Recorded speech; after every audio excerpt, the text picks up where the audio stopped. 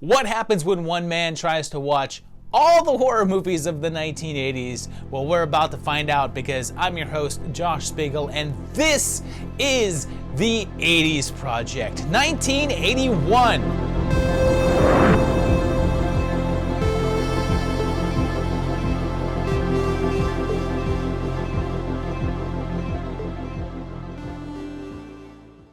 Here we go, kicking off the year 1981 in the 80s Project. And 1980 was pretty solid with some great films and some important moments in horror history. But it's nothing compared to 81. You guys have no idea what's in store for this year. Tons of great slasher flicks, the beginnings of a horror comedy boom, and the ultimate experience in grueling horror. But let's kick it off and take a look at the very beginnings of the year 1981. We're going to kick off the year literally with January 1st with Scream.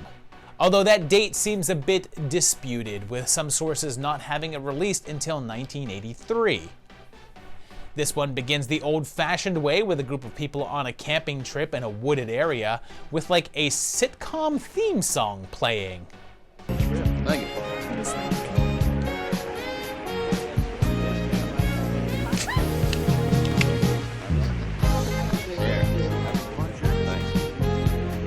They end up in this old ghost town, and here's a cool fact. This is actually just Paramount Ranch, which was a ghost town set that was in the mountains by Malibu that was used in about 1 million movies. And I was able to visit it a while back, but it burned down in the 2018 fires and is in the process of being rebuilt.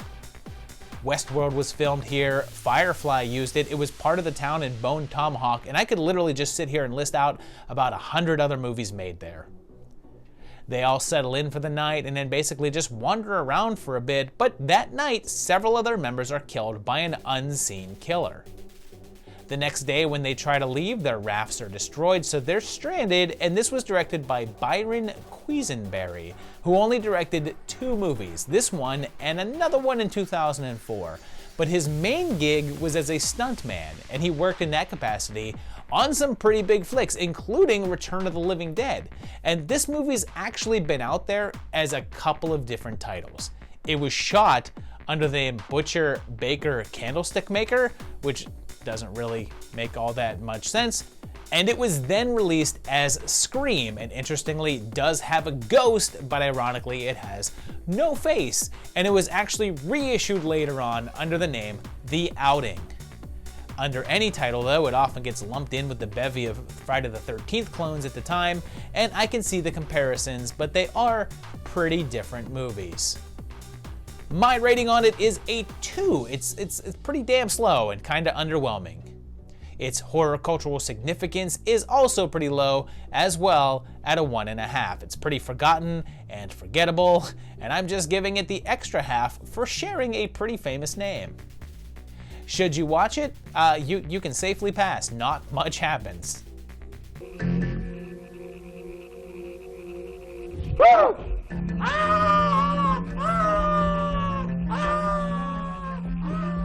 Another movie that seems to have a disputed date but is reported to have been released on January 1st is The Loch Ness Horror, but is also said to have not hit the screens until 1982.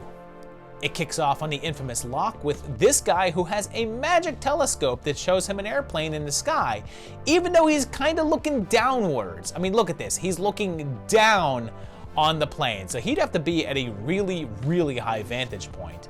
And then he's eye level with the water and sees the monster poking his head out. It's supposed to be like World War II era and then jumps ahead 40 years. And Nessie's still there, as is that downed airplane. And look at this puppet. This is lovably derpy.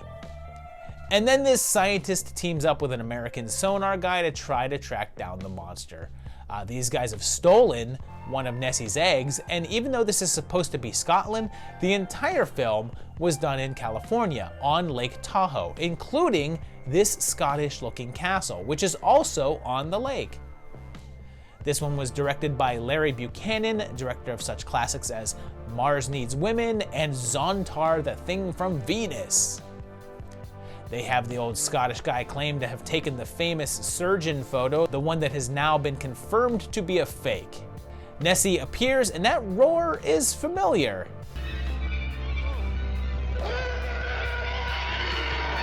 And the doc gives us some suspect information. An otter can go 800 feet down and take its oxygen from the surrounding waters. But they are not aquatic. They are, though.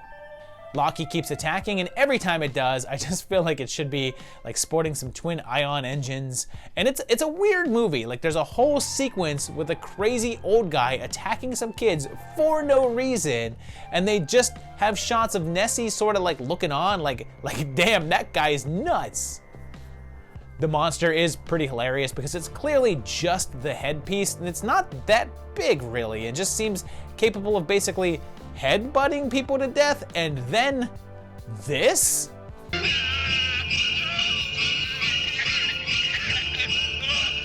It didn't really make any money on its release and has never really been considered a classic or anything, but has since become one of the more well-known Loch Ness Monster movies, which is not really that big of a pond to be a big fish in. I'm giving it a 2 because outside of some fun monster sequences, not much happens. It's pretty dull, but when Nessie does show up, it's a good time. I just wish there was more of it. Its significance is a 1.5 since, again, not extremely well known or done, and doesn't really feature any prominent figures, but it is a slightly more well-known Nessie flick. Should you watch it? Probably not, unless you want to see those handful of fun puppet scenes. Is it true, Mr. Dean, that Americans go to the picture house more than once a month and spend a lot of time looking at magazines of naked women? Yes.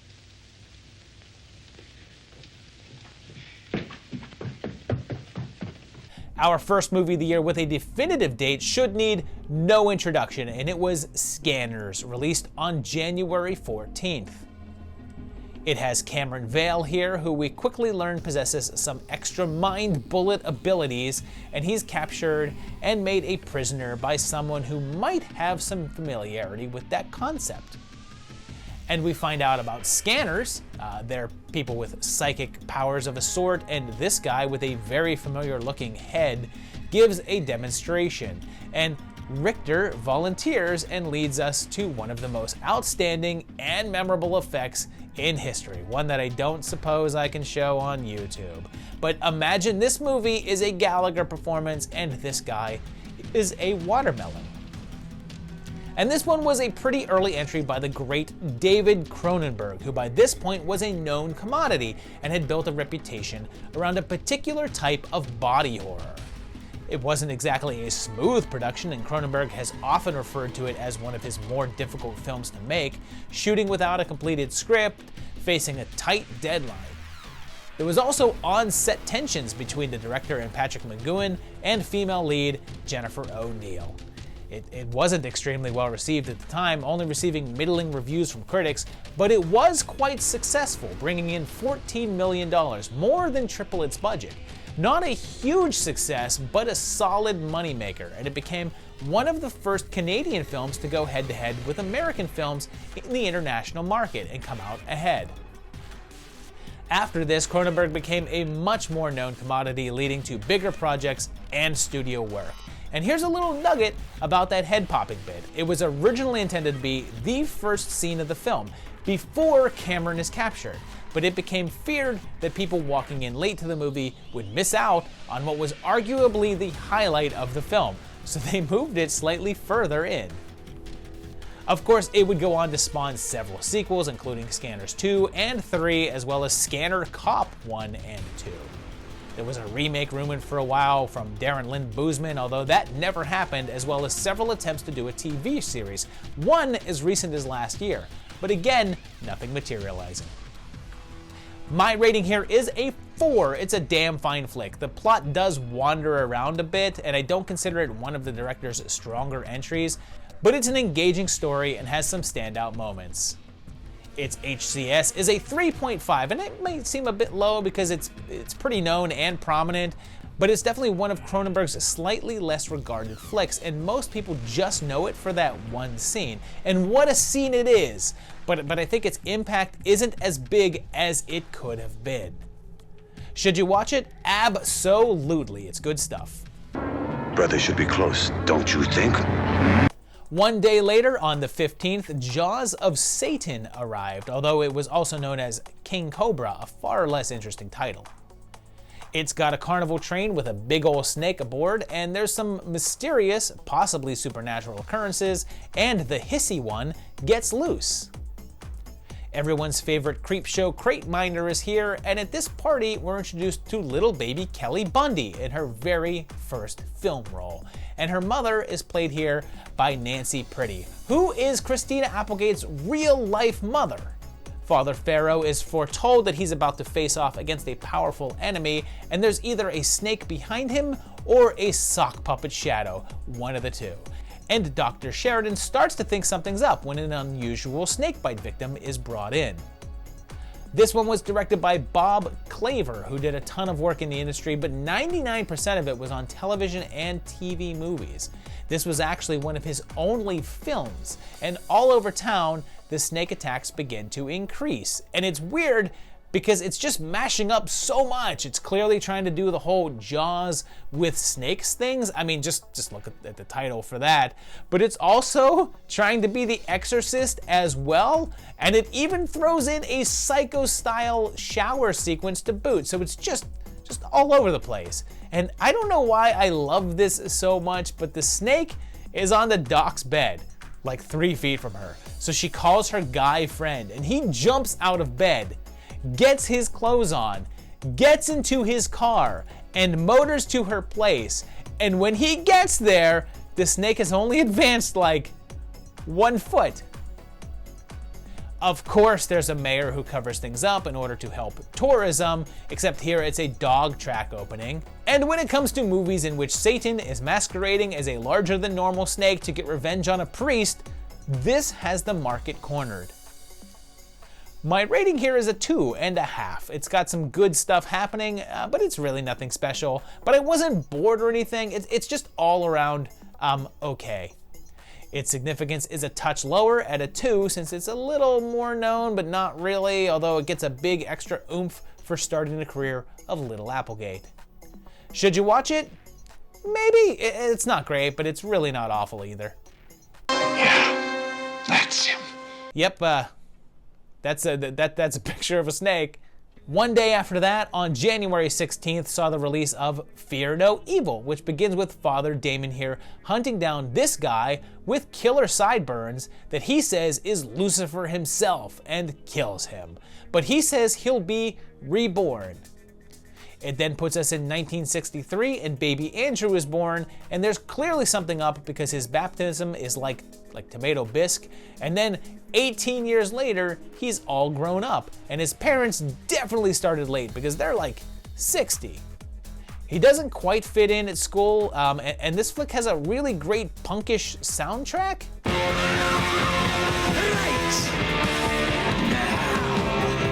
And Andrew is drawn to the castle from the beginning of the film where a statue glows at him. His power starts to manifest when a group of guys kiss him in the shower, which I'm sure isn't subtext at all or anything. And this film was the directorial debut of Frank LaLoggia, who only made 3 films, although one of them was the pretty damn good Lady in White. But this was a difficult shoot, with weather causing several delays in the filming. Andrew's powers increase, but he's opposed by 2 women in the town that are archangels incarnate on Earth who are there to battle him. And this one may take a while to get going, but the final act gives us full-on zombies and skull head statues. And this might frequently get tagged as being an Omen or possible Carrier ripoff, but it's really not. There's some vague similarities in terms of overall theme, but it's more of its own thing.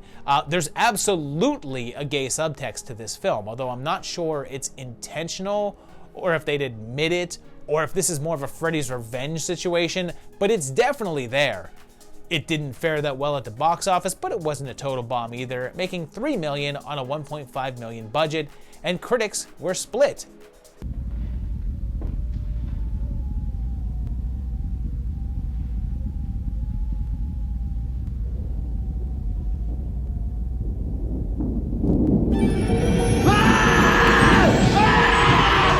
I guess you could say that I'm split on it too, because I'm giving it a 3. It's a fun flick with some good stuff, but it's also a weird mishmash of a bunch of concepts that don't seem to add up to a complete whole. For the significance, I'm gonna also give it a 2, since again it's a little more well-known, but it doesn't feature any career-launching stuff, and even though I think a lot of people remember seeing this one on the video shelves, I'd be willing to bet that those same people couldn't tell you what it's about. Should you watch it? Sure, it's entertaining enough. Whew, I like that. About a week after, in Italy, The Other Hell was released. Not that hell, the other one. This one didn't get released in America until a few years later in 1985 and begins with a nun finding some sort of secret lab in the catacombs of the convent, where we get some pertinent information. The genitals are the door to evil.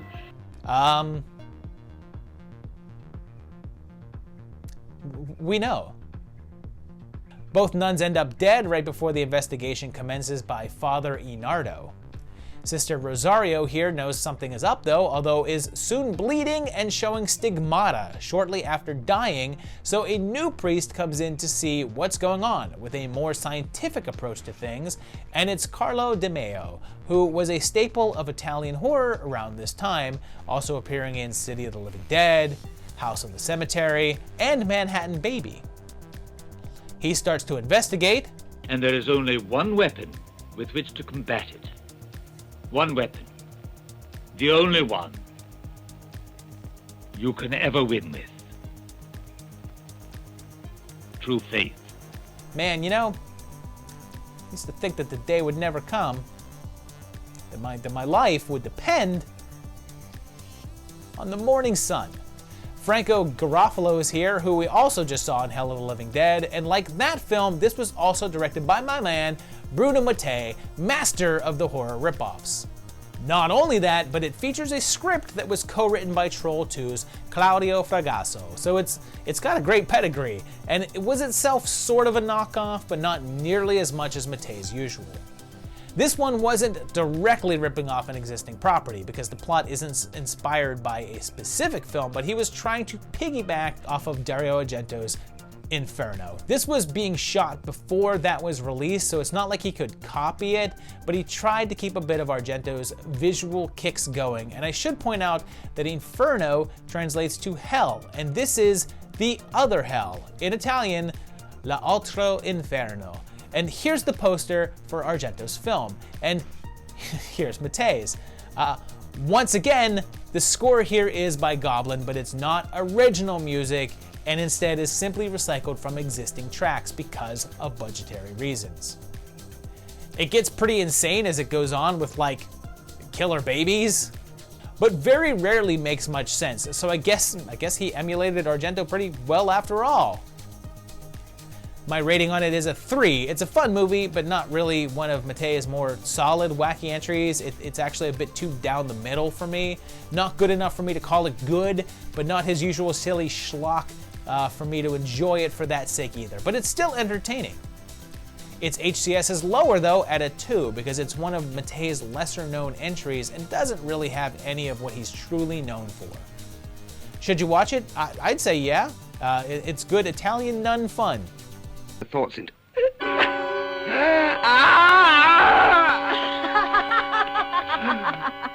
Another one with a slightly disputed release date is Night of the Zombies, which some say came out in January, although others say June 1st, but it's possible that it could be the difference between the premiere and wide release. We're told that back in World War II, in the mountains, there was a fight between a Nazi unit and an American chemical warfare squad, with rumors of zombies being involved. An investigative team is trying to determine exactly what happened there, but that night, they're both killed. Because of this, CIA decides to send in one of their men, Nick Monroe, played by the legendary adult film actor Jamie Gillis, in a rare mainstream role, and he starts to uncover the story of what happened. This was the work of Joel M. Reed, who was pretty notorious for making the 70s horror classic Blood-Sucking Freaks, although this was his final directing job. He'd continue on as an actor in a handful of low-budget flicks, but didn't make any more films. This one went under a number of different names, including Gamma 693, Night of the Wehrmacht Zombies, Curse of the Ghost Battalions, Sister of Death, Battalion of the Living Dead, Zombie War Games, The Chilling, and even Night of the Zombies 2, since Bruno Mattei's Hell of the Living Dead was also released as Night of the Zombies. They soon discover that there are soldiers up there that have been alive since the war, feeding off of humans in order to stay alive. They were made that way by an experimental nerve gas called Gamma 693, and watching this one, it's pretty clear to see how Gillis never really attained any mainstream success. His acting is extremely wooden, and he only seems to perk up in a scene in which he's seducing a prostitute. This wasn't too successful, but did find some cult status later on and was a feature on Elvira's Movie Macabre, and my rating on it is pretty low, at a 1.5. It's pretty slow, but has a few cool bits, I guess. Its significance is about the same, since although the title is known, I think more people are thinking about that other one. Should you watch it? You can pretty safely pass. On January 23rd, a slightly higher profile American release happened with Blood Beach, and it wastes no time at all with having a woman pulled down into the sand by something underneath. And it's set at Santa Monica, right by the pier, and gives us Polly and Harry here, a harbor patrolman, and the woman who died in the intro was his ex's mother. And attacks start to happen on the beach, so Nancy's dad pops in to investigate. But of course, that doesn't stop people from coming to the sand. So I go, well, I'm going even if you don't. So guess what I did? I'm interested in something. And if it's not totally clear by now, this was definitely trying to get by on some Jaws comparisons, even though they're completely different movies. It took it so far as to build its entire advertising campaign around it, since Jaws 2 had the tagline, "Just when you thought it was safe to go back in the water." Well, this film's poster said just when you thought it was safe to go back in the water, you can't get to it. And they actually say that in the freaking movie. Just when you thought it was safe to go back in the water, you can't get to it. The director was Jeffrey Bloom, who mostly did TV movies, but also directed the classic Flowers in the Attic adaptation. And what's weird is that this is a relatively tame movie, with just a little bit of blood here and there. But there's a DVD version with some extra scenes added of additional gore and nudity that seemed to be from an entirely different film, but they give us some extra flashes of monster. At the time of release, it was pretty poorly reviewed and didn't really have a lot of impact. Instead, just being seen as a B movie that had a slightly better than average cast, but it's gained a bit more of a cult following over time. It's pretty low budget and has less action going on than you would expect, and most of that action can easily be avoided, but people just insist on standing on the sand. And it saves the monster reveal for the final couple minutes, and it's a pretty cool monster effect, but it's perhaps too little, too late.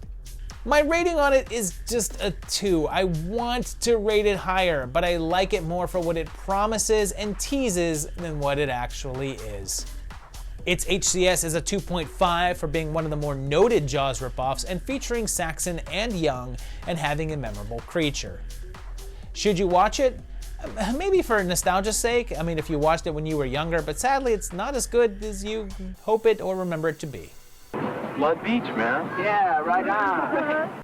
Next up is a movie I'm really excited about because it's a TV movie that aired on February 6th called This House Possessed. And I saw this one time, and it may have been when it aired and never since, but it's always stuck with me. So let's see how this holds up. It begins with a garden hose attacking people like, oh no, not water! And the girl is Nightmare's Tina in her very first film role. And this is a travesty. If you go to Amanda Wiss's IMDb page and look at the section of movies that she's known for, Nightmare on Elm Street is not listed. It gives her most prominent role as a movie called The Id and a 7-episode stint on the Highlander TV show. Two things clearly more notable than Nightmare on Elm Street, goddammit. Anyway, one of the Hardy Boys is here as a pop star who collapses on stage from exhaustion, and super young David Paymer is here, and his manager might ride a bomb somewhere, and this is weird. I guess the house is spying on him via the TV. How is it doing this? Like, it's zooming in and everything. Is it some sort of like ghost cam or something? Gary hires Sheila here to be his private nurse while he recuperates, and they end up buying the house, which seems to have cameras set up everywhere, although I don't know why it needs them because the ghost can apparently see anywhere it wants.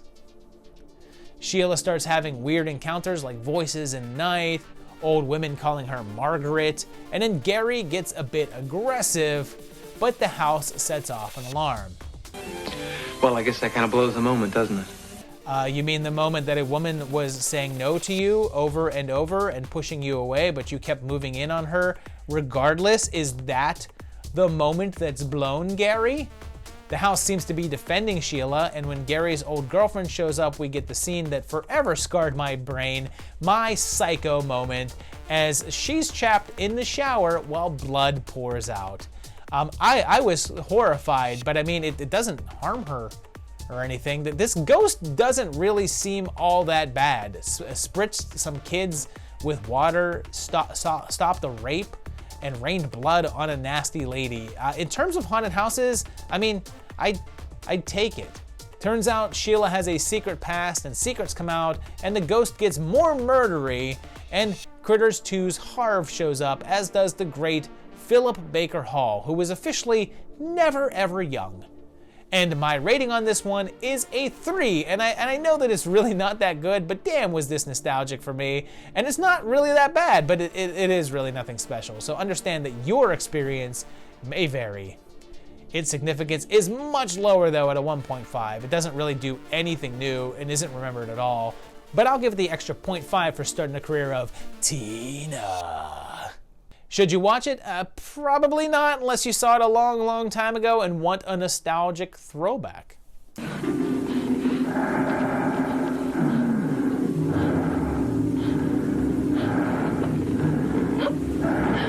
Next up on February 9th in Italy, oh boy, it's Porno Holocaust.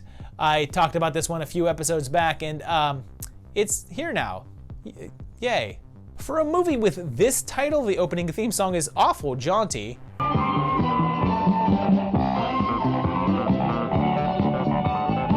And it has a group of scientists comprised mostly of attractive women in bikinis, and they're in search of what they believe to be some sort of monster on a secluded island.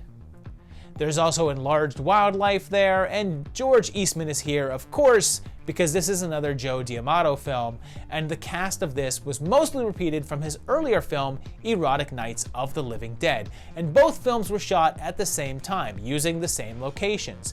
But this one is more just straight up X-rated material than that one, and is basically everyone bones before going to the island. And again, keep in mind, this is sort of a horror film, but unlike the other films I featured on the project that contained adult material, this one is basically a porn film with occasional horror.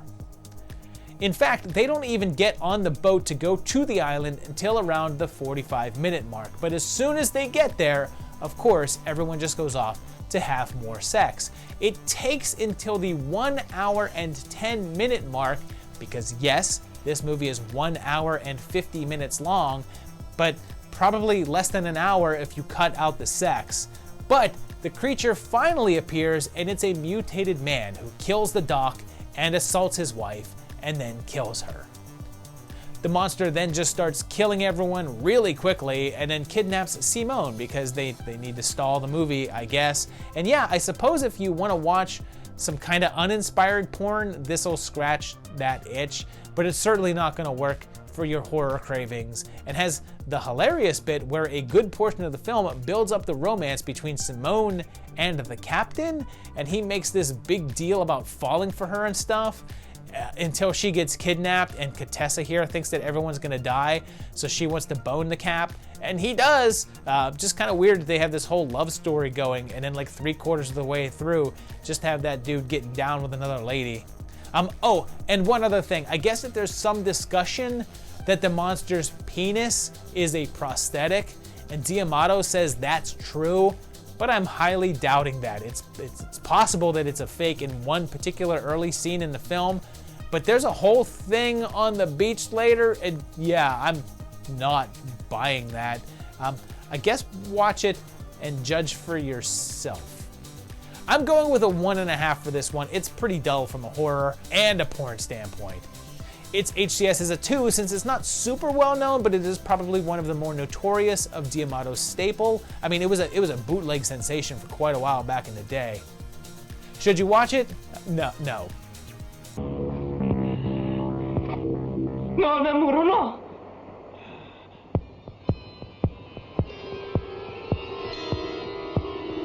We end this block appropriately because on February 11th, we saw the release of My Bloody Valentine, which starts with a miner in a very distinctive getup murdering a girl, and then we're set in Valentine Bluffs, a small mining town in Canada, and everyone is getting ready for a big Valentine's Day dance, their first in 20 years.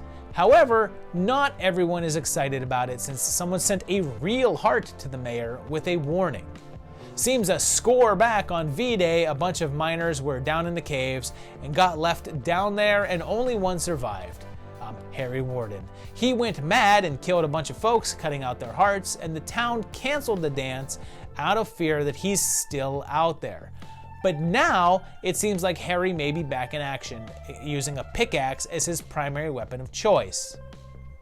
There's also a love triangle going on here, as both TJ and Axel here are competing for the love of Sarah. And this one was directed by George Mihalka, and it would pretty much be his most prominent film. He did continue directing, mostly in television, and is still in the business today, although most of the rest of his career didn't really swing into the horror realm.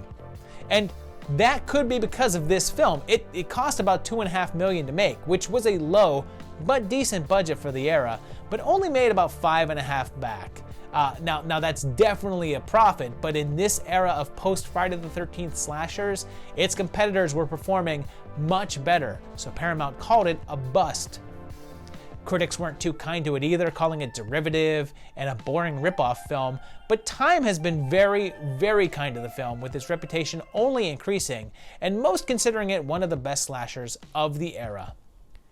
It had a really tough time with the MPAA as well, who were really cracking down on the violence at this time, and cut out a solid amount of the gore that was shot, and the studio thought the footage to be lost. However, in 2008, a print was discovered with all of the removed scenes and have since been put back into the movie, even though the quality difference is pretty dramatic. Of course, there was also a remake in 2009 that was actually pretty well received, and even though it ended on a bit of a cliffhanger, it was never given a sequel, mainly due to that disappointing box office. I'm not disappointed though, because I give this one a 4 because it rocks. It's everything you want from an 80s slasher and has an actual good mystery going on.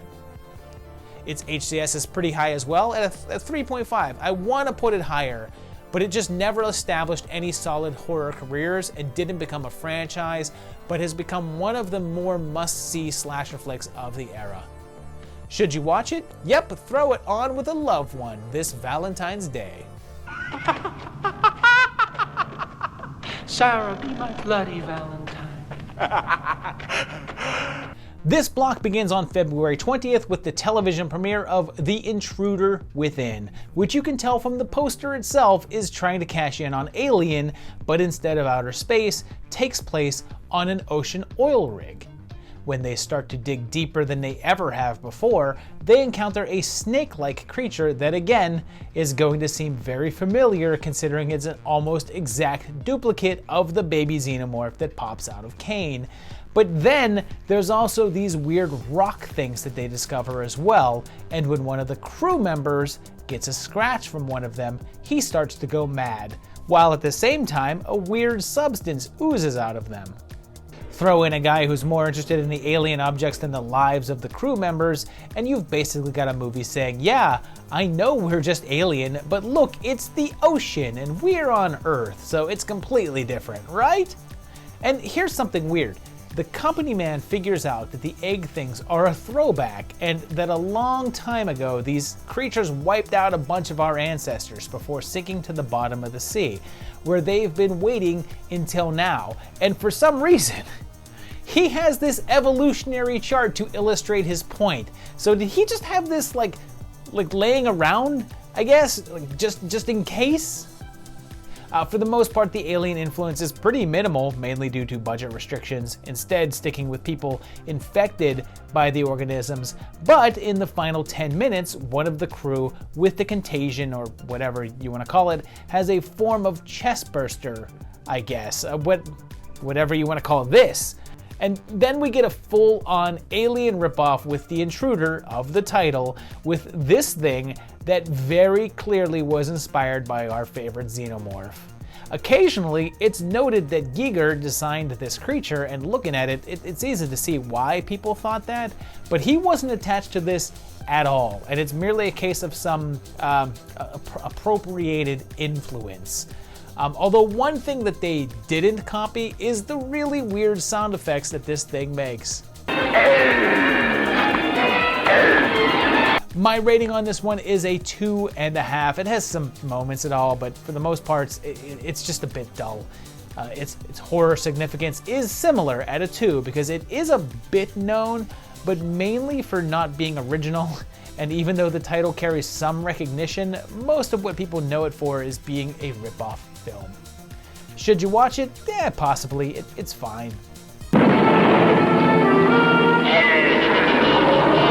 Next, on February 24th, in Italy, Murder Syndrome was released, although its original title was Murder Obsession. It starts on a movie set as Michael here gets a little carried away on set, and he and his girlfriend go to visit his mother at a remote estate. And things are really awkward from the get-go, and it appears as if there's some sort of dark secret looming. His father was a musician they referred to as the Maestro, and it appears as if Michael killed him, and when he invites the cast and crew of the movie he's on, it includes Laura Gemser, who we saw last year in Erotic Nights of the Living Dead, but is most well known for playing Emmanuelle in a number of films from that series. Things get wild and surreal when it appears as if someone is in the house trying to kill them, but there's also dreams with zombie guys, spiders, and bats, and for a while it looks like it's becoming another movie entirely. And seriously, look at this spider attack, which is clearly just a guy with fuzzy gloves, but it's all just a dream sequence. This one was the work of director Riccardo Freda, who was a very experienced director at this point and had been making films since the 40s. He made his name doing the classic sword and sandal flicks, as well as some crazy horror like Lust of the Vampire and the horrible Dr. Hitchcock. This would actually end up being his final directorial effort, and it seemed that he retired until his death in 1999. This shoot was very troubled, with several of the actresses complaining about their treatment and unsafe shooting conditions, including a real knife and an actual chainsaw, and Freda himself would go on to dismiss the film as well. A good portion of it does play out like a standard giallo, but it tends to wander all over the place, giving perhaps too many twists, and when released, did okay at the box office, but didn't really stand out in an already crowded genre. My rating on it is a 2.5. It's fine, I guess. It's not terrible, and with the weird surreal stuff, it's not really boring, but it's just not saying anything new or in a very interesting way. Its HCS is low at a 1.5 because it's mostly unknown, features no real horror stars, and didn't impact the genre. Should you watch it? Possibly. It's not terrible, but you're not missing a lot either. You're a murderer! You killed him! I loved him, and now you've killed him! Damn you! February 27th brought us some fun with Road Games from Down Under, which has Sergeant Zdenko as a trucker and a man strangling a woman with a guitar string. When Quid heads out the next morning, he encounters various people on the road before getting suckered by one of them into giving her a ride, and she tells him that there's a maniac on the roads killing women. He starts to suspect this van that he keeps on seeing and spots the driver burying something in the desert, and this one was the work of Richard Franklin and is his follow-up to the very successful Patrick. Right after this, he'd gained more success by making a very solid sequel to one of the greatest horror films of all time, Psycho 2, and then the oddball action flick, Cloak and Dagger. But this was his sort of tribute to Rear Window in a way, just set out on the open road through a truck window instead of an apartment, and had a budget of $1.75 million, the highest ever for an Australian film at the time. Laurie Strode herself shows up, but this won't be the last time we see her this year, and between this and The Fog, she seemed to be typecast as a hitchhiker getting picked up by our older leading man. She also said that she was treated with a bunch of scorn from the Aussie crew for being an American and accused of trying to put Australians out of work. And interestingly, given that he'd go on to make a sequel to a Hitchcock film, and this is sort of based on a different Hitchcock film, Jamie Lee's character is nicknamed Hitch as a nod to the famous director. The two decide to team up to hunt the killer, but maybe too late, as it seems he's also hunting them. Unfortunately, it was a huge disaster upon release, doing very poorly on Australia, but then also failing in its US release, which Franklin blames on the marketing since they made it look like a pretty basic slasher flick based on the poster art. My rating on this one is a 3.5. I enjoy it, and I think it's doing some good stuff, and it makes for a nice watch, but it's definitely missing something that would take it any higher. Its HCS is a 3, since it's clearly a known film and well remembered, but never really made a hit status, and is also boosted by Curtis's involvement and Keach's lead performance. Should you watch it? Yes, it's recommended. Here's another one from the small screen because on February 27th, Midnight Offerings aired on ABC. It starts with pentagrams, black cats, and chanting, so it looks like we're about witches right now, and this one uses her powers to kill a man. It has Mary Ingalls and her hunky ex David, and they announce that their teacher was the guy that was blown up. And it seems as if there's been a series of accidents on campus. And the TV faces keep coming as Aaron Walton is a new student there, and the head cheerleader is a very young Vanna White, her very first acting role. Seems that Vivian is our killer witch, and she's not above using her powers for personal gain, like breaking someone's leg to get Robin a place on the cheer squad. But when Robin and Dave hit it off, you know the trouble's coming. Vivian's dad is the guy who tried to molest Arnold, but it turns out that Robin also has powers of her own, so it turns into a battle over Dave's affections. Rod Holcomb is the director here, and holy crap, this guy didn't really do movies, but he has done so freaking much TV and TV movies, it's astounding. This one was somewhat early in his career, but he had previously done the Captain America TV movie, and then just began a long stretch of various shows stretching through the decades. This dude did episodes of The Greatest American Hero, The Equalizer, Lost, and The Mentalist, just to give you an idea of how far his career has spanned. If you're expecting a sort of high horror on this one, you're not going to get it. It's very low on effects. Why don't you go to the police? And tell them what? They put me in some basket weaving class. That doesn't sound that bad actually. I'm probably down to learn how to make some baskets. My rating here is a 2 because it's just a pretty standard movie of the week kind of thing, like a little dull, not too interesting. Its significance is just a 1.5 because it's mostly TV folk not known for horror, even though some of them we'll see a bit later in some more influential things. Should you watch it? You could probably skip.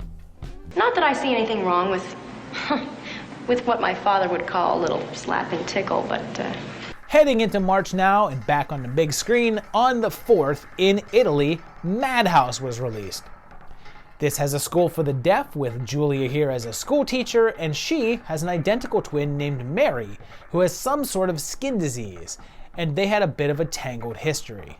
It seems Mary used to torture Julia, and then there's some sort of mysterious Rottweiler out there killing people. And this was actually originally released under the title There Was a Little Girl, but was released here as Madhouse, but also And When She Was Bad, Flesh and the Beast, and Scared to Death.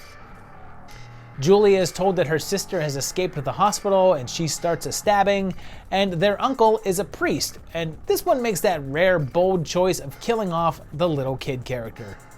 The director here is Ovidio Assayas, who also directed the Exorcist clone Beyond the Door and the Jaws clone Tentacles, and is reportedly the actual director of Piranha 2, but we'll talk about that when we get to 1982.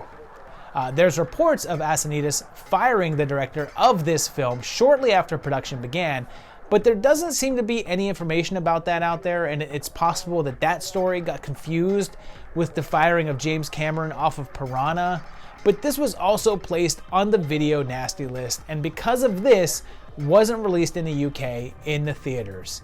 It did manage to get an uncut release on video, but even then was pulled from the shelves. The plot doesn't make a ton of sense and throws some curveball twists at you in the final act, but compared to his other works, this one is at least a fairly original concept and has a handful of wild death scenes, and a pretty insane dog hand puppet at the end that I think is supposed to be a big shocking scene, but ends up being pretty hilarious since it's so unconvincing. I'm giving this one a 2.5 because there's some fun scenes and wild scenarios, but they never really add up. It's fun to watch, but there's just not enough of it. Its HCS is a 2 since it's a bit more remembered but still pretty obscure, but its classification as one of the nasties gives it a little more oomph. Should you watch it? Probably for the crazy gore stuff, but not so much for the plot. Hi, diddle diddle, the cat in the fiddle. Our next entry is from March 6th, and it's a big one, and it's Maniac. This one could have been in the 1980 episodes since it did have a premiere at a film festival in May of 80, and it did play a small run in New York in January of 81, but March 6th is when it went wider. It starts with introducing us to Frank Zito, played by Joe Spinell, who had previously appeared in the first 2 Rocky movies and Taxi Driver, but here plays a tortured man who has a Jason-like shrine to his mother going, and he also has a habit of picking up prostitutes and killing them, scalping them afterwards, and then stapling it to a mannequin that he has in his apartment. This was the mainstream directorial debut for William Lustig, who had previously done a couple of X-rated films, and is also the nephew of legendary boxer Jake LaMotta, the guy who Raging Bull is based on. After this, he'd go on to do a handful of other horror movies like the Maniac Cop series and Uncle Sam, and then just moved into producing. The special effects of the film were done by up-and-coming Tom Savini, who also appears in the film in one of the most notorious segments, in which his own head gets blown apart by a shotgun blast. It was a scene that would soon become the film's calling card, as it caused Gene Siskel to walk out of the theater, refusing to watch the rest in order to review it. It was made on a very low budget, mostly funded by profits from the adult films that Lustig had made, and a good deal of it was shot without the necessary permits, forcing them to shoot guerrilla style, which made for some interesting issues, like this scene in which the nurse is supposed to be completely alone in a subway station, even though there's clearly several people right here. The release had no rating since they knew that if they submitted it, that it would receive an X due to the amount of violence, so they didn't even bother. And at the time, it was easier to get your film into a theater with no rating at all than if it had an X rating. And it seemed to be the right move, since it was quite successful upon release, making around $10 million at the box office, and went on to become known as one of the most notorious slasher flicks of all time. A sequel was almost made, with Joe Spinell really trying to get it off the ground. He and combat shock director Buddy Giovinazzo shot a short 10-minute proof of concept reel for it in 1986, and it seemed to drum up some interest, but it never came to be, and Spinell passed away 3 years later in '89. In 2012, a remake was released, directed by Frank Calhoun, who took a more avant-garde approach to it, which starred Elijah Wood as Frank Zito, which was critically acclaimed, but failed to generate the fire that the original did with ticket sales. And you know what else the remake didn't have? Caroline Munro. My rating on it is pretty solid. It's a 3.5 for me. I do think its reputation is a little stronger than the actual film, but it is a weird, dirty character study. Its HCS is higher though, at a 4 for being a star showcase for Savini, kicking off Lustig's horror career, and sort of being a weird kind of urban parallel to Texas Chainsaw. Should you watch it? Yeah. Enjoy that grimy delirium.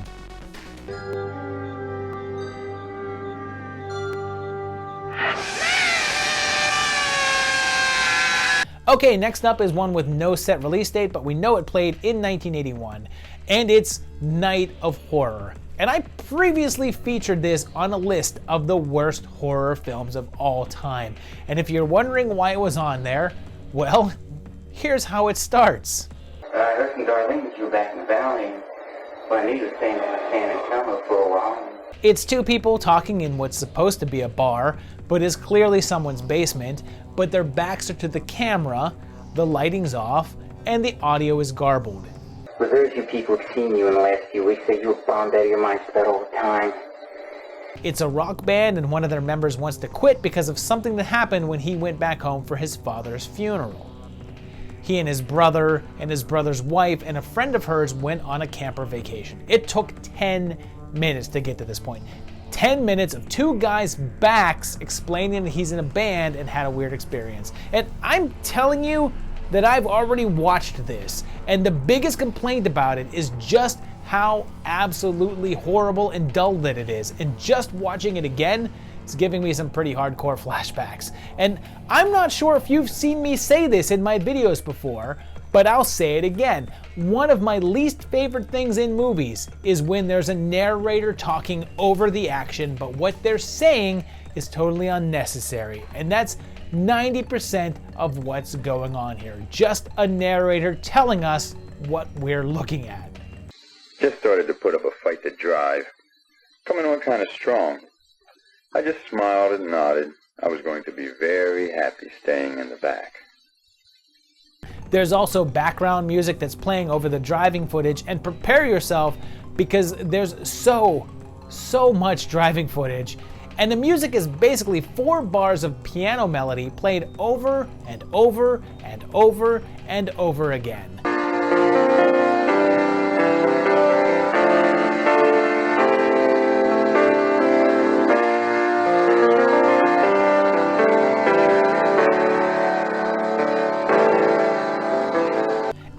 And that's not it. Everything is drawn out. For instance, you'll get to hear Colleen here recite the entirety of a Poe poem. Would you like to hear it? The ring is on my hand, and the wreath is on my brow. Satins and jewels grand are all at my command. And again, it's 22 minutes into this movie, and I'm not joking. All that's happened is that you found out that Steve had a weird thing happen on a trip, and you have seen him and his brother start on their trip. That's it. That's all that's happened. And this was from Tony Malinowski, who only directed 3 movies, including this one.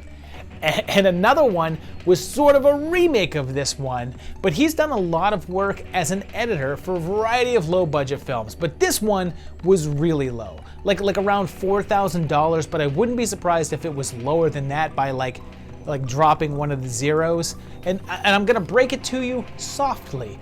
All that happens in this movie, which is just a little over an hour, is they drive, stop, encounter some ghosts from the Civil War who ask them to sanctify the remains, and they do. The end! There's no horror in this night.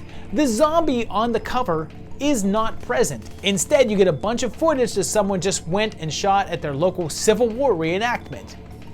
My rating here is a 1. This is without a doubt one of the worst movies that I have ever seen, and I'm not even sure that I can respect its effort on the low budget. Its significance is also a 1 since it's barely remembered and launched no careers, and the only time it's ever brought up is if someone is talking about the worst movies they've ever seen on some YouTube channel where the host forces himself to watch these things as if there's someone dumb enough to do that. Should you watch it? No, you shouldn't. I did. Twice now. Don't be me. I mean, the whole thing just blew my mind away so bad. Then, on March 13th, we get another kinda big entry with The Funhouse, which begins in what appears to be my ex-girlfriend's room. And then, it's a psycho gag with possibly the creepiest little brother of all time. Like he's worse than the bodacious boobies kid from Night of the Demons. So Amy here is picked up on a first date with Buzz, and they pick up a couple of friends to go to a carnival that has a spooky reputation. Little Joey sneaks out to go too, and look at this big bubs of a cow. There's a collection of oddball characters working there, including Kevin Conway, who plays multiple roles here, and we saw him recently in the sci-fi film The Lathe of Heaven. The Phantom of the Paradise is here too, as a Dracula magician, and they piss off the fortune teller, but there's also a big ol' spooky Frankenstein there. Our group decides to make that classic horror movie decision to sneak back into the carnival after it closes and spend the night in the funhouse, with little Joey tagging along. The teens witness the Frank murdering Xena and the eventual reveal of what's behind the mask, and this was Tobe Hooper in the chair and his first work of the 1980s, and oddly enough, apparently Steven Spielberg asked him to direct this script for a little film he had called E.T., but Hooper had to pass because he was busy doing this one. I can't really imagine a world in which we instead got Tobe Hooper's E.T. Like, instead of Reese's Pieces, I feel like they would have lured him in with like barbecue beef or something. Probably because of Toby's involvement, there was the thought that this was another gore-filled slasher flick instead of the sort of classic monster movie vibe that it actually had, and it's possible that that caused some confusion. In the UK, they tried to designate it as a video nasty, but the prosecution was unsuccessful because there's very little gore in the film. There's become an assumption that they were confusing it with the 1977's The Last House on Dead End Street, which had an alternate title of The Fun House with a space in between the words. The makeup for the villain, Gunther, was designed by legendary Rick Baker, and the budget on this one was around $3 million, and when it was released, the reviews were pretty mixed. Its more subtle approach gained it some appreciation from the critics, but it ultimately fell a little flat at the box office, only bringing in around $8 million, which made it profitable, but not by very much. For me, this one is a 3.5. It's pretty enjoyable and all, and has a lot going for it, but for Hooper, it just kind of feels a bit too traditional, not very special. Its HCS is the same since it's from a horror legend and is pretty well known, but doesn't get much higher because it's one of Hooper's lower profile entries and just never seemed to nail down that longevity that some of his others did. Should you watch it? Yes, you should. Some really good stuff happening here.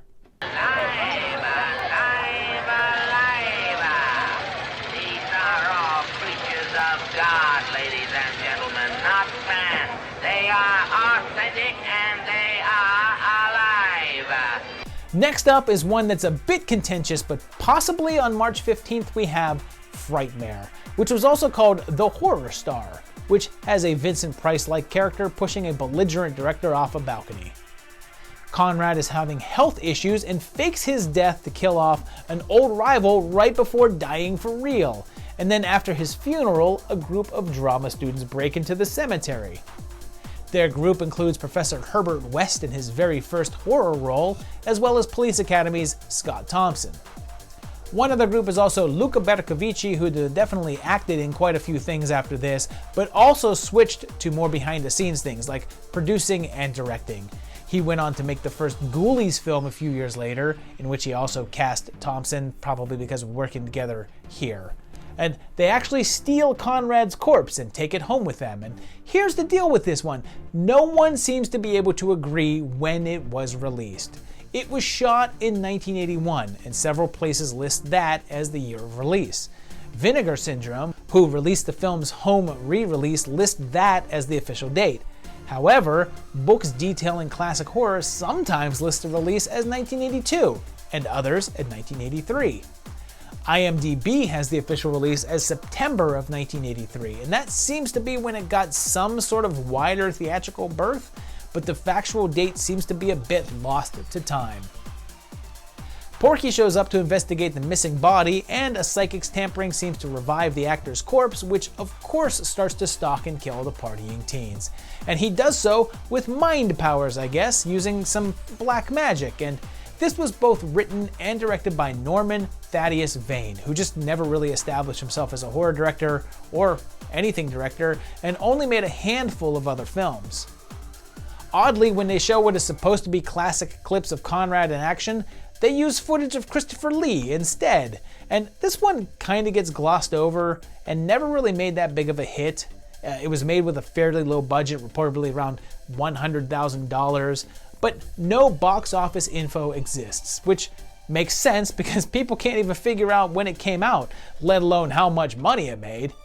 My rating on it is 2.5 stars. It starts out great. The first half hour is awesome, and then it just completely dies afterwards. Its significance is a 2, mainly for the start of Coombs' horror career and Berkovici's involvement, but it's just not well remembered. Should you watch it? I guess maybe for the opening of the film, but just be aware that it gets really dull, really quick.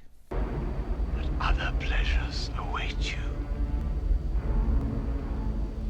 Come to me, my love. Our final film on this block came out on March 20th, and it's this round's only sequel, and it's The Final Conflict, otherwise known as The Omen 3, The Final Conflict.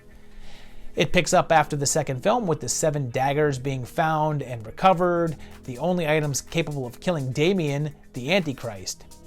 We find out that Damien Thorne is now 33 years old and the CEO of a big company, and he's now Dr. Alan Grant. Alan.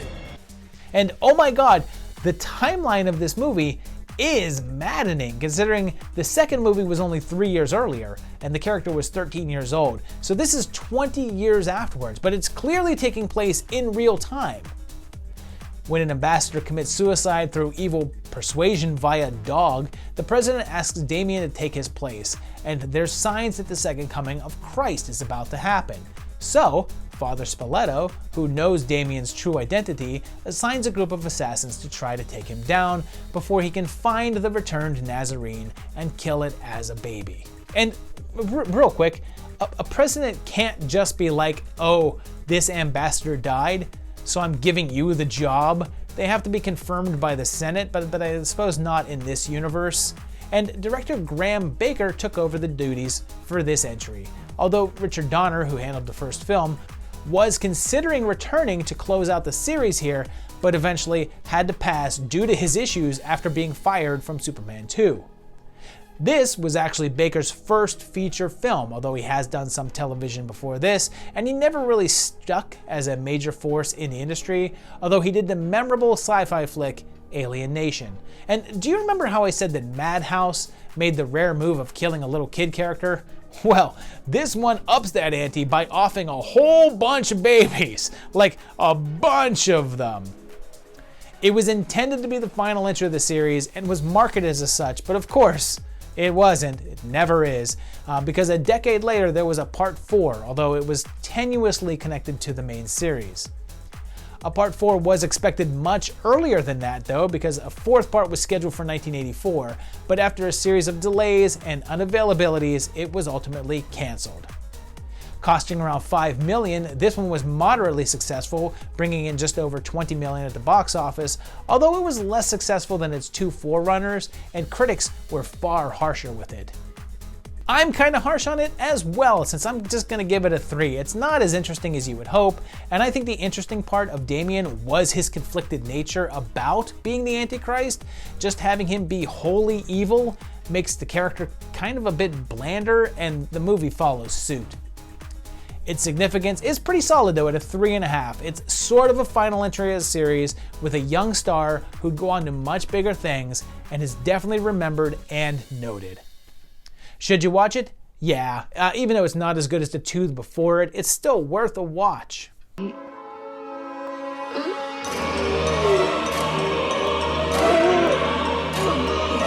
This block begins on March 27 with Eyes of a Stranger and starts with the discovery of a body of a woman that had been raped and killed. And it's a serial killer, and he likes to call and torment his victims first. And he kills Debbie here's boyfriend with, I guess, a really sharp meat cleaver that can cut someone's head off with one swipe. So there's newscaster Julie McCoy here, and she spots some suspicious behavior from her neighbor and also has a little sister who must be somebody's babe. Tracy is blind, deaf, and mute from a kidnapping incident that happened when she was a child, but she's pretty capable, able to navigate the apartment complex and do laundry. And Jane just can't seem to shake the feeling that there's something off with Stanley across the way. And this was originally conceived as a sort of a straightforward thriller and began shooting that way. But as they were in mid-production, the producers decided to ride the wave of the slasher boom and added scenes of gore in there and brought in Tom Savini to handle the effects. However, the added GRU got the film into trouble with the MPAA and slapped the film with an X rating, so they ended up cutting out most of the violence in order to get an R. Plot-wise, it's like part slasher flick, part Rear Window, and then the ending swings into Wait Until Dark territory, and it was by Ken Wiederhorn, who had a pretty eclectic career. He's the guy who brought us the zombie Nazi flick Shockwaves, but then was the guy who said, you know what Meatballs 2 needs? An alien. And then gave us Return of the Living Dead 2, and he kind of wavered between doing comedy and horror comedy throughout his career. But there's not a lot of humor here. It's a pretty serious film. But it didn't really make a splash at the box office, making just a little over $1 million against an $800,000 budget. I'm going with a 3 on this one. It's okay. It does everything kinda right, but it never really has that spark. Its horror cultural significance is a 2.5. It's kinda known, has some good names involved, and Savini effects going for it. Should you watch it? Probably. It's a decent watch.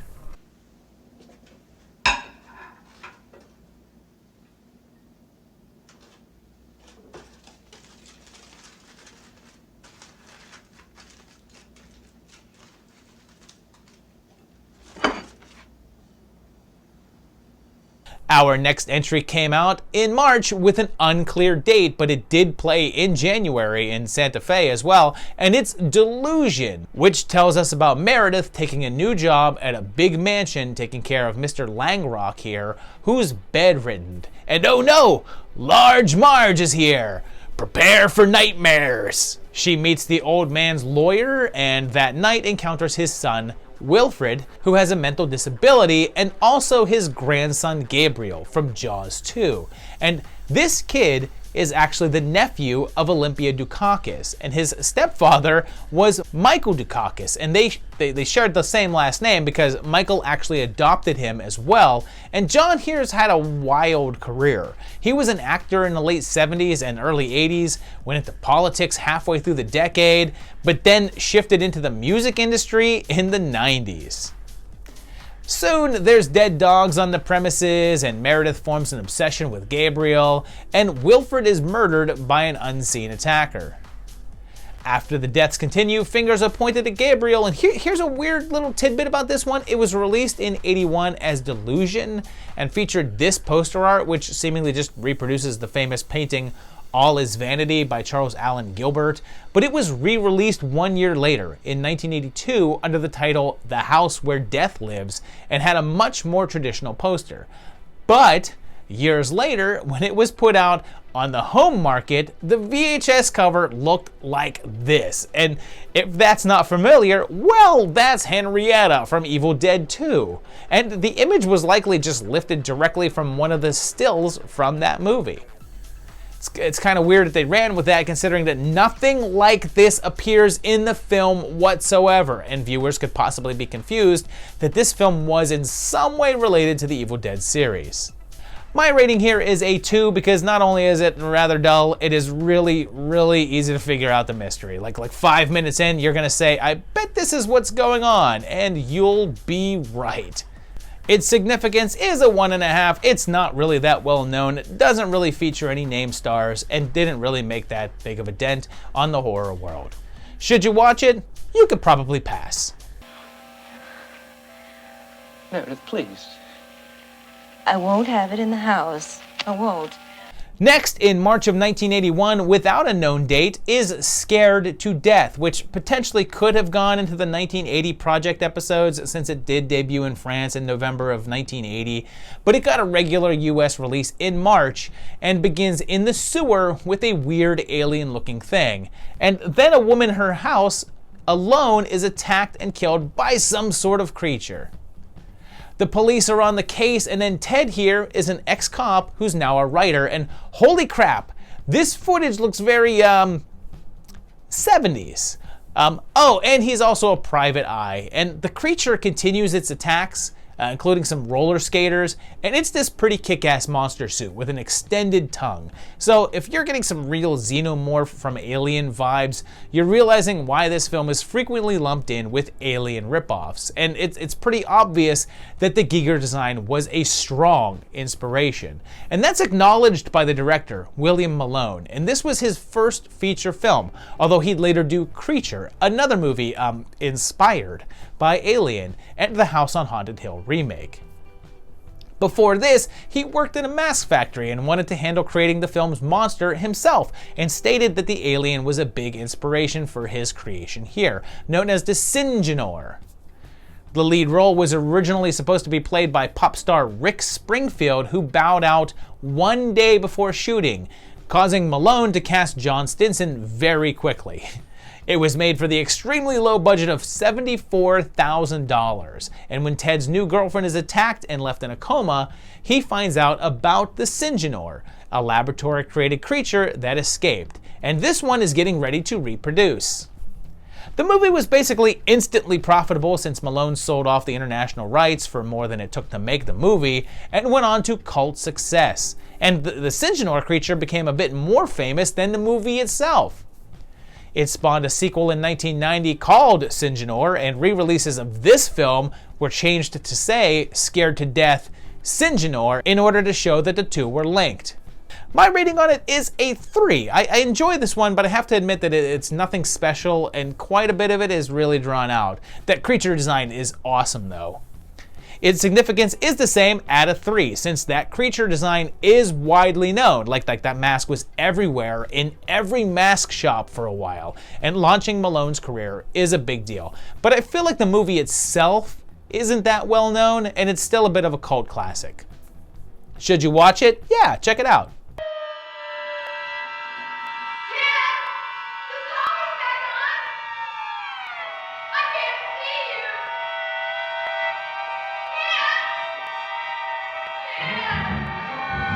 This next one doesn't have a confirmed release date, but it did come out in 1981 in Indonesia, and it's Mystics in Bali.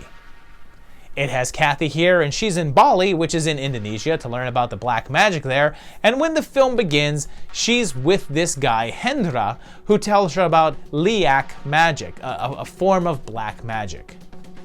He says he can get her in touch with a man who can teach it to her, and oh boy, they encounter the witch queen of the Liak, and this is not at all disturbing thing right here, who asks them to get her jewels, and then reappears as this tongue thing to drink blood, and... Good. Now I need you to take off your skirt.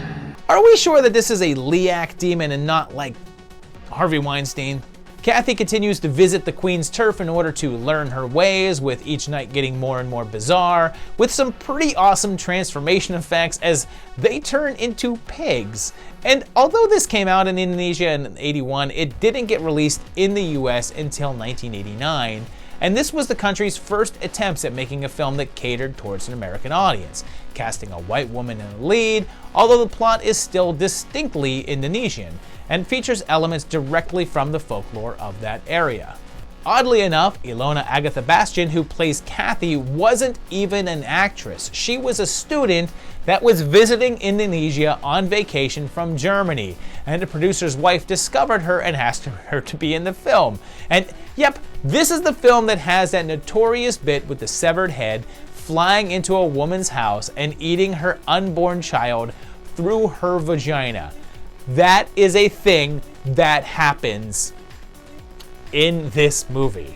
Now, this was a real creature that was feared in the area. I mean, not, the creature wasn't real. It was a real fear in the area, called a penanggalan. I think that said that right, which was a head with its entrails still attached below it that would feed on menstrual blood or blood from birth, because the Indonesian folklore is way weirder than ours apparently. So it may not be extremely well known here, although it does have cult success. This film was a major sensation in its home country and is still one of the most successful films in the Indonesian market. And my rating on it is a 3.5. It's so much fun. It's just an insane movie with some really wild effects. It's not really a good movie, but damn is it a good watch. Its significance is a tough one. I mean, it's not that well known here, but internationally, particularly in Indonesia, it's like E.T. level. So I'm gonna split the difference and give it a 2.5. Should you watch it? Sure, it's weird and worth it.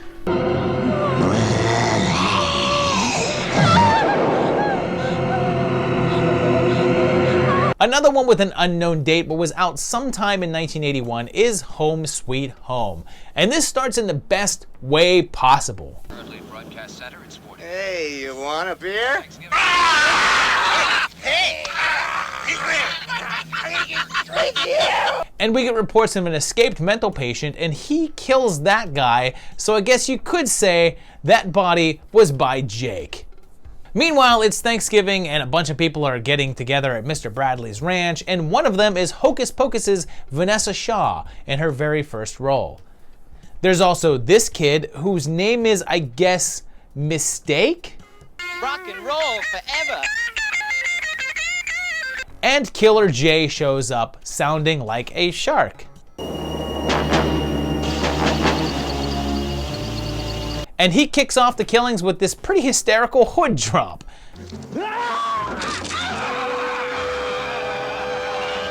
And then of course starts to pick off the party guests, and in a bit different slant than a lot of the other slashers, just seems to be having a fantastic time doing so.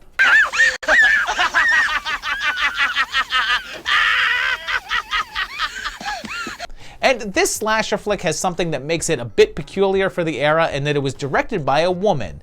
Not exactly a first, but it was definitely a rarity for the time period, and the first on the project. This was the director Nettie Peña's first feature film and would remain her only one. She made a documentary in 2009, but this remains her only mainstream narrative work, and it got a bit more notoriety from being one of the UK video nasties and was banned there, although it didn't get the whole prosecution treatment. Its placement there is pretty peculiar considering that the violence in the film is particularly mild. There's not really a lot of gore or anything, and the attack scenes are so dimly lit that it's not like you can really see anything anyway. There really doesn't seem to be that much information about it, although if you see Jake Steinfeld, I guess you shouldn't mention this movie, because word is that he gets a little annoyed if you do. And I'm gonna give this one a 2 because I wanted to like it, but as I was watching it, I was just thinking, how far into this am I? Like 45 minutes? Well, I guess I'm on my way. I'm on my way. I mean, come on, just set me free, Home Sweet Home. Its significance is a 2.5 since it's a rare horror slasher set on the turkey holiday, directed by a woman, features some soon-to-be famous faces, and got on the nasty list, but isn't really all that well known. Should you watch it? I'd skip it. It's pretty standard, except for Steinfeld's over-the-top performance.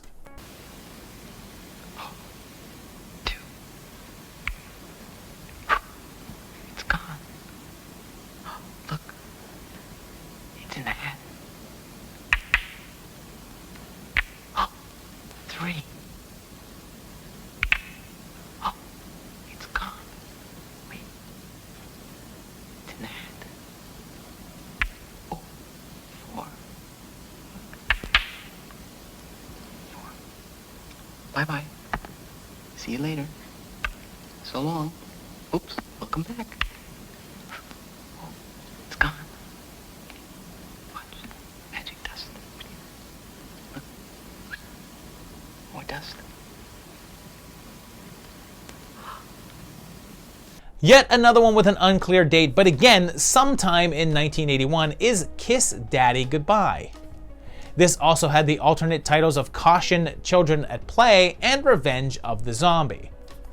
So there's these two kids, Beth and Michael, and they have powers like telekinesis, and they're played by a real-life brother and sister, and there's also a small-town deputy played by former teen idol and heartthrob Fabian. If you don't know who this guy was, he was a major pop star in the 60s and 70s and acted in a ton of movies, like Elvis style. And by this point in time had mostly shifted towards acting, and his popularity had greatly declined. The kids live with their father and their mother has died, and they also use telepathy to communicate. And there's also a biker gang that rolls up to their house, and when Pops tries to get them to leave, the gang kills him. Blanchard meets up with Texas Chainsaw's Sally while the kids try to figure out what to do with their dead dad because they're afraid to call the police since their dad always told them they'd be taken away because of their powers. And you know how the kids cope? By painting the corpse's face and then reanimating him to attack, and then send him out looking for the bad people. And the directing credit here goes to Patrick Regan, and this is his only work as a primary director, but he's done quite a bit of first and second AD roles. That's first and second or assistant director, and he worked in those roles on some bigger features. And let's take this time to discuss the 70s, 80s gap, because I know I've mentioned that in a few episodes before, and there's a particular feel to 70s horror, and a very particular one for 80s horror. And what we're seeing is this gradual shift from one to the other. And this movie absolutely still has a 70s flavor to it, even though some of the others in this same time frame felt more 80s. I know that is a totally subjective thing, but watching all of these in order, it's an interesting thing to try to pinpoint. And I'm giving this one a 1.5. It is really, really dull. So slow I almost fell asleep. Its significance is also really low at a 2 since it's not really remembered at all. It doesn't really do anything new or interesting. But I'll give it the 2 for the presence of Marilyn Burns and I guess Fabian, even though he's not really a horror guy, but he is a known entity. Should you watch it? You could safely pass. Why? Why did you make Daddy into a weird thing? A zombie. Well, this list has been a bit ho-hum so far, but that's about to change because on April 2nd in Italy, The Last Shark was released. You all know that I love Jaws, and that extends to Jaws ripoffs, and boy, was this one. Instead of starting with a girl swimming, we get a windsurfer who gets munched in the most spectacular way possible. And then there's this novelist named Peter Benton, and do you think that's intentional since the writer of the Jaws novel was Peter Benchley? Peter is the Apes' Brent, who we just saw on the project a few episodes ago with Nightkill, and there's also a corrupt mayor. Again, I'm sure just a coincidence. And then there's Quint here. Sorry, that's not Quint. It's just the man that John Landis got killed, Vic Morrow, father of Jennifer Jason Leigh. Surprise, surprise, the mayor doesn't believe that there's a shark out there somewhere and won't shut down the beaches because there's a big regatta coming up, so you know, tourism. Clearly, this is a Jaws ripoff and one of the most blatant of them. So blatant that you would think that Bruno Mattei directed it, but no, this is actually Enzo G. Castellari, who did a bunch of really fun action apocalypse flicks in the 80s and also did a little 70s film called The Inglourious Basterds, a title so awesome that I'm sure that eventually someone will remake it, or I guess just steal the name. It was released 1 year later in 1982 in the US under the title Great White, and Universal tried to block the release, claiming that it was obvious plagiarism.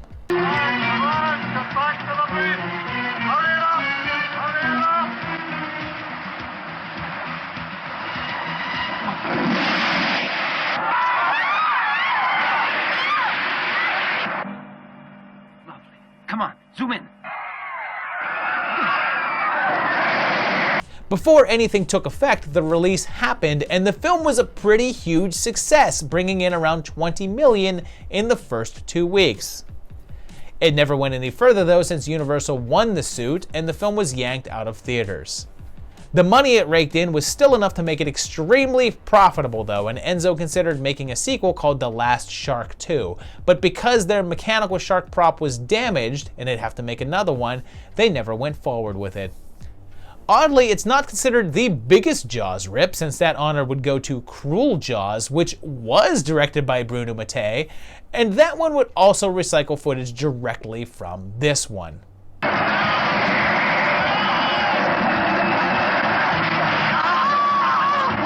And this one gets a 3.5 from me. It's a lot of fun, but then there's some big old boring gaps in that fun that drag on a bit. Its HCS is medium at a 2.5 since it is known, was pretty successful, and features Vic Morrow, but most of its notoriety is for being a knockoff. Should you watch it? Yes, you should, especially if you enjoy big, silly practical sharks.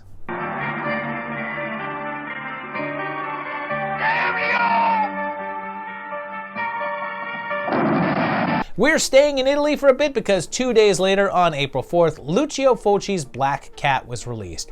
And anytime Lucio's in a block, I'm happy. It starts with a car crash and the kitty of the title, and A Clockwork Orange's Patrick McGee is here in a role that was meant for Peter Cushing, who passed because he thought Fulci's films were too gory. Mimsy Farmer is here as well, and she had previously worked with that other Italian master, Dario Argento, in Four Flies on Grey Velvet. And here's an interesting note about her. In the 90s, at around age 50, she left acting to become a sculptor and found some big success with her works being used in the theater and big films like Charlie and the Chocolate Factory and Guardians of the Galaxy. And it's not an Italian horror flick without Al Cliver, and this won't be the last Fulci flick we see him in this year. And hey, speaking of people we'll see in that other 81 Fulci movie, David Warbeck is here too, as a police officer looking for a missing girl. Miles claims to be able to talk to the dead and is just kinda creepy, but Kitty's like, dude, your moves are weak, and also the cat kills people. And I suppose you could say that it's loosely based on the Edgar Allan Poe story of the same name, although that was pretty short, and this feature-length film obviously elaborates on it quite a bit. It contains one of the wildest burn sequences in film history, featuring both this wildly thrashing dummy and the most obvious stuntman in a burn suit. I guess this scene also proved to be pretty deadly in its own right when a breakaway stunt wall accidentally collapsed and fell on the actress. Like most Fulci films, the plot kind of rambles around a bit, although this is a bit more restrained than some of the others and does have a very Poe-like feel to it, because one thing Lucio did well was atmosphere. Although released in Italy in '81, it didn't get distribution until 1984, and in between some of his more splashy flicks, this one tends to get a little lost in the mix, but it's still pretty well regarded, although more standard work from the director. I'm giving this one a 3. I love me some Fulci, but this one's just a touch too slow and not much happens for a little too long. Its significance is also a 3 because it's Fulci and features a bunch of his regulars and has that Poe tie-in, but is still one of his lesser-known entries. Should you watch it? Yes, it's still a good, moody watch.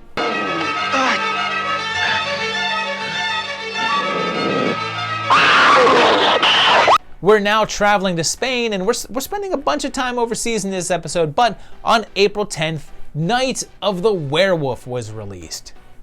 It starts with Elizabeth Bathory being sentenced to death along with her coven, and one of them is Waldemar Daninsky, who they say is a werewolf, and he's played by Paul Naschy, who we've already seen on the project with The Beasts Carnival. Daninsky is killed by a silver dagger, and it then jumps to present day with a group of college kids. But oh no, there's grave robbers. And I'm sure that grave robbing is still a thing, but is it wishful thinking to hope that they all still dress and act like you'd expect them to? And if you're not familiar with Naschy and Daninsky, this is part of a long-running series of 12 films to feature the character.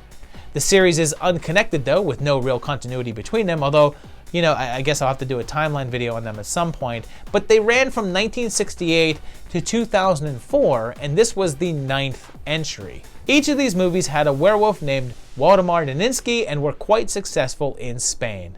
An interesting note is that one of the films in the series, The Knights of the Wolfman, is thought to be lost, with no copies still existing. Although, weirdly, it's also possible that the film didn't exist in the first place, like no one had ever seen it, including Naschy, although he says he wrote it and starred in it, but the director died right after filming, and the film negative was possibly discarded by the labs when it went unpaid for.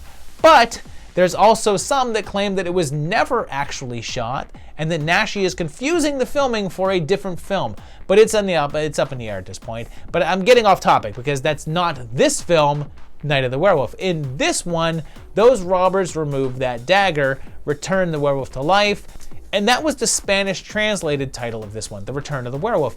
And he saves the girls from the group of bandits, but also goes on the prowl. And this is a pretty fun wolf design, but I guess call it blasphemy. But I sort of miss when werewolves looked more like people than wolves. But when Lady Bathory is back as well, Waldemar has to defend his new love against her, leading to a badass 80s underworld-style vampire versus wolf showdown.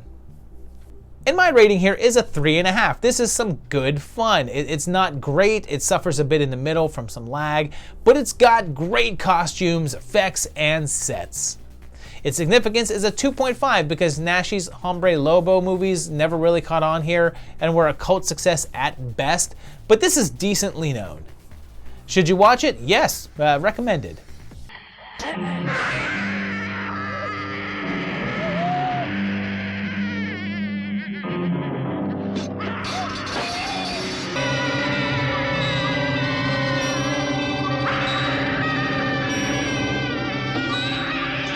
Our final movie for this block is also from April 10th, although it did have some smaller screenings before that, but April 10th is when it went national, and it's The Howling. This has John Steed and R.J. Fletcher working on a TV news show with Elliot's mom on the hunt for a serial killer, and hey, Roger Corman. They find Eddie and shoot him while Karen is there, and she goes into a form of shock, developing amnesia. And she has a co-worker named Chris, played by Dennis Dugan, and this was kinda one of his more prominent roles, but most of his later acting work is in Adam Sandler films, and in fact, he's been the director for a laundry list of Sandler flicks like Happy Gilmore, Big Daddy, both grown-up movies, That's My Boy, and of course, the Oscar-winning, Nobel Prize-winning Jack and Jill. To help her cope with her trauma, her therapist sends her to a place he's a part of called The Colony, where a Dracula lives, as does the lovely Marcia, played by Elizabeth Brooks, who was kind of mad about the movie after its release because she did a nude scene in it that they told her would be tasteful and mostly covered by smoke, but when it was released, well, there was no smoke. Major King Kong is here as well, and it's clear that there's something unusual happening, especially when outside at night. There's that howling that they talk about in their title. And directing here was handled by Joe Dante in his follow-up to Piranha. And the success of this film is what inspired Warner Brothers to bring him on board to handle this little movie called Gremlins, and was a part of the werewolf revolution of the time. Between this movie and American Werewolf, the genre would sort of be revitalized, and the advancement of special effects gave lead to some amazing creature transformations. Funny enough, Rick Baker, who would end up winning an Oscar for his effects work on American Werewolf, was supposed to do the effects for this movie. But when he was offered that job, he left The Howling, but gave the gig to his assistant, Rob Bottin, launching his name into prominence in the effects world. It's still strongly debated which of the two films had the more effective woof out, but honestly, they're both pretty fantastic in their own ways. It also has roles for Mr. Futterman, Forey Ackerman, as well as the very first film role for the Doctor, and not Who, but you know, the Star Trek one. And this one was a big success since it was made on a tiny budget of $1.5 million and pulled in just under $18 million at the box office and spawned a franchise with about 7 sequels, and is pegged for a remake in the near future with It director Andy Muschietti directing, although there's been no word on that for a while.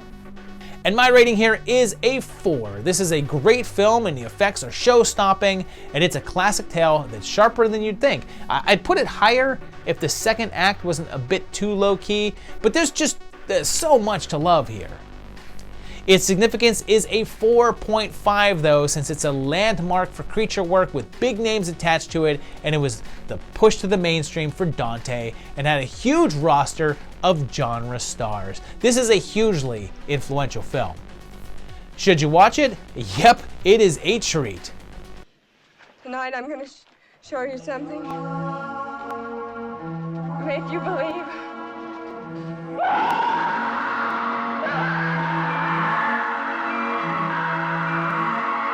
We're kicking off this block in Spain on April 17th with the film Bloody Moon, although it didn't get an American run until 1983.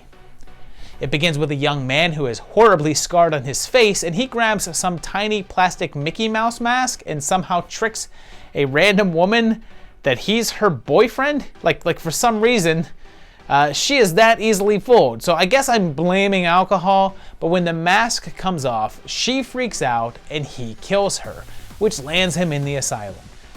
Years later, he's released into his sister's care and taken into his aunt's boarding school for young women. And things turn quickly as Auntie is killed by being set on fire. New student Angela then finds herself in the middle of intrigue as more murders occur, or is she going crazy? So this one was by Jess Franco, and this is his third film on the project so far, which is pretty wild considering that we're only in the first year and a half of the 1980s, but he previously directed both White Cannibal Queen and Devil Hunter, and I covered this before in a video of Lost 80s Slashers, and I commented on this there, but this film has a character that I find hilarious. You have this college girl, Inga, and I suppose that she just meets this guy on the side of the road and gets in his car because she thinks that the car is cool. Like, she doesn't know him, and she says that she doesn't know where they're going. So she's just letting a stranger take her somewhere that she doesn't know. And she gets out, and it's an old abandoned factory, and she just follows him. Like, she even notes that he doesn't seem too cheerful, and he goes ahead, and she just follows like some golden retriever or something. Then she lets him tie her up on an old stone, like she's game for it. She even says he's wearing a mask. To recap, a man she does not know pulls up in a car wearing a mask, and she gets in the car and he takes her to a murder factory where she just lets him tie her up on a big old rock. Then, when he starts up this massive power saw, she still doesn't sound too worried. And like, I don't want to say that this character deserved to die, but I am going to say that if she didn't get killed here, it was just a matter of time. She was just too naive to live, really. Of course, after release, it got into some trouble when it made the UK video nasty list and was banned there. My rating on it is a 2.5. It's not terrible or anything. There's some entertaining bits, but it doesn't really add up to all that much, and it has some real dull moments. Its horror cultural significance is a 2 since it is a forgotten slasher film, but it is by Franco, and it did make the nasty list. Should you watch it? Possibly. It's not a bad watch. You never know what to expect. You don't have to do all this, you know. I wasn't planning on running away. I said I was game for anything. Our next film came out on April 24th, and it's a touch more highbrow entry with The Hand. It starts with a comics artist, and there's no mistaking that gorgeous Barry Windsor Smith artwork, but it's actually by Hoagie, who's playing a comic strip artist here, and his marriage is in trouble, which leads to a car accident in which his hand is severed. They're unable to find the hand in order to reattach it, and then his cat, in a scene that's not hilarious at all, jumps out a window. And then, oh no, it appears as if his severed hand has a bit of a life of its own, and Jonathan has to adjust to a new artist on his strip, having weird fever dreams about his faucets, but the new artist turns out to be Roger Rabbit, and he runs into this bum who is played by Oliver freaking Stone, who is strangled by the hand. And Stone played that bum because he directed this film. Yep, The Hand, a movie about a killer disembodied hand, was by Oliver Stone, as one of his earliest works. And this was sort of the last movie he would make before taking a sharp turn into more upscale films, as his next 2 movies would be Salvador and freaking Platoon. There was some serious talent behind this, since the hand effects were by Carlo Rambaldi, the creator of E.T., and the score was by James Horner, another of his earlier pieces. D-Day pops in, and rather famously, Kane referred to this as one of his paycheck films, movies that he took simply because he needed money for a particular reason. This one was because he needed a new garage. It was a bit of an all-around bust when it came out, getting some pretty bad reviews, and didn't do too well at the box office, only pulling in about $2.5 million when the budget was more than twice that, and often ends up on lists of terrible movies made by great directors. I'm not going to call it terrible though, since I'm going to give it a 3, and though I won't call it terrible, I am going to call it not good. Like, it has some wild fun moments and some sluggish ones, and its significance is the same, also a 3. Although it was in no way a hit, it certainly has clout, what with being an early Stone film, Kane's presence, and a bit of a novelty for being kind of a B movie from a future A-list director. Should you watch it? Sure, why not?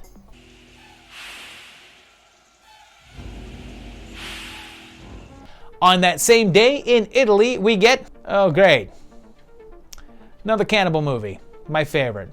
But it's Cannibal Ferox, and it's by Umberto Lenzi, who made Eaten Alive, which was featured in the 1980 Project episodes, and this has Robert Kerman in it, who was not only in Eaten Alive, but also in Cannibal Holocaust.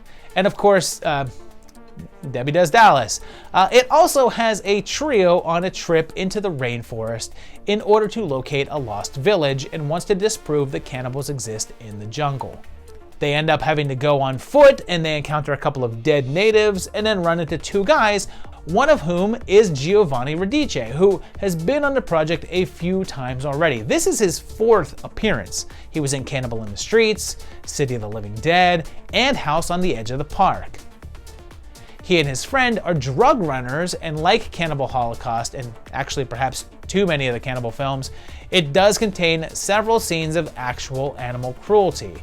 But there's versions, like apparently the one that I have, that have removed or altered the animal violence.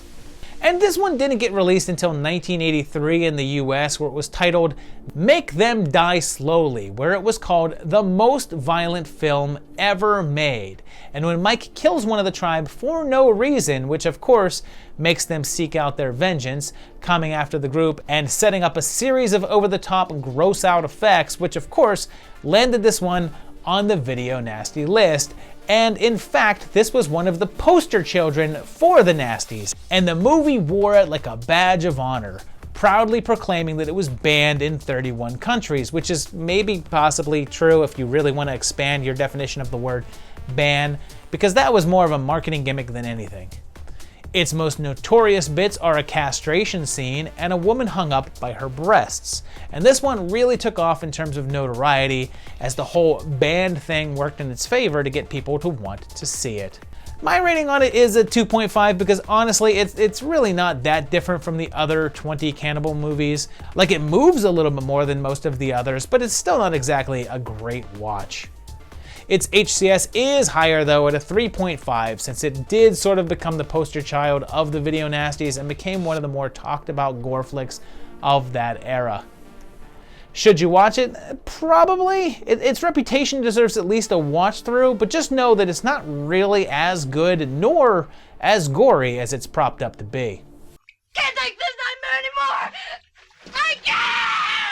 4 days later, on April 28th, in the United States, another of the classic slashers was released with Bloody Birthday.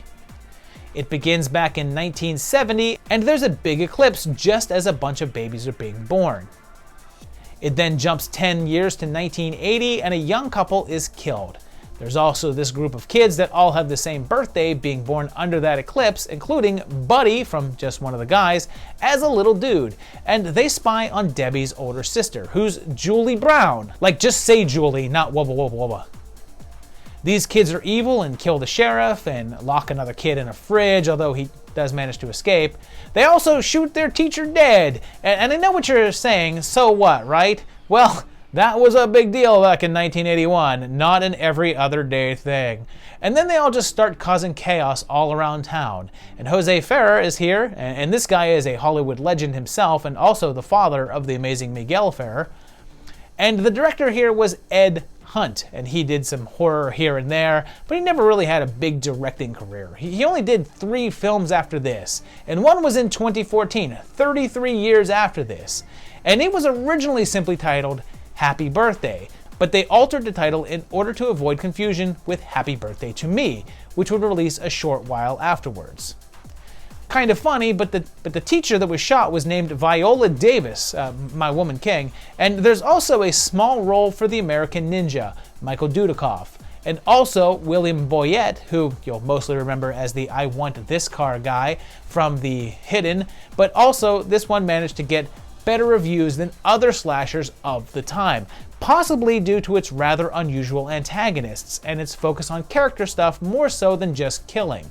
It didn't do that well at the box office, killing any chances for the sequel that they wanted to set up with the ending though.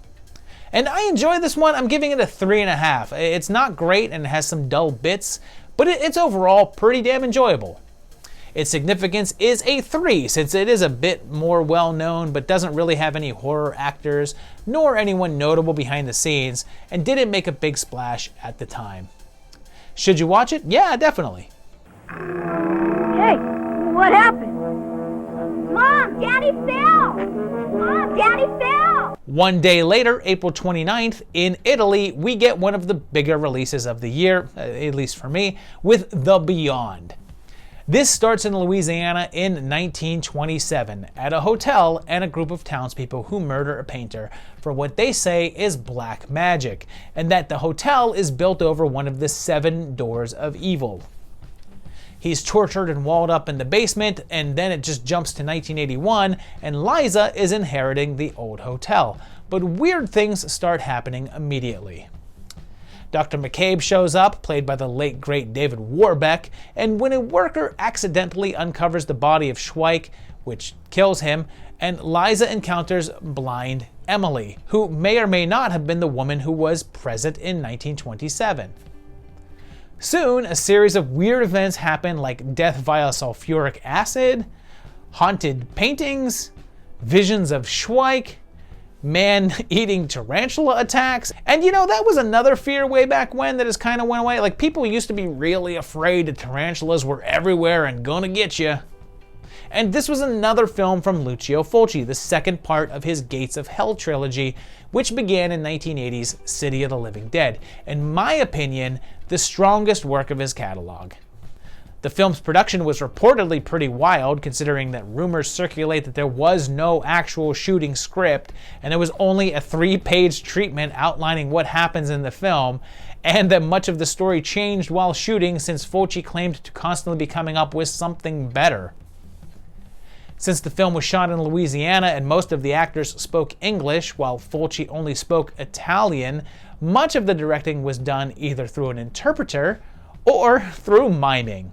It didn't get released in the US until 1983, where it was renamed 7 Doors of Death, which had a different score and was shorter, but was later released in the full form under its original title on the home market.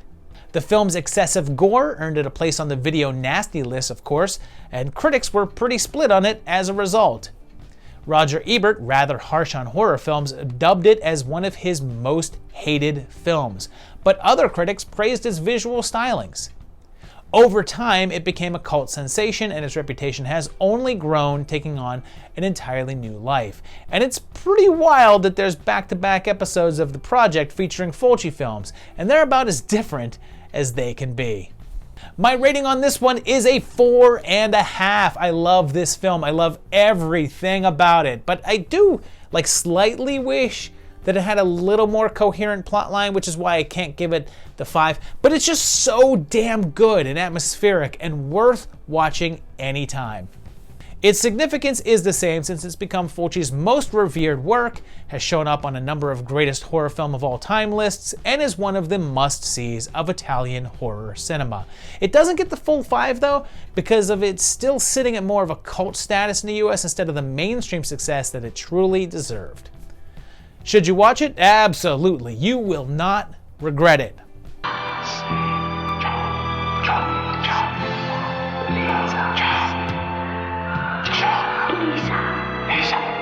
Next up, just a few days later, on May 1st, we get another American entry with Graduation Day, which kicks off with a pretty jammin' theme song. Everybody wants to be the winner wants to be the winner. This one begins with a big track meet and Laura here collapsing and dying, and then jumps a few months with her sister Anne coming back in town, just in time for, you guessed it, Graduation Day. I mean, it's in the title. Meanwhile, a killer is on the loose and kills Paula here, who, by the way, is Linda Shane, who both acted in and wrote the bizarre sex comedy film Screwballs and Screwballs 2, and the track coach is Christopher George, who you may remember from City of the Living Dead, but you'll probably mostly recognize him from the greatest death scene of all time.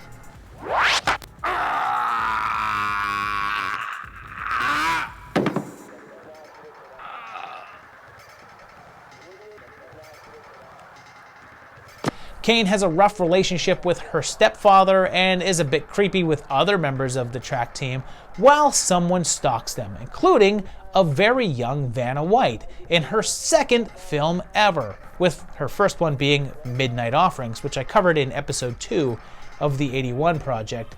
And there's a pretty wild scene with Sally as she does a slow motion routine on the bars while Coach Michaels looks on, like constantly licking his lips, before the killer shows up in fencing gear. And a young Linnea Quigley shows up in her first, but certainly not her last appearance on the project. And before she became a horror icon, and she wasn't originally in the film. Her character, Dolores, was played by this girl here, who we see earlier in the number 46 jersey, but when it came down to shooting the nude scene, this girl said she wouldn't do it.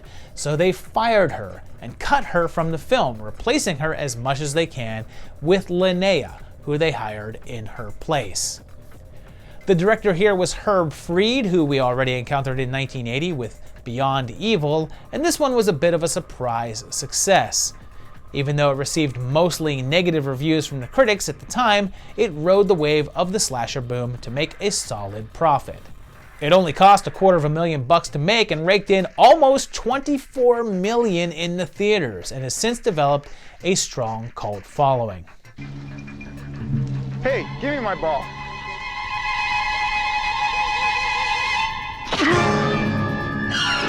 My rating on this one is a 3 because it's fun and all, but it's pretty standard stuff and fairly predictable. It's not a bad movie per se, but it is a little forgettable amidst the other slashers of the era that stand out a bit more. Its significance is a 3 as well because it was a success and is decently known, but outside of Linnea's small part, it doesn't feature a lot of horror icons on camera or behind it and never quite hit that more known status. Should you watch it? Yeah, it's definitely a good time and worth checking out. I'm gonna nail your ass tonight. I don't think that meant the same thing in 81 as it does now. Or does it? On that same day, May 1st, there was another horror release with The Nesting, and it has an author who wrote a book, also called The Nesting, and she's incredibly agoraphobic, and in an effort to try to overcome it, she heads up to the countryside where she discovers a house that looks just like the one from the cover of her book, a place she described from her imagination to the cover artist. So she decides to rent it from Count Dracula. On her first night there, she's plagued by a terrible dream that's actually a memory she shut out, and spooky stuff starts and she's trapped on the roof. So when her psychiatrist stops by, he accidentally falls to his death. Later, a ghostly presence saves Lauren from being assaulted by a handyman, and the director here was Armand Weston, who also co-wrote the film, and this was his only mainstream film. The rest of his works were in the adult industry, although it appears as if his films would fall more under the category of erotica more so than straight up pornography. And even though the title makes it sound like it's some sort of like a killer animal movie, and the poster makes it look like a slasher flick, this is a slow burn ghost story more than anything else. The ghost in question was the former owner of the house, which used to be a brothel run by a woman named Florinda Costello, played by Gloria Graham, Oscar and Golden Globe winning actress, and possibly most known for It's a Wonderful Life. But this would turn out to be her final film, as she died that same year. And this is another one that fell into the whole video nasty debacle, although escaped prosecution, but copies were confiscated and didn't get a UK distribution, which is weird because the level of violence is pretty low. My rating on it is a 2.5. It's kinda standard and a little slow, but it's not terrible or anything. Its significance is a 2, since it's not well known and didn't really make any horror dents, although the presence of Carradine and Graham, plus its nasty designation, push it to the 2. Should you watch it? Maybe. If you prefer low-key ghost tales, sure. I ain't saying I like your kind, and I ain't saying I don't, but I got better things to do than type on your writer. This next one could have been in the last episode since it debuted in Japan in April of 81, but its US debut was on May 1st, and it's Savage Harvest. and it starts with a crawl telling us that the events are based on a true story, and we're set in a village in Africa where a lion is on the attack. There's an American family here living on a plantation, including Maggie here and her husband Derek, but her ex-husband also lives here, and it's Captain Dallas. And it appears as if the attacks are increasing, like this Black Panther on the hunt, and then some hyenas chowing down on a dude. They soon start coming for the family and killing one of their servants, and the director here is Robert Collins, who also wrote the film. And this was only one of 2 films that he directed for the big screen, with the rest of his work being TV shows and TV movies. And although the opening tells us that it's based on true events, it's another one of those, well, this didn't exactly happen per se, but the drought was real and the animals did attack people, so it's true in that sense, and that did happen, and there were animal attacks. But the story of an isolated American family stuck in a house while lions tried to get in is purely fictional. Later that same year, the film Roar was released, which was vaguely similar, although less horror-oriented, and that one got more attention due to the sheer carelessness of the animal control and the behind-the-scenes stories of the cast and crew that were harmed by the lions. But that one doesn't have a weirdly, unintentionally hilarious scene of a lion killing and dragging off a guy while the family is in the other room, singing the Beatles. My rating on it is a 2.5. It's entertaining enough, and it has some good stuff. Like there's some fairly funny bits with the lions, and very obvious dummies, and some nice tension. Its significance is pretty low since it's not well remembered and often overshadowed by Roar, and didn't make much impact on the horror scene. Should you watch it? Possibly. I mean, it's fun enough for a watch. I wanna hold your hand. Our next film doesn't have a set release date, but this seemed an appropriate place to put it. But we do know that it was released in Indonesia in 1981, and it's Srigala. It has this vaguely Indiana Jones looking dude, although this was well before that came out, and his 2 employees staying at this old cabin in the woods by a lake. And they're looking for a lost treasure in the water. But there's also a group of young folk headed out for a vacation, hanging out there as well, and there's someone watching them in the woods. And then a mysterious figure begins attacking them, leading to a speedboat chase. And by this point, it's kind of hard to tell, but this was considered an Indonesian remake of Friday the 13th, although not really a direct one, as you can tell from the, maybe you missed me saying it, speedboat chase. But oh no, there's also kung fu fights and zombie dream sequences, but it starts to look a little bit more familiar as it goes on, with a big storm and everyone is stuck in the cabin at night with people wandering out into the rain with flashlights. But it's kind of weird that it's billed as a remake considering how different a large portion of it is.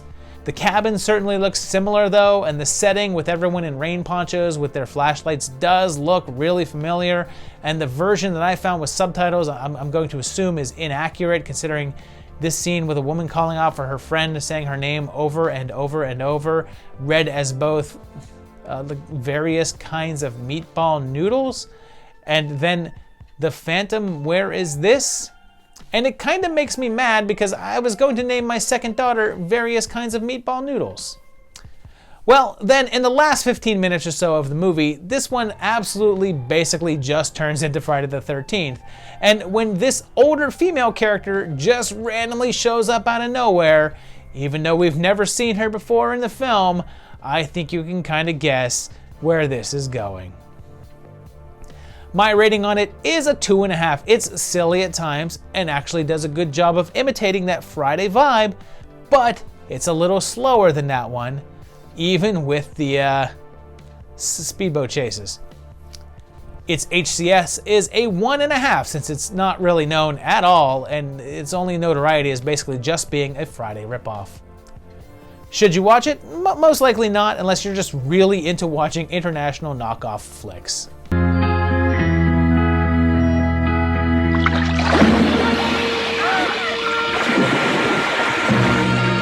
This block gives us another heavy hitter, also arriving on May 1st, a kind of busy day for horror, and it's Friday the 13th Part 2.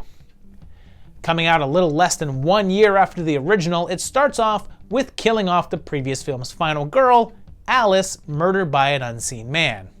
We're then sent back to Crystal Lake, and there's a new camp there, just a little down the road from the last one, and a new assortment of teenagers. We're told that it's been 5 years after Pamela went on her rampage, and it's crazy to think about it now, but this film had the unusual task of trying to make a sequel to a film in which the main villain was extremely, decidedly killed off. So, once again, it was a murder mystery. Now, keep in mind, the concept of Friday the 13th movies being about Jason Voorhees was not a thing at this point. As far as the viewers were concerned, Jason was a little kid that drowned in the lake and then popped up at the end of the last one in a possible dream sequence. The idea that he would be the killer was not a certainty, but it sure was to someone. Like, you see, originally Frank Mancuso Sr. of Paramount Pictures thought it would be a good idea to make Friday the 13th Part 2 a completely separate concept. He wanted to make it an anthology series each year on a Friday the 13th with a different setting and concept, kind of like Carpenter wanted to do later on with Halloween. However, several of the producers who were involved in the money process insisted that the killer be Jason from the first film and be a continuation of that story. Sean S. Cunningham, director of the first one, decided not to return because he just couldn't get behind that idea, so Steve Miner, who had served as an associate producer on the original, stepped in to take over. This one introduces one of the series' most popular final girls, Ginny, and is essentially the first film that establishes the formula that would carry throughout the next, I don't know, like 20 movies, with Jason stalking the kids unseen for the first portion of the film, only to be revealed in the last act for a final showdown. And oh yeah, about that reveal. Jason's look is not quite what you'd expect, since the hockey mask wouldn't be introduced until the next movie, and instead wears a set of overalls and a burlap sack on his head, reminiscent of the killer from the town that dreaded sundown. Of course, it was met with a gaggle of negative reviews from the critics at the time, and rather notoriously, this was the final Friday film that Roger Ebert did a review of in his column. He wrote that it was a terrible movie, giving it half a star, saying that the review will remain for any future Friday the 13th movies. And it did quite well, but not nearly as well as the first one did. They upped the budget from $500,000 to $1.25 million and had a strong opening weekend, pulling in $6 million and going on to amass almost $22 million, but that was less than half of the first. So even though its haul was greatly diminished, it still made a ton, giving a clear indication that our favorite murderous hillbilly was here to stay. And my rating on this one is a 4. It's a great slasher flick with some actual characters and tense situations. I can't really rank it higher though, because let's face it, for a good portion of the runtime, it's essentially just a repeat of the first one. Its significance though is a 5, because you don't get more important than giving us Jason freaking Voorhees. This is the one that sets him up as the star of the show and gives us the framework for not only future Friday films, but a multitude of clones as well. Should you watch it? Oh, no doubt. Excuse me, are there any after-hours places around here? Sure are. This one starts in the best way possible, because on May 8th we got the release of the classic The Burning. It kicks off at a summer camp with a prank gone wrong as a bunch of kids accidentally set fire to the caretaker there, a guy named Cropsy. It then jumps 5 years ahead, and after a number of failed skin grafts, Cropsy is released and he starts killing. At another camp, the new season is about to begin, and the campers include a young George, Little Ratner, and this guy right here, who you will notice is not Indian at all. So it would probably be really dumb and embarrassing to cast him as like an Indian man or something and ask him to do a horrible fake Indian accent, right? Plus, if you squint hard enough at just the right times in this movie, you'll spot a little baby Ed, which is short for Edwina. Now turn to the right. Now, the backstory here is pretty dense because although the plot is ridiculously similar to Friday the 13th and Part 2, even down to the killer's legend being told around a campfire culminating in a fake scare prank, the script was in development before that one was even released. The concept was actually developed by convicted serial sex pest Harvey Weinstein. It was his very first production, and the treatment was written in 1979. But it's pretty clear that the reason the film ended up getting made was because of its summer camp similarities and the success of Friday. So it's not a case of, hey, that was popular, so I'm writing this script to cash in on that, as much as it was investors saying, hey, that was profitable, and this existing script is close to that, so let's back it. The director was actually Tony Malum, who had previously done mainly music documentaries and wouldn't do that many feature films afterwards, with one of his only other genre flicks being the Rutger Hauer sci-fi jam Split Second. This one is kind of notorious because Tom Savini did the effects on the film and turned down Friday the 13th Part 2 in order to do so, mainly because he didn't understand how there could be a sequel with Jason involved, and those effects are pretty awesome. Like, besides the standout canoe scene, which is the sequence that the film is mostly known for, the overall look of Cropsey himself is pretty great. If you're watching the credits, you'll also spot the name of Jack Shoulder as the editor, and we'll be hearing quite a bit more of him in the coming years, since he'd very soon after go on to direct Alone in the Dark, and then of course Freddy's Revenge. The Burning wasn't very successful on release though, not even making back its $1.5 million budget in the US box office. Thankfully, international business did a bit better. It ended up being profitable, but it was pretty far from a hit. My rating on this one is a 4. I really dig this one, but it all does feel a bit familiar. And sure, of course it does nothing new, but it's all done so well that I don't mind. Its horror cultural significance is a 3.5, and I almost gave it a 4, but it's not quite there. It's notable for the Savini effects and the group of young faces that would go on to bigger things, but considering that it flopped on its release and has never established any sort of lasting legacy in terms of follow-ups and only really gained its reputation through a cult following in later years, I can't really give it any higher. Should you watch it? Absolutely, you will not regret it. So, you girls all set for the trip tomorrow? Nothing I can get you? Life jacket? Spermicide? Oh! Hey, you gotta be prepared. Now we're gonna head all the way to France because on May 13th we got the release of Zombie Lake, which wasn't released in the US until 1985. And it begins with a woman swimming nude in a lake, but there's a zombie under there. There's a zombie in the lake in the movie called Zombie Lake. Although it's clearly a swimming pool considering you can see a sign up here. The mayor is concerned about the missing girl and seems to know more than he lets on, and the zombie comes out to attack and he's a Nazi. And he bites this girl's neck, although maybe he doesn't, because when he lifts his mouth it's very clear that her skin is completely unbroken. And there's a lot to talk about here with this one. So the original director was meant to be Jess Franco, who has already been on the project 3 freaking times, and he wrote most of the script here, but he quit just before they were about to begin filming.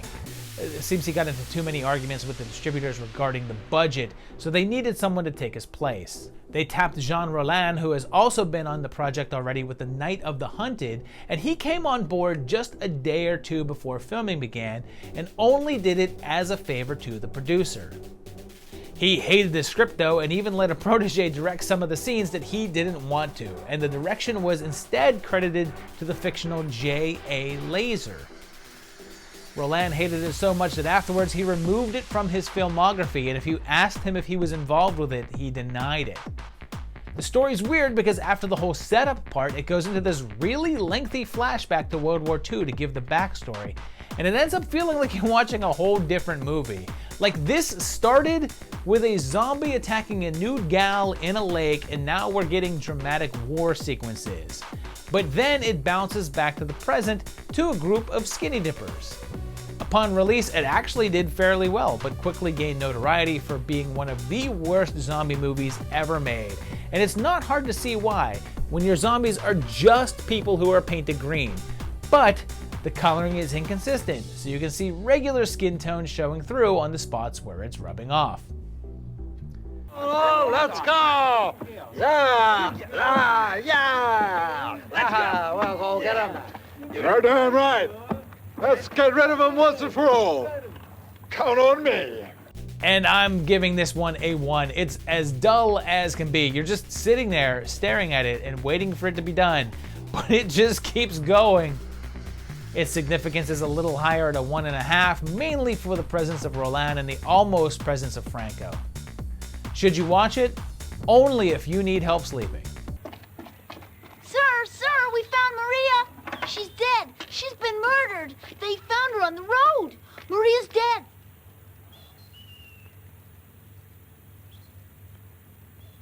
Just 2 days later, on May 15th, back in the US, the boom of the slasher phenomenon continued with Happy Birthday to Me. It begins with Bernadette here, played by Leslie Donaldson, who we saw not that long ago in Funeral Home, but she doesn't last as long here and is killed by an unseen stalker.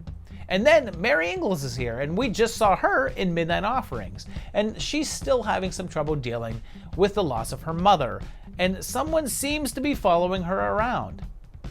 Seems Ginny had some medical issues in the past, and her doc is Pa freaking Kent, and the killer continues his spree in some creative ways.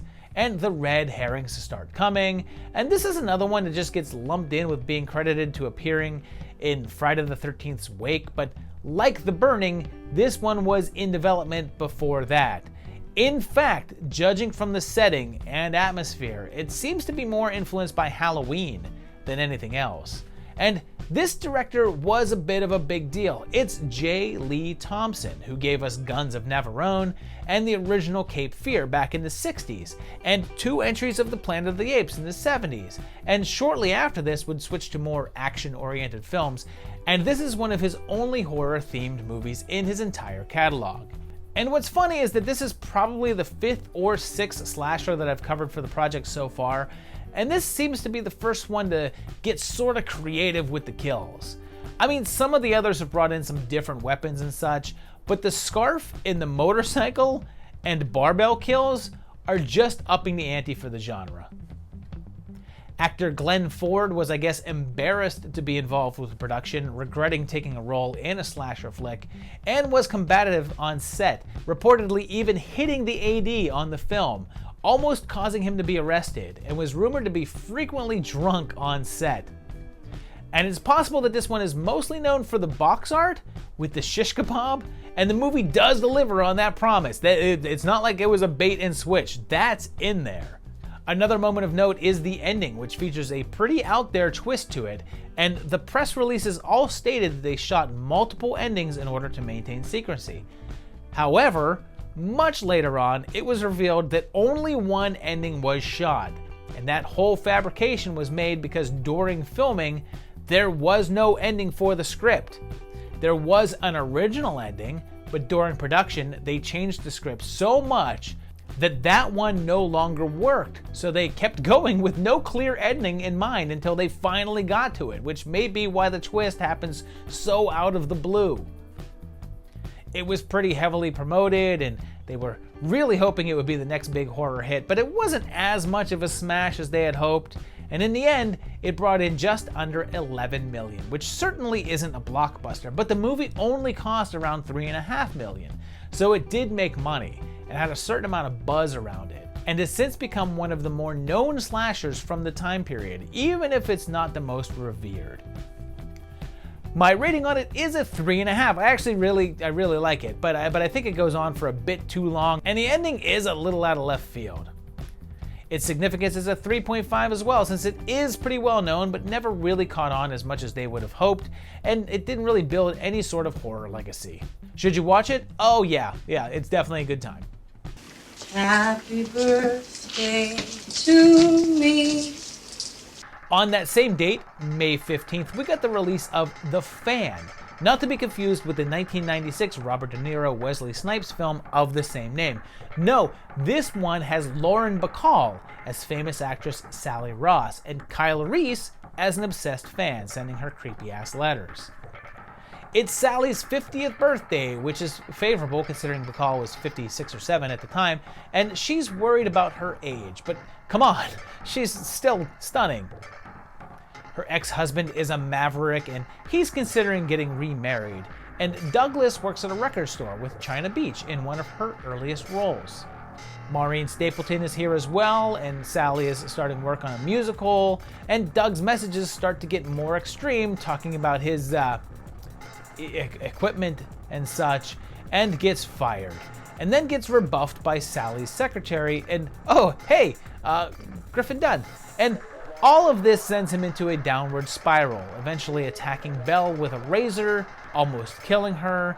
And this was actually the film debut of Ed Bianchi, and his very first filming of any kind. And like, your very first ever film has Lauren Bacall and James Garner, and oh yeah, also Hector Elizondo in it, which he got from getting tons of acclaim for the work he did for commercials, winning major ad awards. After this though, he'd go back to commercials and music videos for over a decade, not really returning to major directing work until the early 2000s, but then working on a string of major shows like The Wire and Deadwood. And this was based on a novel of the same name, and was actually in the works since 1979, with several directors reported to be attached, but due to constant delays, they all left. At one point, Elizabeth Taylor was meant to play the part of Sally, but also eventually moved on, and the original script was more of a straightforward thriller, with less of the giallo-like gore going on. But after the success of Dressed to Kill, the studio decided to up the violence, much to the surprise of Bacall, who stated that the finished product didn't look very similar to the version as she signed on for. When it was released, it was bad news all around. With a budget of around $10 million, it only managed to bring in $3 million at the box office, making it a distinct bomb, which might be why Bianchi didn't direct again for so long, but that's not it. First up, critics smeared it, calling it overwhelmingly predictable, and even James Garner called it one of the worst films that he made, but it also got controversy because it reflected what was going on at the time.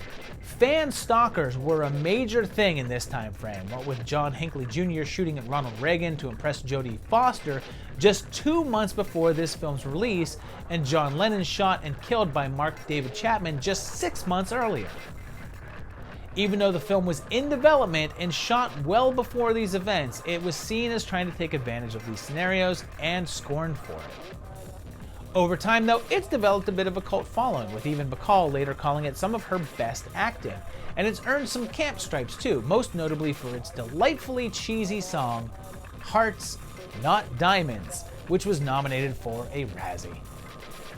And my rating on it is a 3. It's kind of fun, like there's some good stuff happening, but it's not consistent, and I can't call it good enough to be good, but it's not quite bad enough to be that fun, campy good. Its HCS is right in the middle with a 2.5, since it is a bit more known but lacks a lot of horror impact and didn't really give us anything that new, but with the talent involved, it definitely earned some significance, even if it didn't quite get that staying power. Should you watch it? Probably. It's not great, but it's worth a look-see. Keep your diamonds. Hold on tight to me. Give your heart to me. Next, on May 25th at the Cannes Film Festival, Possession premiered, although it would get a wider release in France 2 days later on the 27th. It wouldn't get a US release until 2 years later in 1983 though. It has Dr. Alan Grant in his second appearance this year. We literally just saw him a few episodes ago in The Final Conflict, but here he's facing a divorce with multiple Oscar-nominated Isabella Gianni, and he works as a spy but is quitting and comes home to find Anna has just left. This causes him to have a bit of a breakdown, becoming totally unkempt, and it seems as if Anna's behavior is becoming strange as well, abandoning their son, and things get weird when Bob's teacher looks identical to Anna, and things get violent with her lover, and then with each other. And this one was from Polish director Andrzej Zulawski, and this was his only English language film. And his reputation was built around really plumbing the dark recesses of emotional trauma and pushing his actors to the limit with their characters. Both O'Neill and Ajani have since stated that playing these characters stuck with them and were very difficult to shake off once filming ended, with Ajani saying that she could only make this sort of film when she was young due to the toll that it would take on her afterwards. And O'Neill stating that it was the most extreme film that he had ever made. Clearly, it was inspired by Zulawski's real-life divorce, which he wrote the screenplay in the middle of. And if it seems so far to just be a rather intense relationship drama, well, there's soon weird slime creatures in the bath, and bottle stabbings, and this glorious creature created by the great Carlo Rambaldi. And when this premiered at Cannes, it was welcomed, with Ajani winning the Best Actress award, but when it reached general release, that welcome was not as warm. Critics called it confusing and incoherent, with some calling it boring and others calling it a mess. But it did have its champions as well, so response was fairly mixed. And then when it was released, its performance was mediocre at best. When it was finally released in the US, it was only in a truncated form, cutting out more than 30 minutes of the runtime, making the narrative even less cohesive, leading to it only bringing in $1 million at the ticket booth. However, since then, the appreciation for the film has only grown, with more people getting turned on to its surreal intensity and gorgeous cinematography, and horror fans catching on to its instances of brutal violence and funky creature effects, including a standout moment that would make viewers of hentai proud. This one I'm giving a 4. It's a lot, just a lot to take in.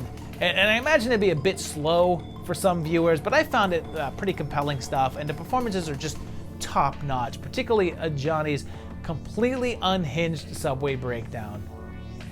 Its significance is a touch lower at a 3, since it didn't really make an impact on the film world or the horror world, but it did have top-notch talent behind it and some great practicals and has a certain cult following. But I can't give it any higher since it just never really caught on. Should you watch it? Yeah. Again, some may just end up calling it pretentious, but I don't think so, and it really should be watched.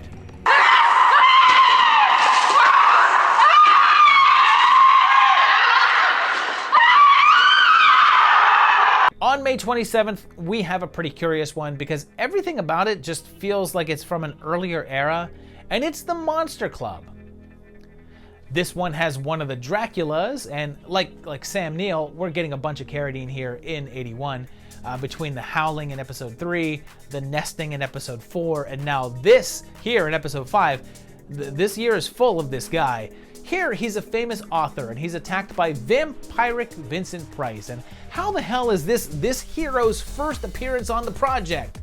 Erasmus feels bad for biting him, so he invites him to a monster party. And here's where we find out that it's basically a sort of a musical, in a way, as we get the song Monsters Rule, okay? Monsters rule, okay. Monsters rule, okay. We see the monster chart with some information I did not know. Now, a vampire and a werewolf would produce a were-vamp. But a werewolf and a ghoul would produce a were-ghoul. But a vampire and a ghoul would produce a vamghoul. A were-ghoul and a were-vamp would produce a shaddy. Now, a were-ghoul and a vamghoul would produce a maddie. But a were-vamp and a vamghoul would produce a ratty. Now, if a shaddy were to mate with a ratty or a maddie, the results would be a muck. You follow that? So it's not just a musical, it's an anthology, and there's a series of 3 shorts, each one focusing on a different class of monster, with a song in between each one. I'm just a soccer boy, I'm just... The first one tells of the shad mock and their terrible whistle that has horrible effects. The second is about a young vampire who is pretty mercilessly bullied at school, and Doc Loomis is here too, and his mom is Mary Goodnight, and he has to help out against a group of inept vampire hunters. The third story is about a movie director scouting locations and encountering Patrick McGee, also making his second appearance this year after being in The Black Cat. And the town is full of ghouls, and we learn about hum-ghouls, which are the offspring of ghouls and humans. And damn, for a film in the 80s, now a year and a half into them, this feels like a mid-70s flick. And it's a British film directed by Roy Ward Baker, who had also done previous anthologies like The Vault of Horror, and this would become his final film, although he still worked in TV for several years afterwards, and all the stories were based on those by famous horror writer Ronald Chetwynd Hayes, the character that John Carradine plays, although the author was disappointed in the finished work, since he didn't like the alterations made to his works, and he hated the musical interludes. Apparently, plenty of others did as well, since the film didn't do that well with either critics or audiences, which Baker attributed to them sitting on the film for over a year before releasing it, which he claims made the pop songs in the film feel out of date. And my rating on this one is a 3. Again, it's pretty fun, and there's some enjoyable bits, but it's a bit all over the place and never really feels like a cohesive whole. Its HCS is a 2.5 since it's a touch more obscure, but still features a collection of horror greats, including Carradine and Price, and is the only time in his entire career that Price would play a vampire. Should you watch it? Yeah, sure, it's a fun watch, it's a good time. Welcome to the Monster Club.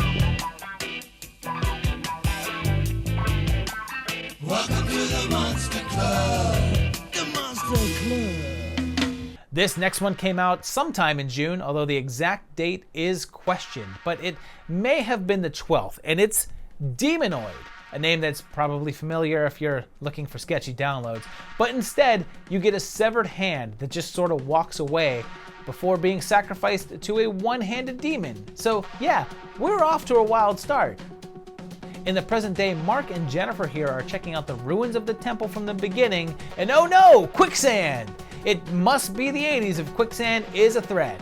And they end up finding that hand from the beginning. And are we pretending that this doesn't look like Pazuzu? Because I'm not. And Jennifer is Samantha Egger, otherwise known as the Brood Mom, and that night the hand is reborn and goes straight for her feet, like Quentin Handitino or something. After Mark grabs it, it crumbles to dust, and shortly after, he destroys the tomb and heads to Vegas, where Wayne Newton is playing, and son of a bitch, that guy is eternal. This is freaking 1981, and he's playing The Sands. This is freaking 1981, and he's playing The Sands. It's now 40 plus years later, and he's still there, still playing Vegas like 4 times a week. Dude's 80. I don't know if I'm in awe or freaked out. There's a small role here for Ted White a little while before he reaches most known part, although one he wears a mask in. It becomes clear that Mark's hand is possessed, and then Stuart Whitman is here, and we literally just saw him in the Monster Club. And our director here is Alfredo Zacarias, who mostly did Spanish films, and this was one of his few English-speaking productions. And he not only directed this, but co-wrote it and produced it as well. And I just realized that this is now the second film in this year about a killer hand. But this one gets pretty wild as the hand jumps from person to person, and they're always trying to cut it off. And there's a couple different versions of this one. Like, there's the original Mexican version, which contained more violence and nudity, and the US version, which had a shorter runtime, reducing the amount of violence and nudity. It wasn't really a hit and sort of developed a reputation for being a bad film, with Germany running it as part of a series called The Worst Films Ever Made. Over time, though, it's developed a modest cult following and gained a bit more respect, and I love that Jennifer is in the back seat of this cop car during the chase, and I'm assuming that they have a dummy back there for this stunt jump, because damn. So my rating here is a 2.5. Like every 15 minutes or so, there would be something that I would love, but then it would slump back into blah land in the interim. Its significance is pretty low at 2, since it started to get a bit more notoriety in recent times, but it's still a bit unknown and doesn't have many horror vets to stand out. Should you watch it? Probably. I mean, it has its moments.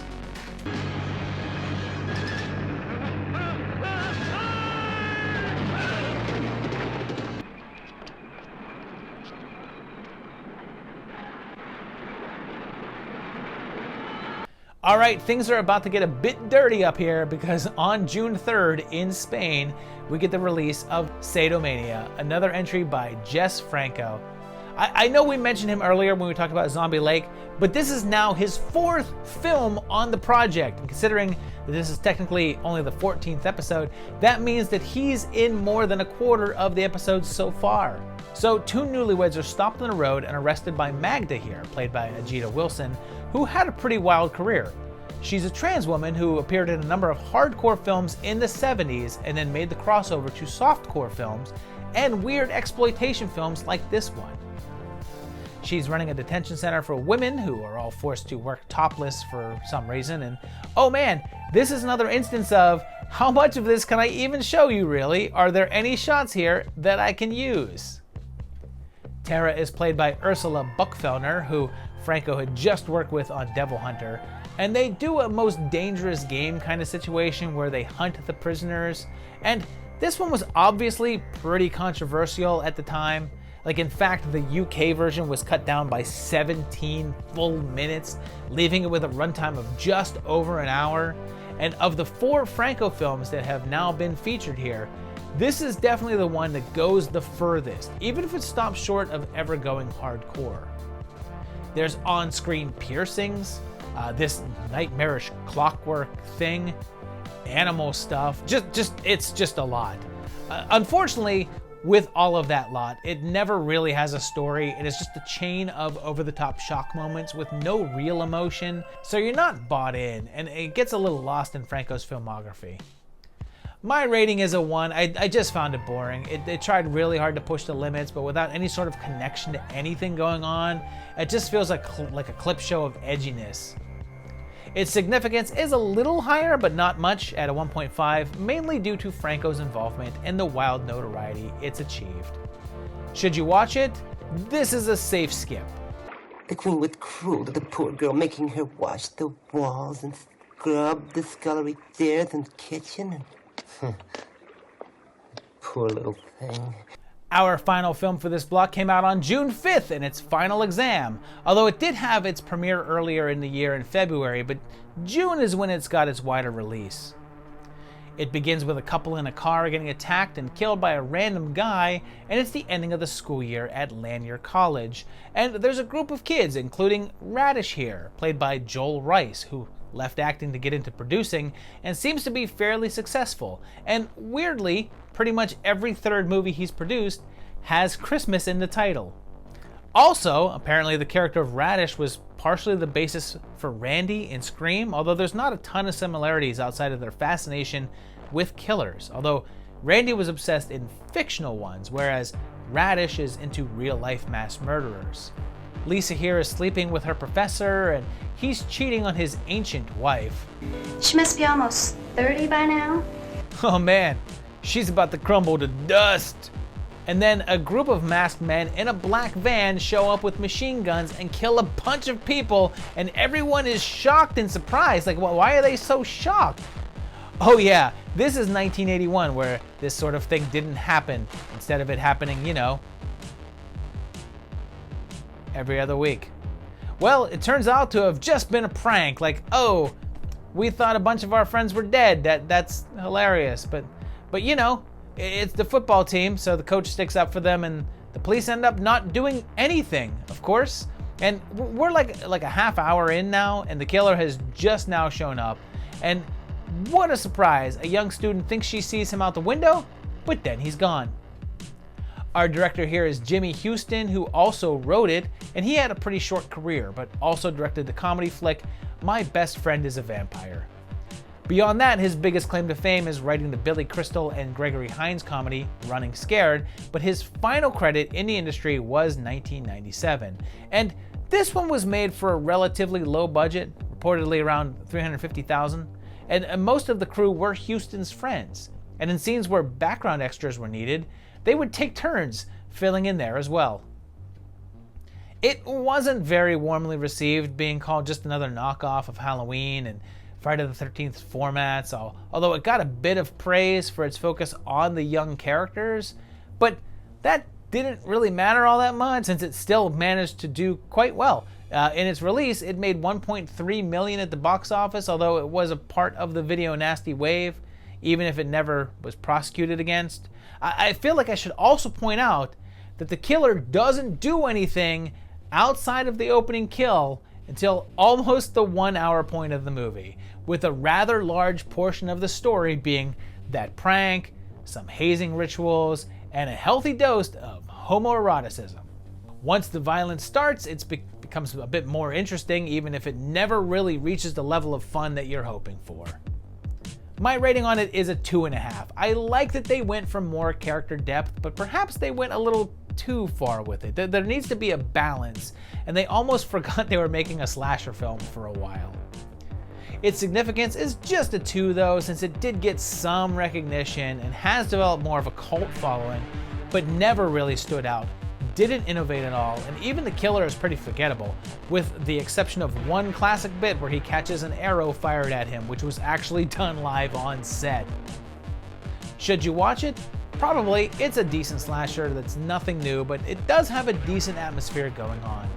You make one more move toward that girl, I swear I'm gonna hang your head on my wall. This one kicks off on June 17th in France with The Strange Case of Dr. Jekyll and Miss Osborne, which was also released as Dr. Jekyll and His Women. We're introduced to Fanny Osborne, who is announcing her engagement to Dr. Jekyll, here played by the boss of the vampires, Dragon Eddie. They have a big dinner party, and Patrick McGee is here, and damn, he is just showing up all over the place in this year in the project. He's already showed up in The Black Cat, and The Monster Club, and now this. When Jekyll's party finds a young girl killed outside and then another one dead and assaulted in the upstairs bathroom, the rest of the guests go into high alert. There's then an unseen man tying up the general and having very explicit sex with his daughter. Pretty soon there's a trail of bodies in the house and Jekyll is missing. And this one was a French film directed by Walerian Borowczyk, a Polish director who started off in animation but then moved into making artful erotic tales. It's clearly a take on the classic Jekyll and Hyde tale, but played a little more serious and surreal, and yeah, obviously a bit bawdy, but the transformation is a lot more subtle. But Hyde is definitely a bit more off-putting, and that's kind of a challenge. I would put that down on my acting resume. Considered more off-putting than Udo freaking Kier. This one wasn't released in the US until much later on, but opened in France and a few other countries, and was released in the UK, but only ran for 1 week. It got some acclaim when it was released and won several European Film Awards, but didn't reach a great success level commercially, even if it did critically and artistically. And I'm giving this one a 3.5. It takes a while to get going, but once it gets going, whoo boy does it go. It is a weird, wild ride, but I do wish it had some more character stuff and depth to it. Its horror cultural significance is a 2.5 since it's not very well known in the States, although it's more noted overseas, but it contains genre legend Udo Kier and is a take on classic horror tales. Should you watch it? Yeah, but be prepared because it's fairly sexually intense at times. My dream is to watch you die. No, I don't believe that, Henry. I recognize you in there. No. My pleasure is seeing your dead body. Next up on July 9th in Italy, get ready for Burial Ground, The Nights of Terror, although it wouldn't get a US launch until 1985. It begins with a scientist in this old house and whoops, He unleashes a curse that sets free zombies that eat him. 3 carloads of people all show up at the mansion as they were invited, and it looks and feels like the opening to Patrick Still Lives, which is kind of weird because both films feature Mariangela Giordano. Her son is Michael here, and he's supposed to be a young kid, but he's clearly an adult and is in fact a 25-year-old man. And they eat in this dining hall that I swear also looks like the one from Patrick Still Lives, so I pulled it up to compare. And they seem to not be the same room, but damn are they close. But since I had it pulled up, I went back to the footage of the cars arriving, and would you look at that? It's the same damn place. And you know what? I'm going back to that dining room scene, and these things on the wall are the same. So this is the same room, just with different set dressings. Then they're at this big fountain outside, and yep, also in Patrick. And it's weird because it's not the same director or anything. They just booked the same location and wrote a bunch of similar scenes and then cast the same actress. And if they show the swimming pool from that one, it'll be a slam dunk. Anyway, the zombies start showing up around the property, including this one doing his best Fulci impression, and they start attacking. And this one zombie mask is basically just a distressed Frankenstein monster mask, and I have no clue how these zombies are a threat, given how slow they are. So this one was directed by Andrea Bianchi, who did a handful of wild exploitation flicks around this same time, and he clearly takes some inspiration from other sources and even straight up reproduces the eyeball gag from Zombie 2, and in fact was sold as Zombie 3 in a couple of countries. And I'm not sure if you remember, but when I talked about Patrick Still Lives, I mentioned Giordano's death scene in that one, which was an over-the-top kill in which she had a sword basically run through her body, starting in her bathing suit zone and exiting her mouth. Well, she doesn't get off easy in this one either, since her zombified son chomps off one of her breasts because she decides to breastfeed him.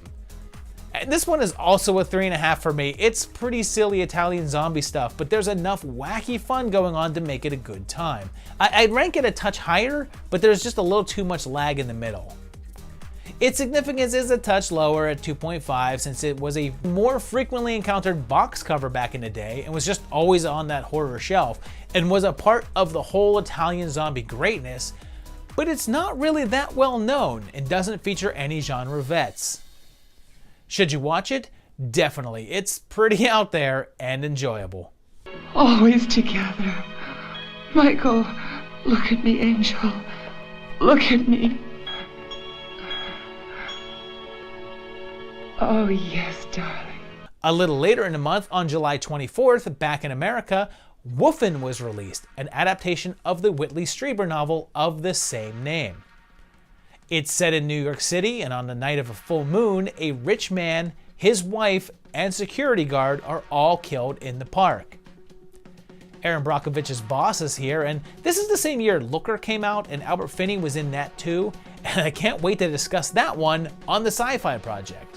He's a cop called in to investigate the murders, and Gregory Hines is here as well, just being awesome as usual. And they start working the case, and there's more killings, and things seem to be centered around a construction site and an abandoned church. He teams up with a psychologist, and their only clues are some hairs, which turn out to be from a wolf. So they go get advice from Francis Dollarhide, which seems like kind of a bad idea, but he's innocent this time. So maybe Admiral Adama is to blame? And like I said, this is based on the Strieber novel, the writer most known for the book Communion, which was also adapted into a movie and was supposed to be a non-fiction book about his own alien abductions. He also wrote The Hunger, which was also adapted into a pretty fantastic film, and this one was adapted and directed by Michael Wadley, who had an interesting career. He directed this movie, and then did one TV movie 11 years later in 1970. But before that was the director of the Oscar-winning Woodstock documentary, and all of the other works that Wadley directed were Woodstock-oriented. And it's crazy because this is 81, right? This is the year of the werewolf. You have American Werewolf and The Howling released in the very same year, and based on the title and some aspects here, that's what you think you're gonna get. But this is no lycanthrope tale. This is something else, and a pretty original concept, even though it gets labeled a werewolf movie at times. Originally, they were trying to get Dustin Hoffman to play the role of Dewey, but Wadley insisted on Albert Finney, and the shoot appears to have been troubled. They went over schedule and way over budget, and the studio was considering firing the director. But after some back and forth, he managed to be able to finish shooting what he needed. That included some reshoots that were needed when their wolf effects didn't work and they needed to find another effects team to come in and redo everything. And in the end, when Wadley turned in his cut, it was reportedly over 4.5 hours. At this point, he was let go. And John D. Hancock, known for Let's Scare Jessica to Death, came on board to supervise the edit and audio sessions to get it down to a reasonable length. And it ended up being a mixed bag. Although the majority of the reviews were pretty favorable, with even the hard-to-please with horror Roger Ebert giving it some praise, it was a dud at the box office. It only made back $10 million of its $17 million budget, and was shortly overshadowed by another wolf-related feature that we'll discuss in just a little bit. My rating on this one, though, is a 4. Even if it's a touch on the slow side, it's dripping with mood, and I love the themes that it's discussing. It's a little deeper movie than I realized when I saw this when I was younger. Its significance is pretty solid at a 3.5 since it involves some big names with Finney, Hines, Noonan, and Olmos, and also featured a very nice early score by James Horner. Plus, it was the first film to use the optical POV process for the wolves that would later be used in a number of other films, including Predator. I can't give it much higher though, since it never made a dent and remains at best a cult film. Should you watch it? That's a yes. I think it's underrated.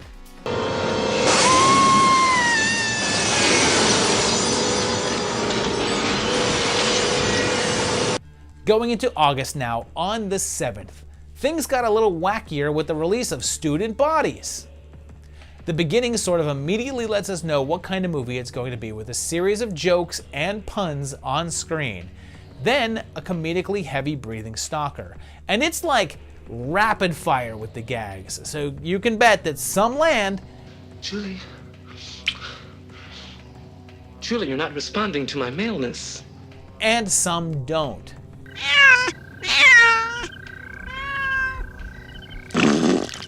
The killer is referred to as Breather and wears rubber gloves and starts the killing. And after he does so, he wraps his victims in trash bags. She's watching TV. At 75 cents an hour? We'll see about that. That's $2.50 an hour today if you account for inflation. I think that's a joke about how cheap she is, but holy crap. And I don't know why this is my favorite joke in the movie, but it is. The dad finds a piece of chicken on the ground, calls it broken, and then fixes it with a rubber band and puts it back in the fridge. The movie gives you an on-screen body count to tally the victims, and we're introduced to our group of high school students and the staff. And it's kind of weird because almost everyone in this movie didn't really do anything else, and that included the Stick. His real name is Patrick Boone Varnell, and this is his only film, although he was in a pilot for a TV show called Out of Control that never aired, and he's unusually tall and lanky and double-jointed with weird contortions, and passed away several years later in 1989. Student body! This was directed by Mickey Rose, and it's actually the only thing that he helmed, but he had a pretty huge career writing for television, including a long-running stint on The Tonight Show. And when I say long-running, I mean he wrote for 982 episodes. The Lamar High Marching Band, the finest marching band on this street at this moment.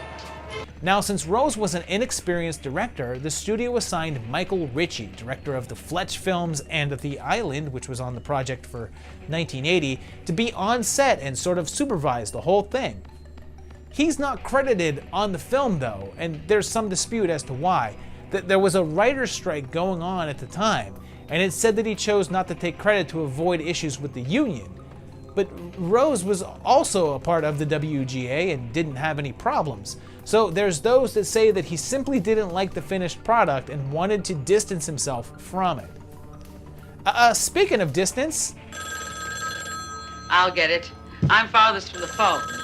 That makes sense. And this was one of the earliest horror spoof movies, and several others would follow pretty shortly after, but this was a disappointment when it came out. It only made $5 million and didn't get such great write-ups, but over time, it's developed a massive cult following, mostly due to repeated cable and TV runs, and is now more kindly regarded. And my rating on it is a 4. I love this. I know it's dumb, and it's not actually the type of humor that I would typically enjoy, but whatever, I dig it. Its HCS is only a 2.5 though, because it's just like such a cult curiosity at this point that I can't give it any higher. Its current following and the fact that it's an early parody get it to a 2.5, but the fact that it wasn't that successful and didn't launch a single career hold it back. Should you watch it? Definitely, but be aware that it might not be your sense of humor. Listen, I'm going to kill next at the football game. Click. Did you hang up? No, I just said click.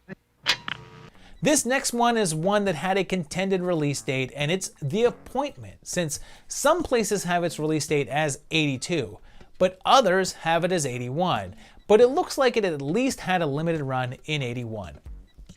It kicks off with a young girl being rather dramatically yanked into the woods, and then jumps 3 years, and the Equalizer is here, probably doing things for the greater good.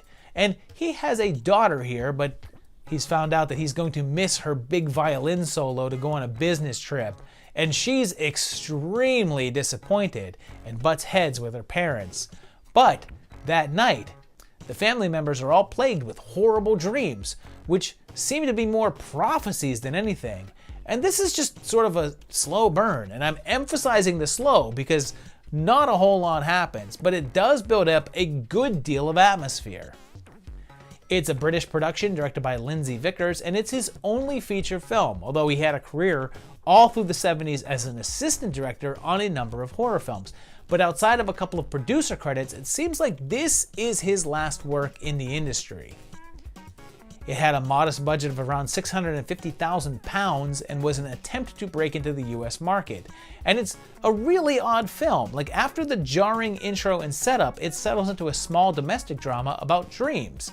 And that portion takes up the entire middle of the film. And then the final act gives us the next day and delves into the realization of that dream being visions of the future or simply nightmares, all accompanied by a low-key and very effective score by Trevor Jones. It was a bit lost in the shuffle when it was released and partially forgotten to the point that it was only available on VHS until fairly recently, although now can be viewed in all its high-resolution glory. And my rating here is a 3. It's a really moody little piece with a lot of great visuals and overall feeling of dread, but I wish there was a bit more meat to this story. Its significance is pretty low at a 1.5 since it's very forgotten and doesn't really feature a lot of horror mainstays, and honestly, there's not even much horror in the movie, but it's enough, and the presence of Woodward gives it a slight boost. Should you watch it? Yeah, particularly if you're a fan of the whole liminal horror thing that's being discussed right now, and that ending is a banger.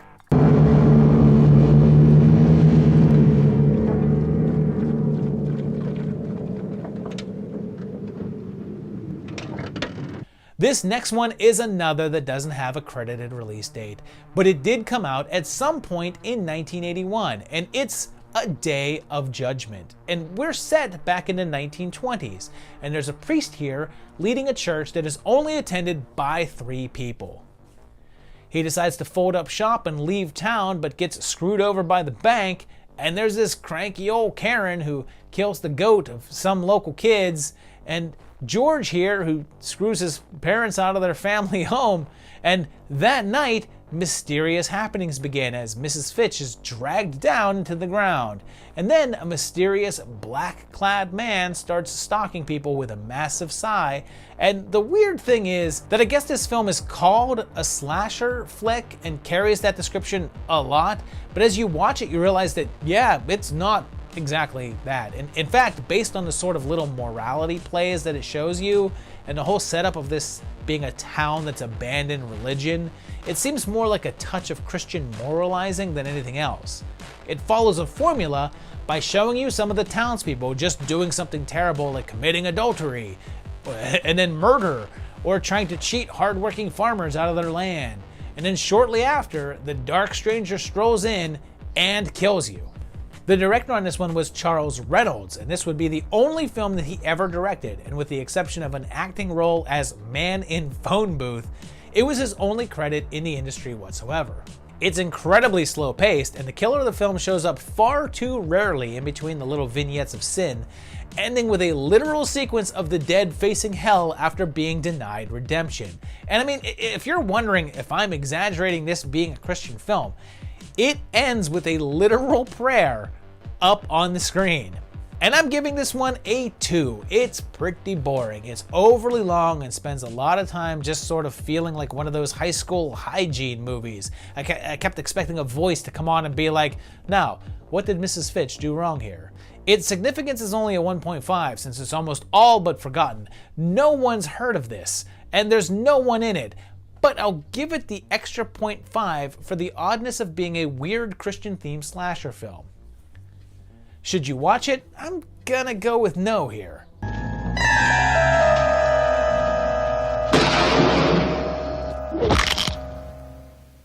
And look, I'm not gonna lie, this block of movies has been killer and may be one of the best rosters I've seen for this whole project. And when I get to add some Fulci to that list, well, I'm a happy man, because on August 14th in Italy, we got The House by the Cemetery. The opening gives us a pretty great couple of deaths, and then we're introduced to Bob. Oh, Bob. So Bob, freaking Bob, and his parents are moving into a new house, because moving is the greatest terror. And his mom is Catriona MacColl, who was Liza in The Beyond, and they arrive at the house after a series of dark omens, including Bob being given a spooky doll. Bob. A mysterious babysitter arrives, and it's Anya Pironi, who had played the third mother in the beginning of Dario Argento's Inferno. And did you know that when he did Mother of Tears in 2007, he actually asked her to come back to play the part again? But she said no, because by that point she had retired and thought that she was too old to do it. And this movie was considered the third part to Fulci's Gates of Hell trilogy.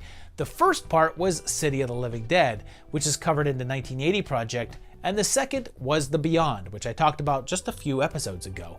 MacColl features in all three of the films, but plays different characters in each, and in fact, they're not connected in any way except for thematically.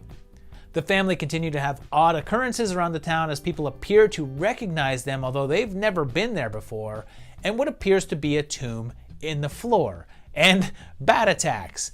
And Fulci claimed that this one was his attempt to do sort of a Lovecraft story without adapting a Lovecraft book, although personally I feel like City of the Living Dead had more of that, but with the whole Book of Enoch and all. And it's kind of weird, because I feel like City and Beyond have way more in common with each other than this one. Like if I had just seen those two, I feel like I could figure that they were linked in some way, but if I saw either of those and this one, and you didn't say that they were a thematic trilogy, I don't think I would have assumed that this was part of one. It was also stated by the screenwriter, Dardano Sacchetti, to be a sort of take on the turn of the screw, although Fulci proclaimed to not really care for his script and had it drastically revised. As usual, the amount of violence and gore in the film got him into trouble, and it needed to be cut down in order to get released in Italy as well as the UK, where it ended up on the video nasty list, but was released after cuts were made. It did get a US release, but not until a few years later, in 1984, and critiques at the time were modest, and it got some flack for being more low-key than Fulci's previous efforts, as well as getting comparisons to both Frankenstein and The Shining. The Frankenstein one is pretty apt, considering the secret lab in the basement used to restore a human, named Freudstein even. It was made for 600 million lira, at the time equivalent to about 500,000 American, and made the equivalent of 12 million, which made it Fulci's most profitable film of the 80s. So my rating here is tough, but it's a 3.5. It's not quite a 4. If I had a 3.75 rating, it would be that, because I really dig this one, but not as much as the other two in the trilogy, and it's a touch blander than I like my Fulci flicks. So, whereas I think it's a really enjoyable film, it doesn't quite hit that next level for me. Its significance is a 4 though, because it's Fulci, it's one of the Gates of Hell films, and it's Italian zombies, had some controversy, and is pretty well known. Should you watch it? For Bob's sake, you better. Wait for me! Under the oak! Okay. No, Bob. Don't go inside. I want you not to. On the same day, back in the US, Deadly Blessing came out, and this is the first appearance by the legendary Wes Craven on the project. It starts off with Cabby as the head of an Amish-like community, and Lieutenant Athena and her husband, but Knott's Landing Lady is here too, chased by Pluto, who really doesn't want to lose his teaching job. The community is obsessed with Martha being an incubus because she led Jim away from their religion, and young Superman is here too. When Jim is killed in their barn by an unseen person or force, Martha's friends come in to help her out, and one of them is following some sort of a sliver of a basic instinct. The mysterious stalker starts to attack others in the area, seemingly all centered around Martha in one way or another, and this was Craven's first kind of real movie in terms of production level. Like before this, he had only done Last House on the Left, and The Hills Have Eyes, and an X-rated feature, so this was his first with a real budget and any sort of name actors involved. Wes had compared landing Borgnine for the movie to Carpenter casting Donald Pleasence and said that having him on set made him intimidated and uneasy, since Ernest was a pretty big name at the time. The members of the sect in the movie are called Hittites, which was a biblical group of people and a culture in the Mediterranean area for a few hundred years ago, but the use of them as an American religious community was created exclusively for the film. So, there's several sequences in this film that are pretty notable. The first of them is a bath scene involving Martha that was inspired by a dream that Craven had, and she's in the tub when a snake makes its way into it. And that dream must have really stuck with the guy because he redid this bit a few years later in Nightmare on Elm Street, almost shot for shot. Just replace that big snake with Freddy's glove. Later on in the movie, there's a moment that they felt so strong about that it became the poster for the film, as Sharon Stone's Lana character is in bed, held down by an unseen person, while a tarantula plummets down into her mouth. And that's how you know it's an 80s film. Tarantulas in quicksand, the true dangers of the 80s. Now, this scene is crazy because it's on screen for like half a second. You hardly see it. It would not have been difficult or unconvincing to use a fake spider, but they shot it with an actual spider. Wes tried to convince her to do it before the shoot, but she was very hesitant, and he showed her it was harmless by holding it in his own hands, but I guess that wasn't enough. Now, I don't know how true this story is, but it's all over the place, and I can't find any accounts of anyone directly refuting it, but I'd still take it with a grain of salt. That apparently the only way she would do it is if they removed the spider's fangs. So doing that would mean that the spider would not be able to feed, so it's basically setting it up to starve to death. But it's said that they actually did it anyway and had an operation to remove the spider's fangs. And then afterwards, she did the scene. Now, taking the animal cruelty aspect out of it, I find it a little hard to believe that they were willing to hold up filming to do a medical operation on a spider for a 1-second shot in a $3 million movie at the behest of an unknown actress. I personally am calling BS on the whole spider operation story, but I suppose it's possible. Speaking of Stone, seeing as how this was her very first speaking role, it seems like she took issues with Wes's laid-back directorial style, more focused on setting up shots than giving guidance to his actors, causing her to at one point shout at him, "God damn it, would you direct me?" This one is also known for having not one, but 2 twist endings, and I'm not going to reveal them here, but one of them would be echoed in another film, a pretty popular slasher flick, just a few years later. The other one, the final shot of the film, is completely out of left field and basically negates and defies everything that came before it. It's really weird and apparently not something that Wes wanted to do. The screenwriter Glenn Benest says that it wasn't in his script and had no idea that it was shot and couldn't believe what he was seeing when it showed up on screen. And it was something that the producers forced Wes to add on in order to end the film on a surprise note. And my rating on this one is a 2.5. There's some things in there that I feel are good concepts, and it certainly sets up some stuff, even if it never really pays any of it off, but it has enough in there to keep my attention, although kind of just barely. Its HCS is a touch higher though at a 3.5, since it's an early work by Craven, shows the genesis of some ideas that he would later elaborate on in his more popular works, has the first big role for Stone, and features Borgnine and Berryman. Should you watch it? Yeah, but be aware that it's not that great, but it's interesting to see Craven's development. Incubus! 1 week later, we move on to the final movie for this block, and on August 21st, just a few months after the release of The Howling, we got An American Werewolf in London. It gives us two guys on a backpacking trip, and one's a pepper, and the other would prefer to do this after hours, and they make their way to a small village and the Slaughtered Lamb, a pub attended by a bunch of weird folk that include at least one imaginary friend. And let's just take a second here for a little appreciation for Rick Mayall, an underrated comic legend, whether Rick in The Young Ones or Richie on Bottom or even Vim Fuego in Bad News. This guy ruled. They're warned to stay off the roads and off the moors, and if you're an uninformed American like me when you were younger, you didn't really know what the moors were, and they're tracts of open land that are either dry with heather and associated vegetation or wet with an acid peat vegetation, so essentially swampy fields. Well, they don't listen and are attacked by a giant animal that kills Jack and sends David to the hospital, where he's attended by Andy's foster mother, and has weird dreams of both hunting and being hunted by the somewhat out of left field werewolf Nazis. And of course, this was written and directed by John Landis, who had just had huge success with directing both Animal House and The Blues Brothers, and this was a bit of a departure for him.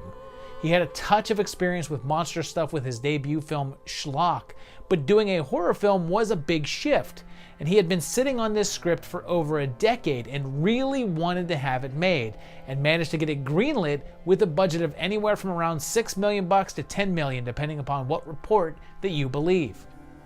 David Naughton was cast after Landis saw him in a rather infamous Dr. Pepper ad, and after seeing the amount of nudity and sex involved in this film, he lost his gig with the soda company.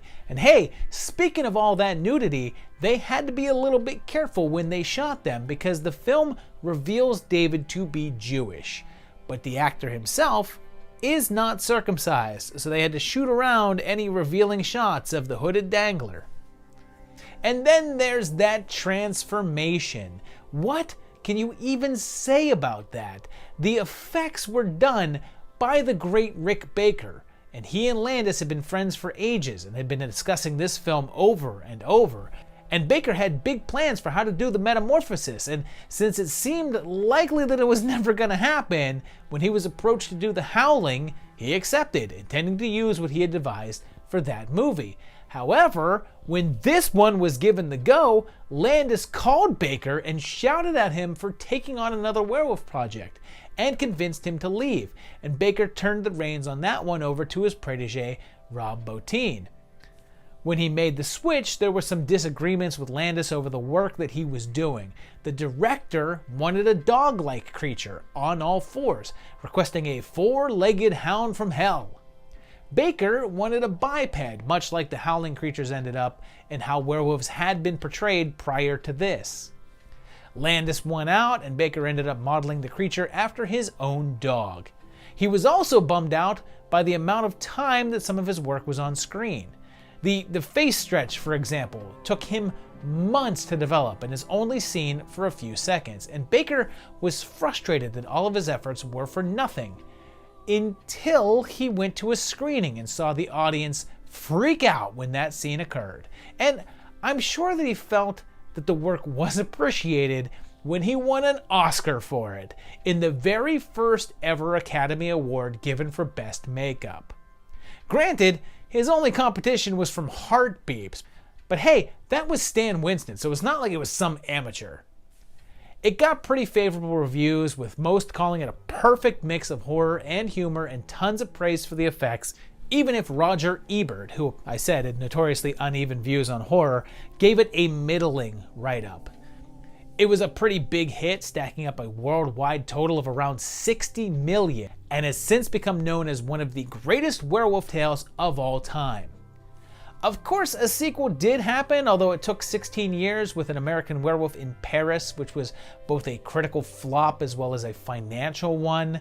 And talks of a remake have been bandied about for years, and at one time, Landis' son Max was attached to it. But not long after, a long list of sexual improprieties came out, and nothing has been said of it since. And my rating on it is a 4.5. The movie's such a slam dunk and hits so many of the right notes. It's a good balance of being funny without trying to tell jokes, and yet still seeming like a horror film, and has some great characters. Its significance is a full 5, since it's now known as one of the all-time werewolf flicks, innovative transformation effects, and is one of the most known horror film titles out there. Should you watch it? You should, and you should watch it more often, not just on a blue moon.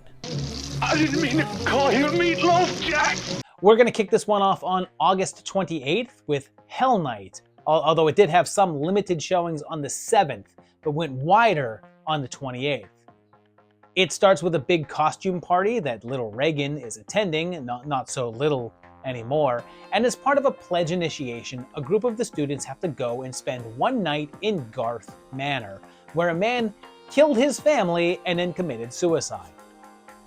The children were deformed, and the mansion was completely isolated, and the murders were 12 years ago, and they're all locked in. One of the other pledges is Matthew Starr, who we'll see get his head smushed in the shower in a few years, and they all pair off while the frat plans to scare them with screams and moans in the hallway.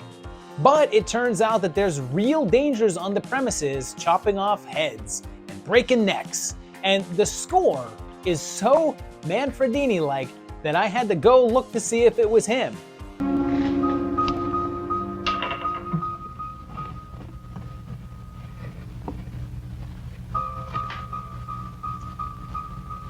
But it turns out that it was not. And this one was brought to us by Tom DeSimone, who worked through most of the 70s in gay porn, but also did the silly talking vagina movie Chatterbox. This was his first horror work, although he'd later go on to have a pretty full career and did the hilarious parody Reform School Girls, and then a run of TV shows. It also had some heavy hitters working behind the scenes. Chuck Russell served as one of the executive producers, and he managed to get one of his longtime friends on the film as a production assistant, which, if you don't know, is basically a gopher on a film set. That friend was Frank Darabont, and it was his first credit in the industry before going on to direct massive hits like The Shawshank Redemption and The Green Mile. Besides that, according to Vincent Van Patten, who plays Seth in the film, one of the grips was a young Kevin Costner. For those that don't know, a grip is a guy who sets up the lighting equipment and camera stuff on a shoot. It's kind of wild that the people doing what was essentially grunt work on this one ended up being far more famous than anyone involved with it. When it got released, it got some rough reviews, since most of the slashers released at this time were held to a pretty harsh scrutiny. Roger Ebert, notoriously a horror hater, was pretty unkind to it, but there were several reviews that praised the class warfare subtext within the film, as Blair's Marty character is from a lower class background to contrast against Barton's Jeff, brought up in a wealthy family. Blair's performance was maligned as well, earning her a Razzie nomination, although she'd lose out to a tie between Bo Derek and Faye Dunaway. Even with all that criticism, it still managed to be fairly profitable, earning $2.3 million, which isn't a big haul, but it only cost $1.4. But that wasn't enough to really sow the seeds of a sequel. My rating on it is a 3. I think it's fun. It's a fairly standard thing, like you know what you're gonna get, but it gives it to you in an entertaining enough way. Its horror cultural significance is a 3 since it did get some notoriety and became more well known, had some heavy hitters behind the scenes and some horror notables in the cast, but never really reached that mainstream level. Should you watch it? Definitely make tonight a hell night. We should have left her behind. Why? Her behind is the best part. We should have kept her behind and left the rest of her. Next up, on September 10th, over in Australia, we had an entry with an interesting title in Lady, Stay Dead. It starts with a guy in some tiny panties, like I hope these are comfortable, and he's obsessed with a pop star named Marie, to the point that he sleeps with a mannequin dressed like her. She's currently shooting a film version of Sheena, I suppose not the actual one that would come out in 1984, and he works as a handyman at the villa that she's living. He spies on her and she just sort of shouts at him, and one day he corners her in her room and rapes her and then drowns her in a fish tank. When trying to stash her body, he's found out by a neighbor who he also kills, but then Marie's sister comes to visit, who finds it confusing that no one's around. And this is a fully Australian production, part of the whole Ozploitation thing that was going on at the time, and cost around $500,000 to make, so a fairly low budget, but not too low. The director was a guy named Terry Burke, who made a small number of films, and one of them was a horror flick from 1975 called Inn of the Damned, but this was his final horror work. He stopped working in the industry in the late 1980s, and after a bit of a slow start, things get pretty wild around the halfway point as Gordon's indiscretions are discovered and Jenny is left to face off against him in a battle of wits. It then becomes a sort of Home Alone or You're Next kind of thing as he tries to get in at her and she has to defend herself. If you're a Mad Max fan, there's a small role in here for Roger Ward, who played Fifi in that one, and here he's a cop that shows up to try to help. And the interesting bit is that outside of a couple of sort of premiere screenings, it was unable to get any sort of release. I guess the content of the film was a little too sleazy for most of the local companies to distribute, so they passed on it, and it took a little while for it to get a home release. And my rating on it is a 2.5. It's fine enough, it's fairly simplistic, but works well enough. Chances are you'll forget it shortly after you watch it though. Its significance is a 1 though, since it is not remembered at all, has no horror stars to note, and didn't launch any careers. Should you watch it? Maybe. It's not a bad watch, but it's not really worth going out of your way for. Bastards, dastard, and petrol! One day later, back in the US, September 11th gave us Night School, not to be confused with the Kevin Hart movie, which is in no way a remake of this one, although to be honest, a slasher would have improved that one. And yeah, I'm acting like I saw that or something.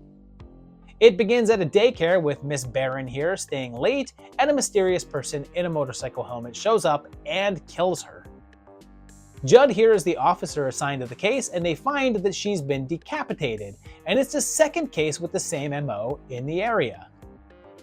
He goes to talk to the victim's night school teacher, and a classmate tells him that she had a secret boyfriend, and also meets an exchange student named Eleanor, played by Rachel Ward in her first film role. She's banging the professor, and when I say banging, I mean they're smearing red paint on each other in the shower like everyone does, am I right? Meanwhile, the killer continues to strike students of the night school, dumping heads in fish tanks, making for a really confused turtle right here. It's then a standard slasher flick with a fair share of red herrings and victims, and has one of my favorite sequences of all time. See, the killer beheads his victims and stashes the heads in unusual places, and we know that he's killed again, and we know this guy is going to discover it, but the camera gives us a whole series of fake outs in places that it could possibly be before the reveal. It's awesome, and the director was Ken Hughes, although it was originally going to be directed by Alfred Soule, who had done Alice Sweet Alice, and would shortly do the fun horror parody Pandemonium. He had just done a film called Tanya's Island with a young Vanity, and she was also slated to appear here, most likely in the Eleanor role, but they both dropped out, and Hughes was brought on board. He was a bit of an odd pick since he didn't have much horror in his filmography, although he had a few sci-fi flicks, but most of his recognition came from being the director of the Disney classic Chitty Chitty Bang Bang. This would ultimately end up being the last thing that he would work on, apparently retiring from the industry. Like a number of slasher flicks from the era, it was panned by the critics who just wrote it off as another of those, although it did get some regard. And in retrospective, it's been viewed more favorably by those who see it as having more in common with the Italian gialli than the standard masked killer films of the age. One tiny note is that it was released in Spain as Psycho 2, although there's very little in here to justify that, and it was just an attempt to mislead the audience in watching it. It didn't perform all that well, only making around 1.6 million, but since it only cost 1.2, it wasn't really considered a bomb, but just didn't leave a mark on an oversaturated market. Oh, and also it did land on the UK Nasty List, but wasn't prosecuted. And my rating on it is a 3.5. I think it's kind of a standard slasher at heart, but it has a few extra tricks up its sleeve to make it stand out a bit more to me, and I like it more than a couple of its competitors. Its significance is just a 2.5 though, since it didn't really do much new, and didn't have a roster of stars, and never really became all that known, but it made the Nasty List, launched Ward into the industry, and did get some success. Should you watch it? Yes indeed, check it out. How do you want your eggs? Cooked. We're about to take a dip into the really obscure here because on September 5th in Portugal, The Territory was discovered. It first screened at film festivals there and wasn't released in the US until 1990. It has a family on a vacation up in the woods, although there's been some tension amongst the members recently, and they're all planning on going on a hike together. It's little Annie's birthday, so she gets what every kid wants, a cooked whole pig. Yeah, I remember when my mom brought out the birthday pig. We all blew out the candles. The next day, they all head out on the trails and things get heated pretty early on, and there's tension about their guide possibly leading them in circles, and then it unexpectedly snows, and the guide ditches them, so they're in the middle of nowhere and lost. And before you can say Blair Witch, it appears as if they're going in circles, passing the same tree over and over. And things start to get surreal when they find a bridge with a pair of French-speaking men with a ton of food, but they can't communicate, so they have to move on. Pretty soon, their hunger starts to take over and they realize there's only one available food source: each other.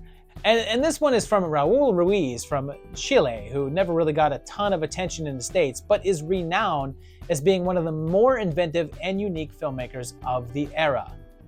He won dozens of awards worldwide and was considered one of the most prolific and yet least known auteurs.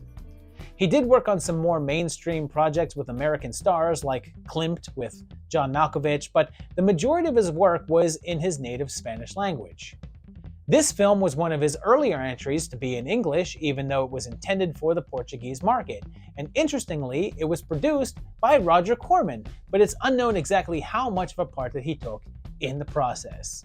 It's reported that he was simply the financier, and that his only direct contribution to the overall film was a single telegram that said, "This movie must be very, very disgusting."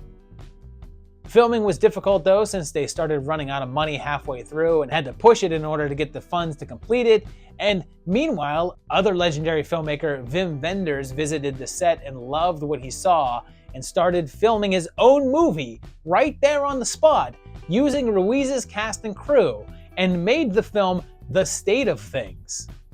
And I give this one a 3.5. It's a pretty interesting one to watch, and there's some interesting subtext going on here that I'm sure I'll think about a bit more and appreciate it on a rewatch, but I feel like it's maybe drawn out a bit too long. Its significance is just a 1.5 though, since this is pretty lost in the film world. Sadly, Ruiz is unsung, but it earns a touch of relevance for just being part of his filmography. Should you watch it? Yeah, although it's pretty damn hard to track down in a nice quality. Like it's on YouTube, but in a low-grade form. On n'a pas mangé depuis longtemps. Ah non, alors ça, c'est mieux, c'est mieux. Chiesa. Ça pourrait faire Oui. mal, lui. Du mal estomac, du mal, lui. Vous verrez regarder. We're wasting our time. This next one has an unusual reputation, and it came out on September 25th, and it has a cool name with The Boogans.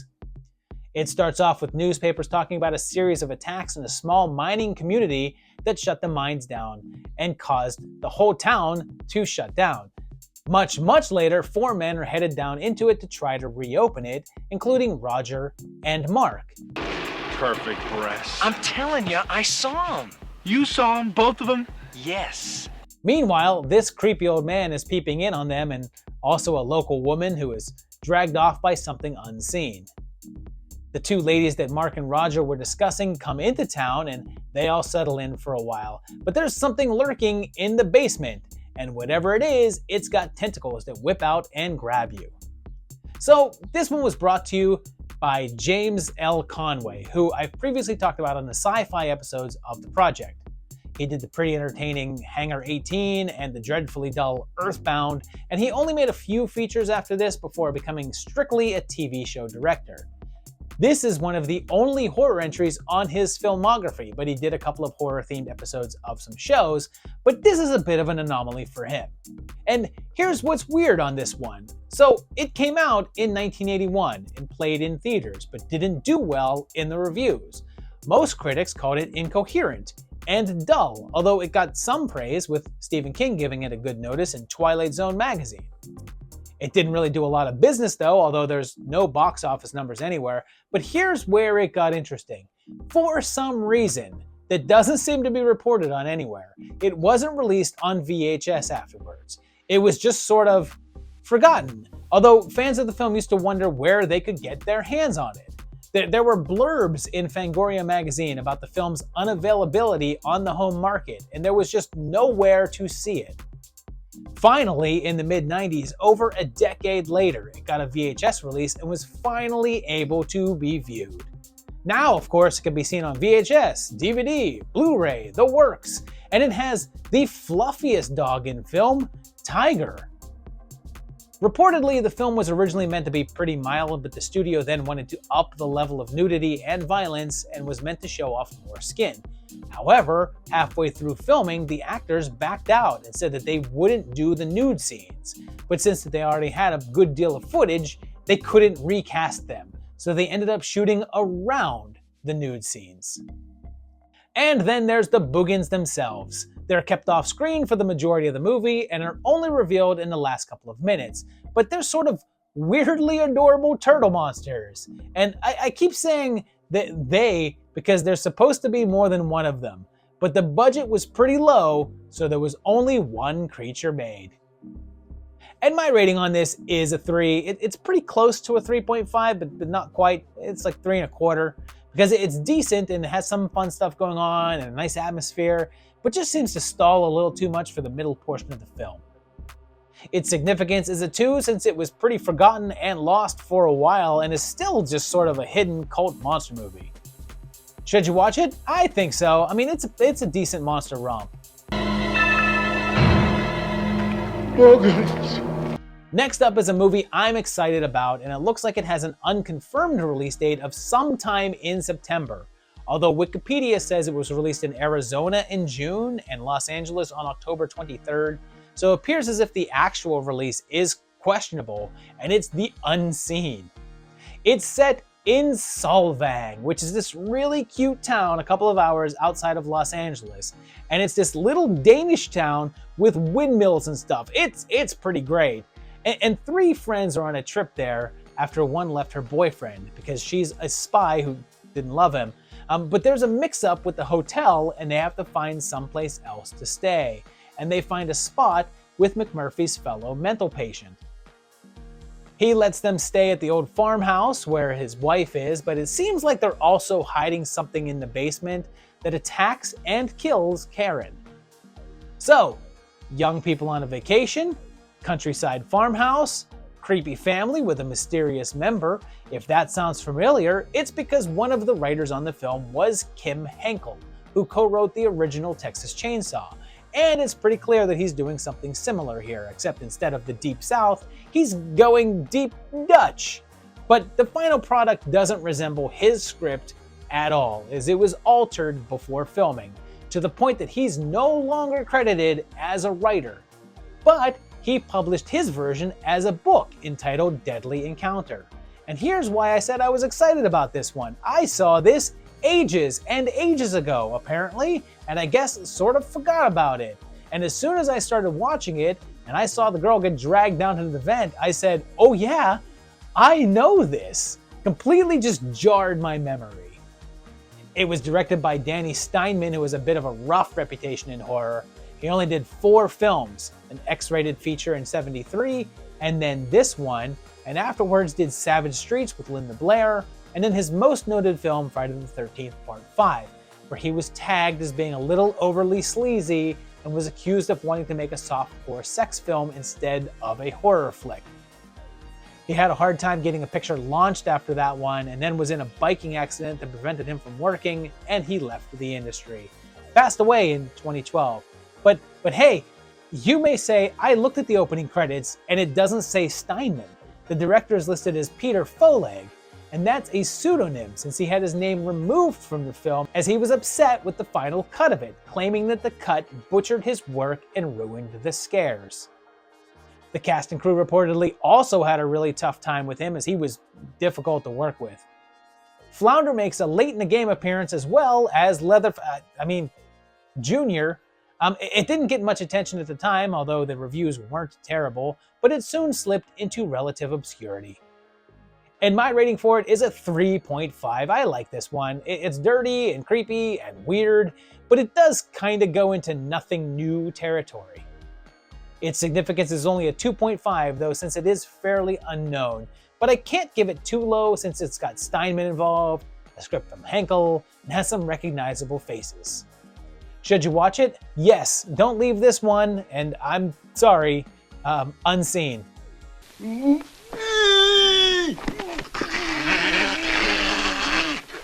This next one did have some screenings in May, but it went wide on October 9th, and it's Dead and Buried. And this is a low-key horror classic, and starts with a guy who might want to fight a killer snowman, and Lisa Blunt. And I think that horror fans are familiar with her from Prince of Darkness, but she got an Oscar from producing a short film called The Accountant that won in 2002. But this is sad. I was not aware that she passed away back in 2010. The photographer is beaten and then set on fire, so Sheriff Gillis, played by James Ferrantino, comes in to investigate. And the coroner is Grandpa Joe, so thankfully he got out of bed to come and help out. And this was actually his final film as he died shortly afterwards. Turns out that the photographer's not dead, but hey, Freddy's on hand here helping out, and Harv is here too. And holy crap, so is this guy, and his name is Glenn Morshower, who's one of those oh yeah, that guy actors. Meanwhile, Dan's wife is Dale Arden, and they killed George in the hospital. But wait a minute, he's back? The mystery deepens and the killings continue, featuring some pretty wild and gruesome effects, which were done by none other than Stan Winston. He was an up-and-coming effects artist at the time, and this would be in the same year that he'd earned an Oscar nomination for the family-friendly Heartbeeps. It was directed by Gary Sherman, and it was one of his earliest works, and his filmography is pretty diverse, with action and drama in there, but he returned to horror for the much-maligned Poltergeist 3. But the promotional material was very quick to state that it was from the creators of Alien, and that's because the script was by Dan O'Bannon and Russ Shusett, the writers of that classic. But there was some friction there. O'Bannon said after the fact that he had nothing to do with it, and Shusett wrote it himself, but needed his name in order to sell it. He agreed to do so as long as he could make suggestions and changes to the script that Shusett wrote. But unfortunately, none of those changes were actually made, although O'Bannon didn't find that out until the film was released, and it was too late to get his name out of the credits. Even though it got some good reviews, it ended up being a bit of a dud in theaters, only pulling in around $200,000, where it cost $3 million. And its woes were compounded when it landed on the UK nasty list, but was not prosecuted. Later though, it was acquitted of the charges and removed from the list. And I'm giving this one a 3.5. And yeah, this is another one that I would give a 3.75 if I had that rating. But it's pretty great. The problem is that it takes a little too long to get to where it wants to be. Its significance is a 3 since it does feature some great horror talent with O'Bannon in there, Winston showing his stuff, and even Englund in attendance, but it's just so much on the fringe, it just never even hit that bigger cult status that you think that it should. Should you watch it? Definitely. Should I make the same pun? Don't leave this one dead and buried. Same pun, everybody.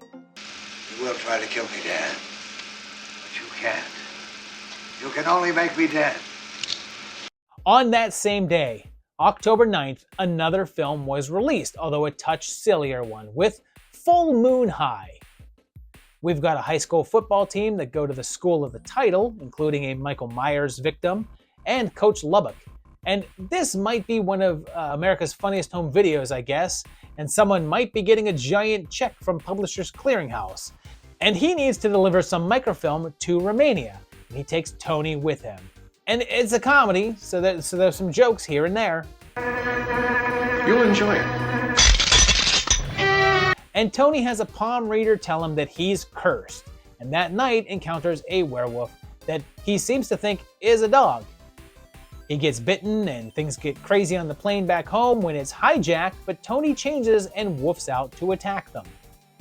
Shortly after, he gets back home and his changes continue, but I guess he doesn't do anything but bother everyone really, as it's said that all he does is bite women on the butt, which, you know, I've seen people post as a requirement on Tinder profiles, so not a big deal. But when his dad accidentally shoots himself, he leaves school to go find himself for several decades, staying the same age. So he returns to his own school and poses as his own son. He encounters all of his old classmates who have grown up and drastically changed, and I kind of can't believe that this one is from the horror legend Larry Cohen. He was one of the more underrated of the filmmakers of the era, but the guy did the It's Alive series, God Told Me To, Q, The Winged Serpent, the freaking stuff. This guy had some great stuff out there, and I have to say, I'm not sure that a straight comedy was really in his wheelhouse. And it's wild that this came out like a month or two after Student Bodies, since they serve as similar kind of horror parodies, but whereas Bodies seemed interested on focusing on making fun of slasher flicks, this harkens back to classic horror a bit, but also brings in a touch of social commentary on the shift in American ideals between the 60s and 80s. But the accidental commentary that it makes is the difference in how werewolves are portrayed, because not only is this coming out after Student Bodies, but it's arriving shortly after The Howling, an American Werewolf in London, which both changed the game in terms of lycanthropes on film. And yeah, this one seems perhaps a bit too old-fashioned. It's got bits with Laureen Landon, Mr. Miyagi, and even Monroe. But then Adam Arkin's dad, Captain Invincible, shows up, and it was the first time the pair had been in a big film together. And I'm sad to say, but my rating on this one is a 2.5. I love Larry Cohen, but this one just does not work. A lot of the humor falls flat, and it takes a third of the movie just to set up its premise. I want to like this much more, but I just don't. Its HCS is the same, since it's a Cohen film, an early horror comedy spoof, and features a bunch of familiar faces. Should you watch it? I mean, I'd say yes. If you have a particular sense of humor, you may like it more than me. Come back, you premature ejaculator! October 9th was really busy since our final film of this block came out on that day as well, and it's another slasher, The Prowler.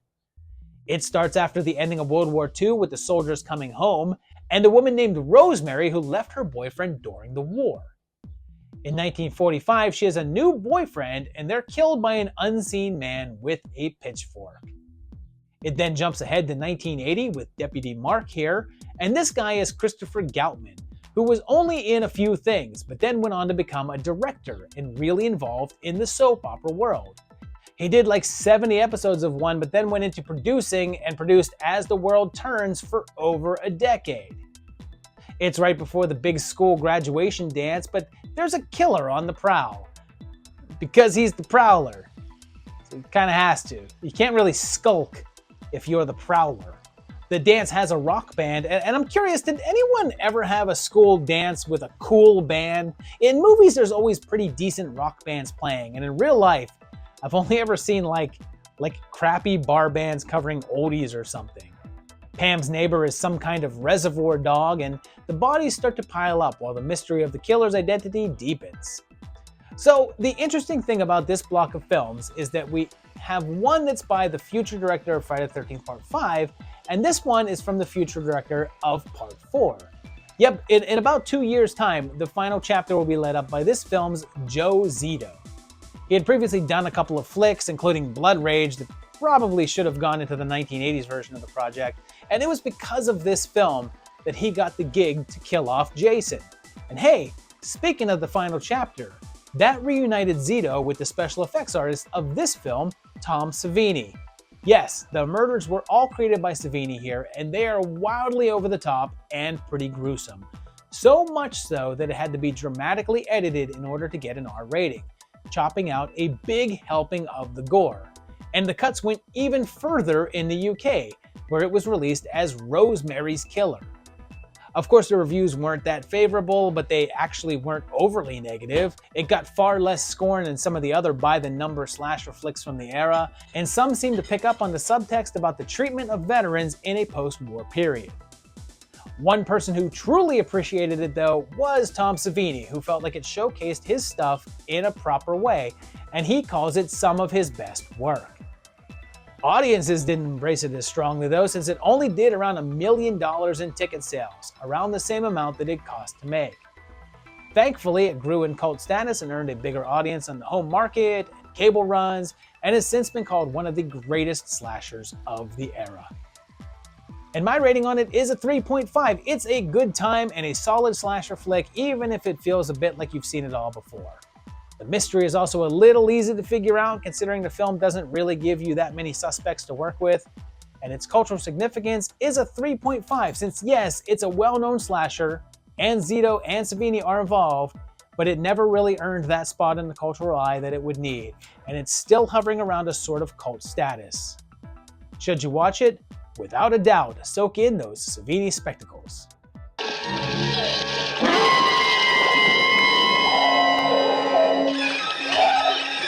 This block kicks off on October 9th with the film Tattoo, which is apparently not a spin-off film of Fantasy Island, but instead gives us Laura Dern's dad as a tattoo artist who refuses to be tempted by a young Cynthia Nixon who, even at around 15, was just such a Miranda. And he gets word that his abusive father has died. He's approached by someone from a fashion magazine, and they want him to put temporary tattoos on some models for a shoot. And one of them is Octopussy, who Carl takes an instant liking to. When he meets her to start work on her, his obsession increases, and they end up going out to dinner together. Things get heated pretty quickly, and they start to see each other, but it's pretty apparent that Carl is a little kooky and vaguely stalkerish, and she starts seeing someone else, so he ups his level of creepiness. And the director here is Bob Brooks, who had a rather short career in the industry. He did a couple of TV episodes and a TV movie, but this would be his first theatrical feature, and would also end up being his last. After this, he only did a series of commercials until his passing in 2012. Carl eventually ends up kidnapping Mandy and tattoos her upper body against her will, which is something I didn't realize I should be paranoid about, but now am. And this was a troubled film, but not during the filming phase. In the time before release, the producer, Joseph Levine, decided to edit the film without Brooks's knowledge. It was also protested by women's groups because of the depiction of the violence towards women, and they made it a point of defacing the film's advertising. It was also greatly delayed in post-production, as it was intended to be released in late '80, and was instead postponed nearly a year until October of '81. Also, there's a sex scene between Dern and Adams, which Dern would claim was unsimulated, and that the two actually had sex. Adams refuted this, however, and stated that it was a standard fake love scene, which apparently hurt her reputation since studios saw her as being difficult and bad-mouthing the film that she was in. Although I don't know how true this is, since she played a Bond girl just 2 years later. The movie didn't do all that well upon release, getting mediocre at best reviews, and earned a Worst Acting Razzie nomination for Dirk. And my rating on this one is a 2.5. It's fine and all, but it's a touch on the empty side, and it feels like we've seen this whole obsessive fan thing done better already. Its horror cultural significance is just a 2, since it was never really all that well known and didn't make an impact on the genre. I mean, it's more thriller than horror, really, but there are minor elements. Should you watch it? Maybe. It's not terrible or anything, but if you miss out on it, you're not missing a whole lot. I never loved anyone in my entire life. Our next entry changed the shape of horror forever, as well as my life, because on October 15th, the Evil Dead were unleashed onto this earth. It had its premiere in Detroit and then would play a number of festivals for the next year and a half before getting a wider release in April of 1983.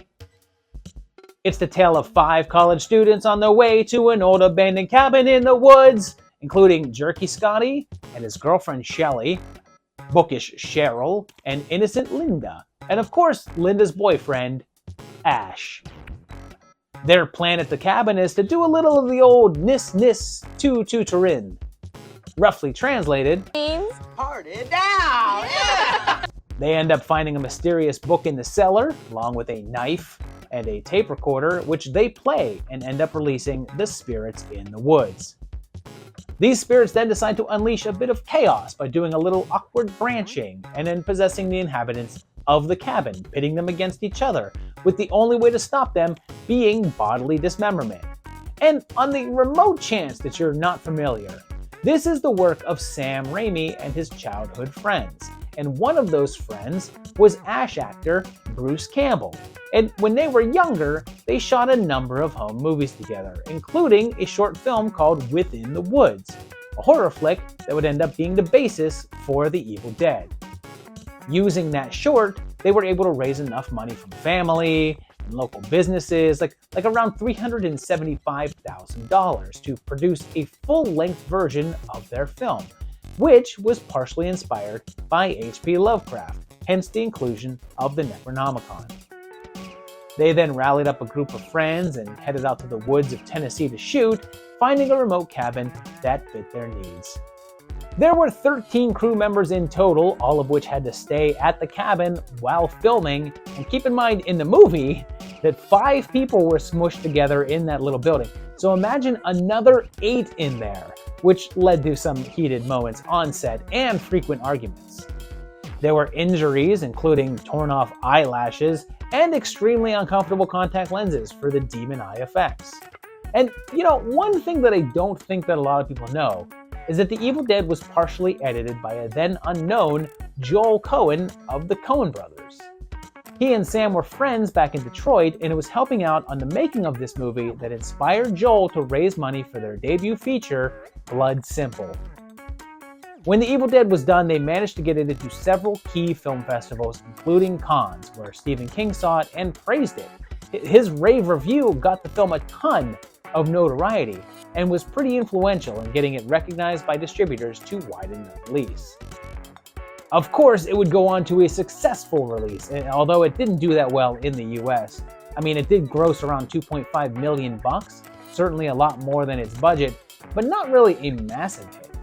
However, it did much better on the foreign market and then became a huge winner on the VHS release. Over time, it's become one of the most successful cult films of all time, spawning several sequels, a remake, a reboot or something. What is that? A TV show, video games, comic books, and even a popular stage musical. And my rating on it is a 5. This is one of my favorite films of all time. I love every minute of this. And it's one of the films I've seen the most in my life. It's a straight up low budget masterpiece. Its significance is also a 5, since it has not only left a dent in the world of horror and served as a starting point for one of what has become the most popular franchises in the genre, but it kicked off a pop cultural phenomenon with the introduction of Ash, often called one of the biggest heroes in all of horror, if not the biggest. Should you watch it? Yup. Join us. We're gonna get you, not another peep. Time to go to sleep.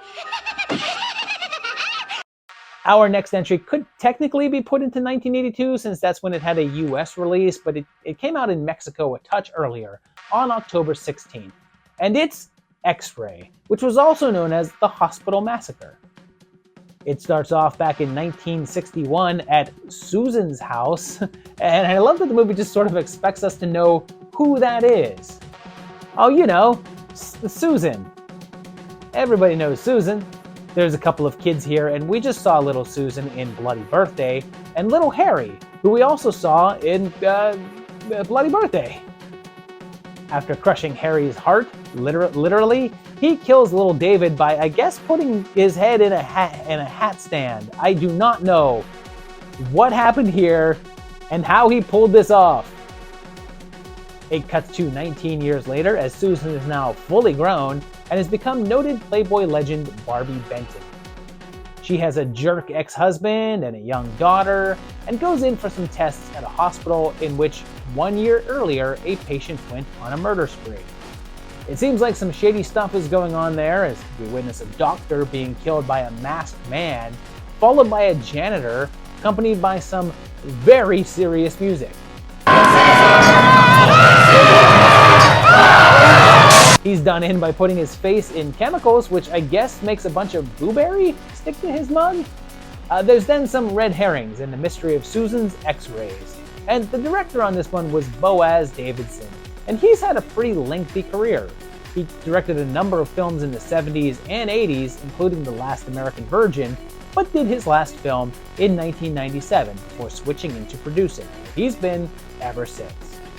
This one is rather notoriously remembered for Benton's nude scene in the film, a rather comically drawn-out sequence in which the doctor examines her in a fashion that I'm not sure is proper hospital procedure. It's worth noting that Benton did a ton of TV and recurring spots on both The Love Boat, Fantasy Island, but has only appeared in 2 feature films, and this was the first of them. The only other film that she was to appear in was 1983's Death Stalker.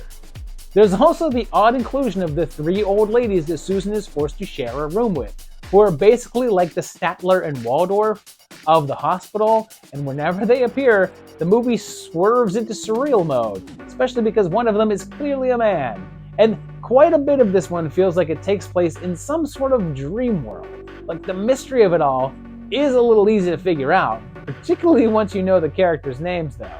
It feels like it's too obvious to be what's going on, but then it just ends up being exactly what you think. And I'm going to give this one a 3, since it has some really cool surreal stuff happening, and it's pretty visually unique, but it's a bit aimless with the plot and doesn't really seem to have much of a direction for the majority of it. Its significance is a 2 though, since it's pretty forgotten, although it gets a bit extra oomph for Benton.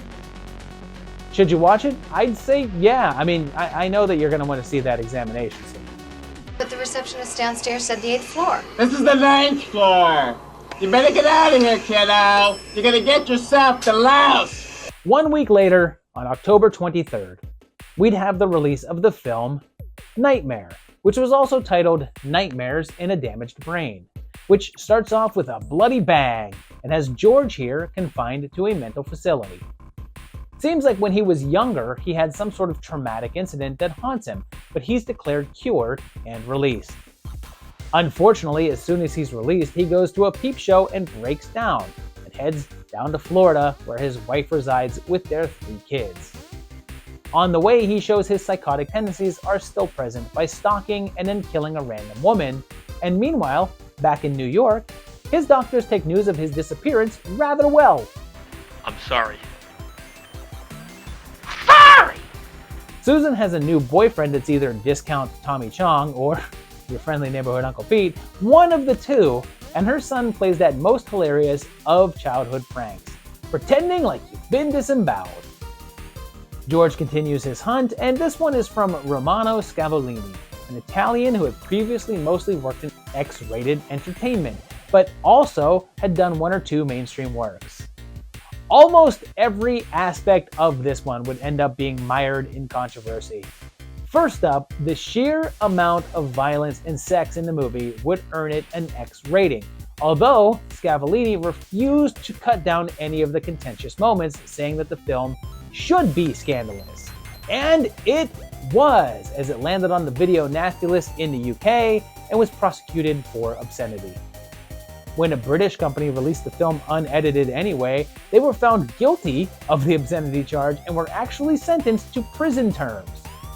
And speaking of those over-the-top gore bits, early on, the film was promoted as having effects by Tom Savini.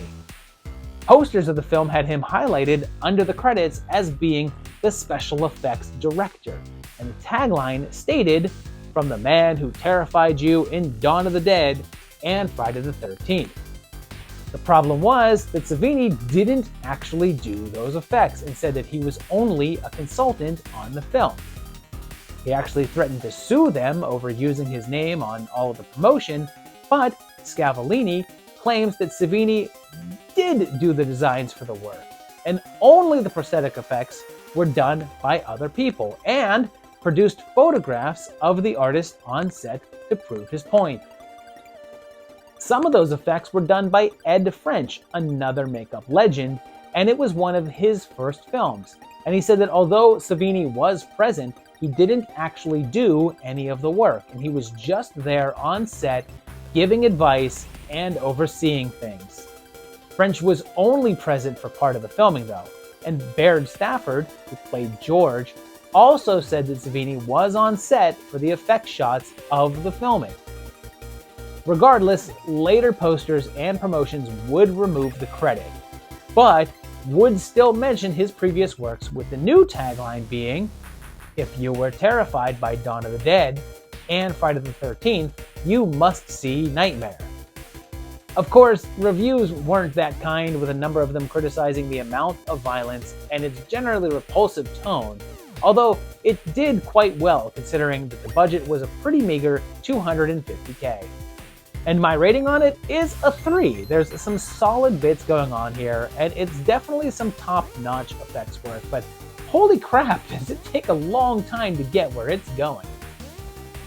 Its HCS is a 3 as well, since it is a bit more well-known, was one of the more notorious of the nasties, had that weird Savini controversy, and is still pretty discussed for its Halloween similarity. Should you watch it? Yeah, it's worth checking out, but just know that it's not the snappiest of pacing. Kathy, took you so long to answer. Are the kids asleep? Kathy? Kathy? On that very same day, things got weird with The Pit. And it has a young boy named Jamie who's bullied, so he lures a jerky dude out into the woods and pushes him into a pit. It's in the title. He also gets into trouble with his teacher. All right, Jamie. Rub it off and go home. I'm just gonna hold my tongue there. His parents are worried about him because he talks to imaginary friends and tries to look up his new babysitter's dress, and their concerns might be valid because the dude has full-on conversations with his teddy bear, who is named Teddy. He also tells Sandy about his friends in the woods, a bunch of creatures in a pit that he calls the Tra-la-logs, or Trogs, and then forms a jealousy when he sees her making out with a guy friend. His obsession increases with him leaving her messages on mirrors, and he starts feeding the Trogs with meat, and eventually tricks one of the rude neighborhood girls in there, where she is promptly eaten. He starts finding other people to toss in there, taking us back to the intro scene. And this one is the work of Lou Lehman, who had a pretty short stint in the business. This marked his only directorial work, and before this, he had only served as a writer and music editor for TV shows. But he did write the script for the 1980 John Huston film, Phobia. It was written by a screenwriter named Ian Stewart and was the only thing he ever did in terms of film work, and he was pretty unhappy with how the film turned out. In his original version, things were much, much darker. Like, Jamie was younger and was only around 8 or 9 years old, and there were no actual creatures. The Trogs were simply a figment of his imagination. The film was more about a disturbed young boy's fantasy world as opposed to literally feeding people to monsters. When Lehman signed on, he aged up Jamie a few years and added quite a bit more humor into the storyline and made the monsters real. There's a novelization of the film entitled Teddy that sticks closer to the original screenplay and maintains the darker tone. It's pretty silly as it goes on, and as people just can't seem to avoid this giant pit. Like, it seems easy not to fall in, but people just do. And I'm going with a 3.5 on this one. I think it's a ton of fun, although I wouldn't have minded seeing the more cerebral version as well. Its significance is lower, though, at a 2.5. I mean, although it's certainly grown in cult status, it's still pretty unknown and didn't launch any horror careers. Should you watch it? Yeah, but just watch out for any giant-sized hole in the ground while you do. I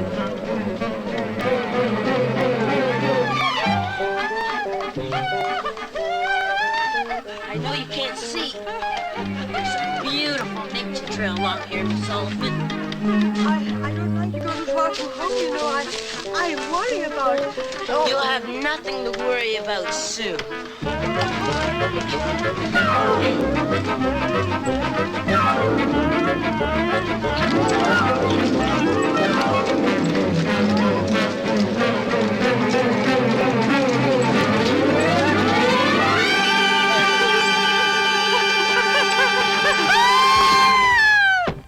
Here's one with an unknown release date, although it's marked as coming out in the UK in 1981, and it's Death Shock. And it kicks off with a woman in a yellow dress being chased by something in the woods to the sound of this song that I don't know the name of, but just know it as the song that Melvin becomes the Toxic Avenger to.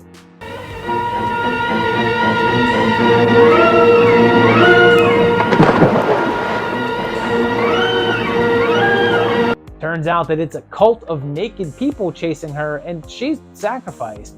And we're then introduced to a group of people out in the country who are basically all having sex. They drive around and have conversations that I can barely make out, and it's not because of their thick accents, it's because the audio recording quality is so low that everything sounds muffled. Unless, of course, the monster wanted to stick something else into her. We all know what Marion likes stuck into her, don't we? Their car breaks down in the middle of nowhere, so they find a nearby house to hole up in where there seems to be a creepy guy, and they all retire to the rooms to, of course, have some more sex. And that's because this one was directed by Lindsay Honey and Bill Wright. But they're more known by their other names, Ben Dover and Frank Thring, long-running UK porn creators. And whereas there's no actual visible sex in this film, it seems pretty likely that the actors went the extra mile, and it's possible that an actual X-rated version of this exists out there somewhere. It was billed as sort of an adult parody of the Hammer films, although the hammer in this one is the penis. One of the only actors with any billing is Lindsay Drew, who did her fair share of adult work, but also did a couple of turns in some mainstream horror flicks like Lara the White Worm, and she was one of the actresses in the porn film within the film in American Werewolf in London. There's really no plot here, it's just a series of sexual encounters, and it's less than an hour long, and is barely horror. Like there's the cult aspect and a satanic thing going on, but that stuff doesn't really even come into play until the last 10 minutes, And even then, it's not much of the runtime. The most peculiar thing is that the ending is a sort of cliffhanger that proudly promotes the fact that Death Shock 2 is coming soon, which it never did, although I think that the world will recover from that injustice.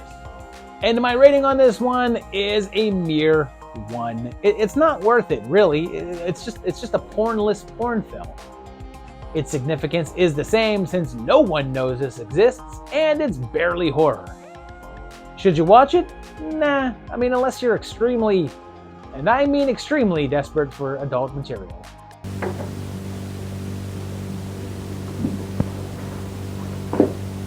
You know what to do. Getting closer to All Hallows Eve now, and on October 24th, we got a juicy release with The Dark Knight of the Scarecrow. It's got Durant, Robert G. Durant, as Brubba here, who has the mind of a child, and he's friends with little Merrily here, and their bond is frowned upon by Doc Hopper, who's not looking for frog legs here. His distaste is shared by the dick lawyer from My Cousin Vinny, and one day while playing, the little girl is attacked by a dog, and Bubba gets blamed for it. So, Otis rounds up a cop who beats his wife to go after him, so he's forced to hide in a nearby field, posing as the Scarecrow. Of course, the posse find him and proceed to shoot him, just in time to hear that little Merrily is fine, and in fact, Bubba saved her life. Of course, they're brought to trial and are found innocent and get away scot-free. Later, Merrily hears his voice and follows it to where he died, saying that he's not really gone. And the next day, a mysterious Scarecrow shows up. Pretty soon, bizarre accidents start befalling the crew, and Old Fred and Large Marge come popping in. And our director here is Frank D. Falitta, who had a bigger career in writing than he did in directing, as he wrote the novels Audrey Rose and The Entity, and did the screenplays for both films when they adapted them. Interestingly enough, he didn't write this one though, and the script was by J.D. Feigelson, who had intended for this to be a theatrical feature, but while looking for funding, CBS bought it and wanted to make it into a TV movie. Even with the constraints of television though, Feigelson only had to make a few minor revisions to his script in order to make it suitable for airing. At the time, there really hadn't been any horror films featuring a scarecrow as a villainous figure, and this is often considered to be the first film to focus on one as an antagonist, kicking off a whole subgenre. And this did well enough when it first aired, but as a TV movie, it's kind of hard to gauge its success. But over time, its cult following has drastically increased. It frequently shows up in mentions of the best horror TV of all time, and is definitely the best evil scarecrow movie out there, although make sure not to confuse it with the similarly titled 1995 film Night of the Scarecrow by Jeff Burr. This one's hit a bit of a renaissance of late, which inspired Feigelson to write and also direct a sequel in 2022 called Dark Knight of the Scarecrow 2, which fails to capture the magic of the original. And my rating on this one is a 4. I think it's a great, moody flick and a testament that TV terror doesn't have to be tame. I just wish that the ending was a little stronger. Its significance is a 3.5 since it features a pretty solid roster in front of and behind the camera, and made scarecrows spooky in cinema. But it still just hovers in that cult world, and never reached any sort of mainstream fame. Should you watch it? Do it. Make Bubba proud.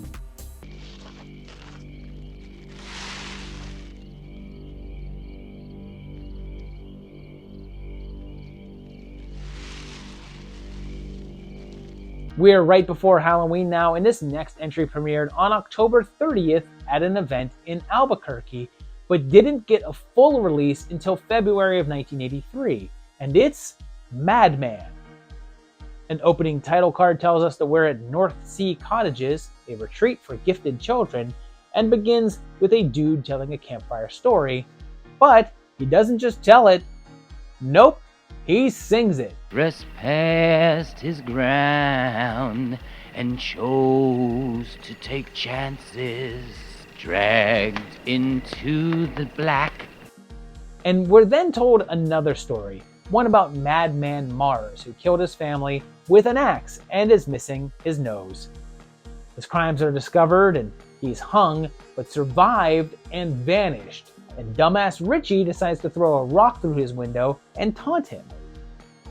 Francine is here, and it's weird seeing her play a teenager several years after her very adult character in Dawn of the Dead. And I didn't realize that Galen Ross was only in 3 films in her whole career.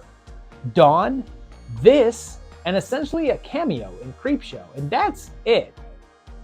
Meanwhile, it seems like Richie riled up Mr. Mars and he starts to attack the crew, and this one was directed by Joe Gione, who also co-wrote the script, but this was the only film he did.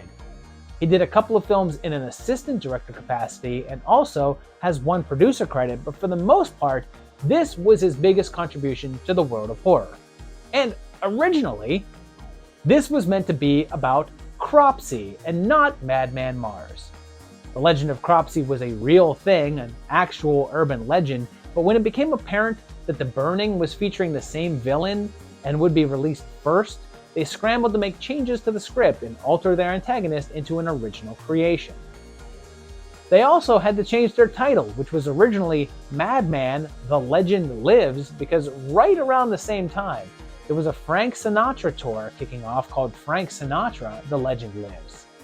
They didn't want any confusion or possible lawsuits, so they shortened the name to simply Madman.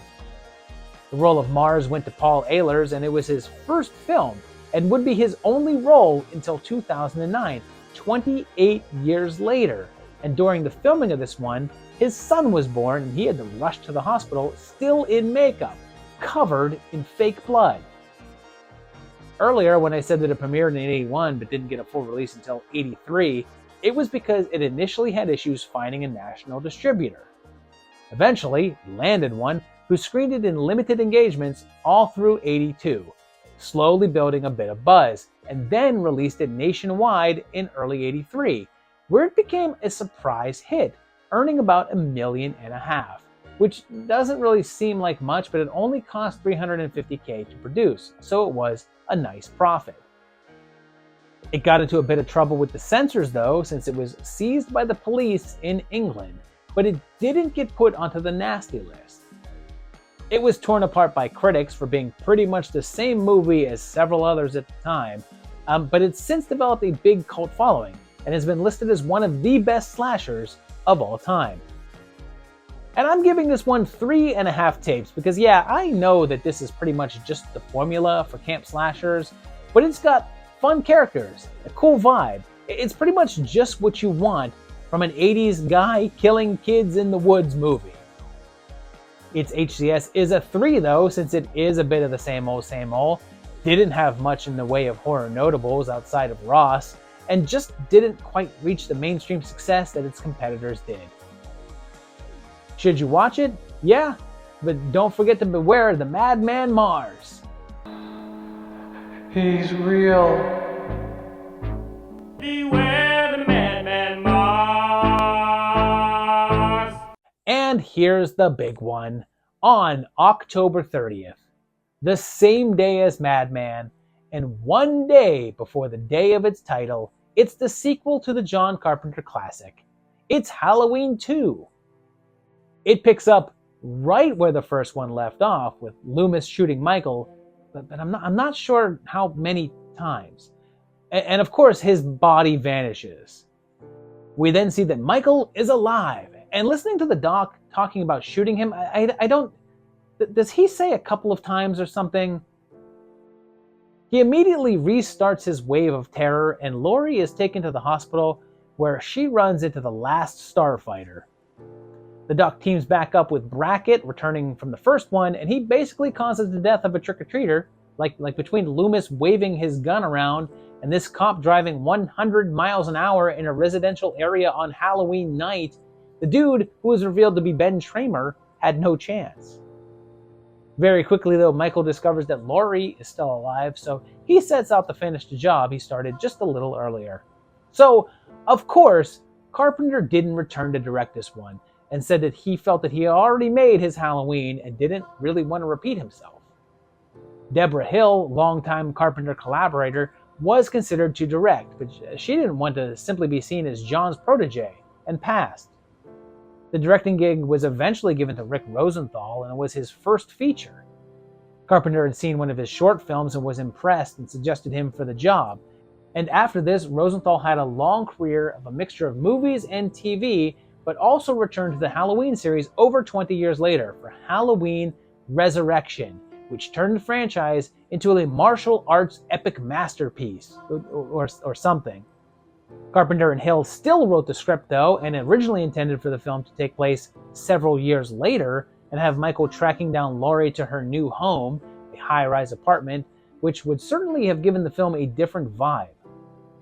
Eventually though, they switched it to being set on the same night and take place in a hospital, which really does give it the feeling of a direct flow from the first film. Like if you watched the two films back to back, it makes for one continual storyline. His intentions with the script were to end the story of Myers and Loomis, leading to the fiery finale in which both characters are seemingly killed off in a very definitive manner, although we all know how that goes in horror films. One thing that should be mentioned is that this is the film that introduces the concept that Laurie is Michael's sister, and that element wasn't in the first film. While writing, Carpenter had to try to come up with some sort of reason for the Shape's obsession with finding her, and regretted that decision, calling it silly and foolish, which is why he enthusiastically approved the 2018 film's approach of simply ignoring that plot point. Now, by this point, Nick Castle, who played Michael for the majority of Part 1, had moved on to directing, so they had to recast our killer, and Dick Warlock stepped into the role. And the mask is actually the same one, even though it looks somewhat different. But that's simply because the shape of Warlock's head, filling it out differently. It also has the return of Nancy Stevens as Marion Crane, expanding on her role from the first one. And there's also a blink and you'll miss it cameo from Dana Carvey in this. And originally he had a slightly bigger part, including lines, but his other scene was cut. It doesn't appear to exist anymore, or was possibly never shot.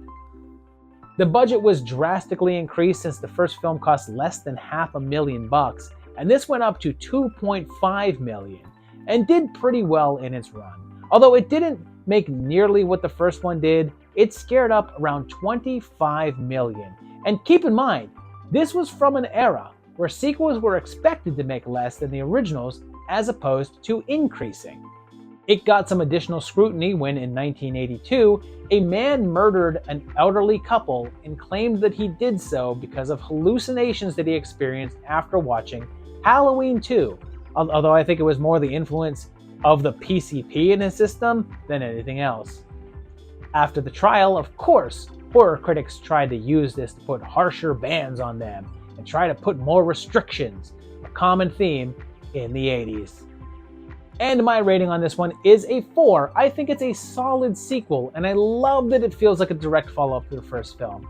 It's kind of just more of the same though, so I can't really rate it any higher, but it's still pretty awesome. Its significance is a little higher at a 4.5 since it's part of one of the biggest franchises in horror, is one of the most well-known sequels of all time, featuring most of the cast of the original, started Rosenthal's career, and it's Halloween 2. Should you watch it? You already have, but go ahead and do it again. I shot him 6 times. What? I shot him 6 times. Come on. I shot him 6 times. I know that we covered this year's big Halloween movie on the last episode, but we're still on that same date, October 30th.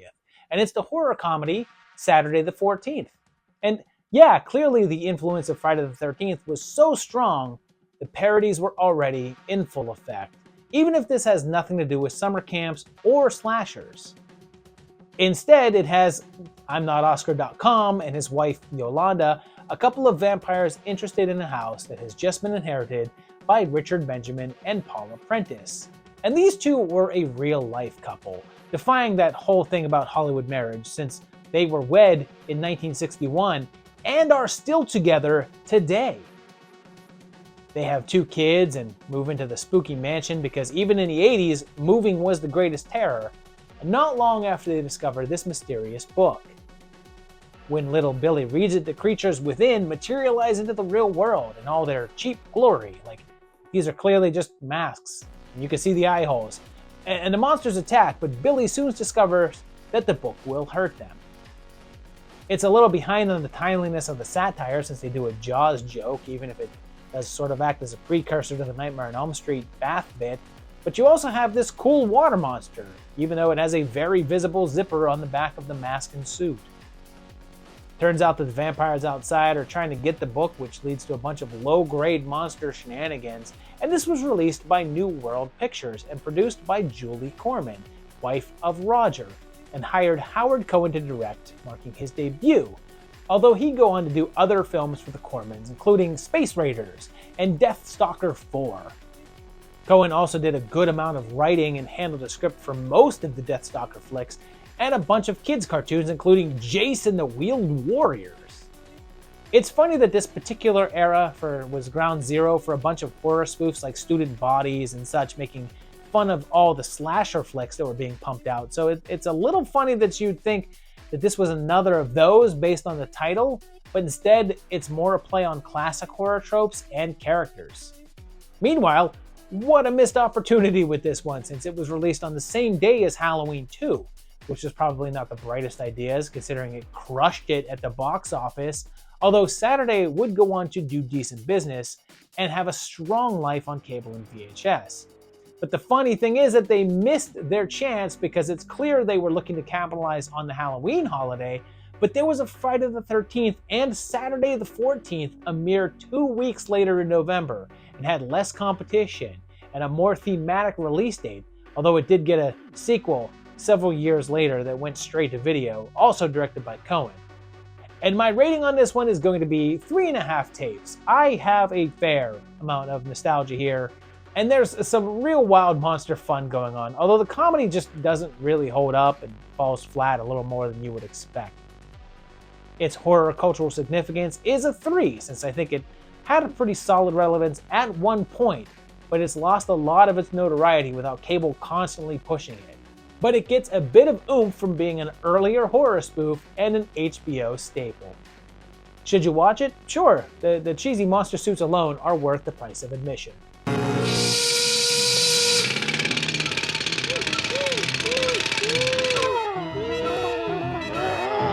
Here's one with a sketchy release date, since it's reported as being released on October 1st, but also the 23rd, but seems like it just got released sometime in October, and it's Galaxy of Terror.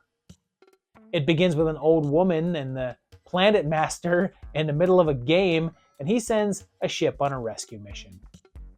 It's The Quest, and it's run by Sarah Palmer, and it's got a crew that consists of Freddy Krueger, Joni, Captain Spaulding, Mr. Hand, and this guy, Zalman King, who was an actor but later became a director who was known for making sexier content like 9.5 Weeks and The Red Shoe Diaries. The crew land on the planet Morganthus in search of survivors of a crashed ship, and Illuma has psychic powers, and they start to patrol the ship. Pretty quickly though, Kaz here is attacked by an alien creature, and they discover this large pyramid structure that they head off to investigate. There they encounter some very familiar looking architecture and are each attacked by different aspects of either things that they said or their fears. And this was a Roger Corman feature for his New World Pictures, even though it was directed by Bruce Clark, although it would end up being his final film. But there's a lot to digest here. First up, the concept of a group of space troopers investigating a distress signal only to discover an alien ship where they meet some unexpected company sure as hell sounds like the plot to Alien, and it's obviously knocking that plot off to some degree. But you could also say that this movie in particular had a lot of influence on that film's sequel, Aliens.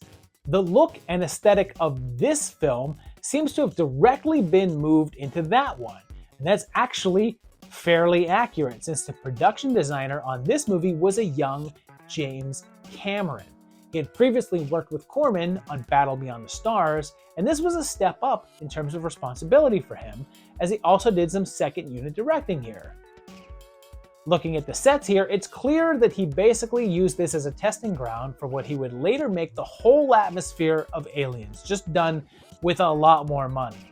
And oddly enough, he's not the only Aliens alum to be behind the scenes here, since Bill Paxton, who played Hicks in Aliens... Hudson, sir. He's Hicks. Oh, sorry. Hudson was also on set just as a set decorator. But there's one big thing people talk about when it comes to this movie, and it's the worm scene. You see, since whatever's happening seems to prey on the character's individual fears, there's a character named Damia who has a fear of worms and meets her demise by being attacked by a giant one. The actress, Taffy O'Connell, had agreed to do a nude scene, and in the script, she was meant to be attacked by the beast and it would remove her top, and she'd be eaten. However, it turned out that Corman had promised one of the investors that the film would contain a sex scene, and that basically left it down to either O'Connell or Erin Moran. But since she negotiated out of a nude scene in favor of a more graphic death scene, they went with O'Connell. But since her character didn't have a love interest, they went with having the sex scene be her death scene. And instead of the giant worm just eating her, it would first molest her. Well, when Corman told this to them, both O'Donnell and Clark refused. So Roger decided to go ahead and direct the scene himself, using a body double for any of the instances that O'Connell wasn't comfortable with. Now, this isn't confirmed, but they insinuate it pretty heavily on the DVD commentary. But one of the crew members was a woman named Aya LaBunca, who was doing some of the creature effects. It's very strongly suggested that it was actually her that stepped in for those moments, and it's her body on screen in the moments that it's not O'Connell. Later, LaBunca would go on to greater success as a producer and would later marry Wes Craven, remaining his wife until his passing. The worm scene was enough to get the film an X rating, causing some minor trims to be made to it and entered it into notoriety forever. But was also almost deadly as well, since the worm prop was quite heavy and at one point almost fell on top of the actress, which likely would have killed her. It's hard to say how much the budget was, with some sites saying $700K and others saying around $2 million, but it pulled in around $4 million in ticket sales and go on to be fairly notorious in the horror world. And my rating on it is a 3.5. This is a weirdly slick but also sleazy little flick with some surprising death and odd turns.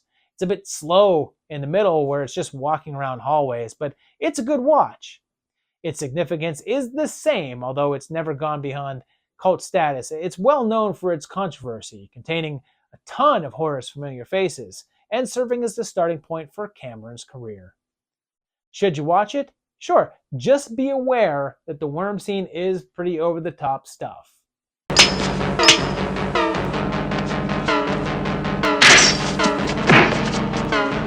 Here's another one with a questionable release date, although it's tagged as coming out in October in Italy, and it's absurd.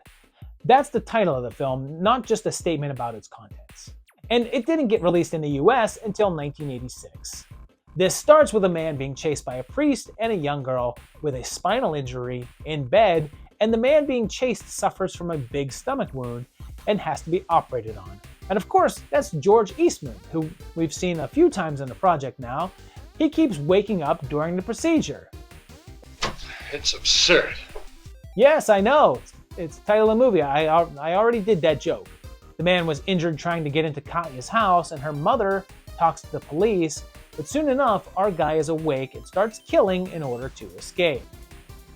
Turns out the guy's name is Mikos, and he was part of an experiment in the Vatican. He's now immortal and can revive from injuries and heal up.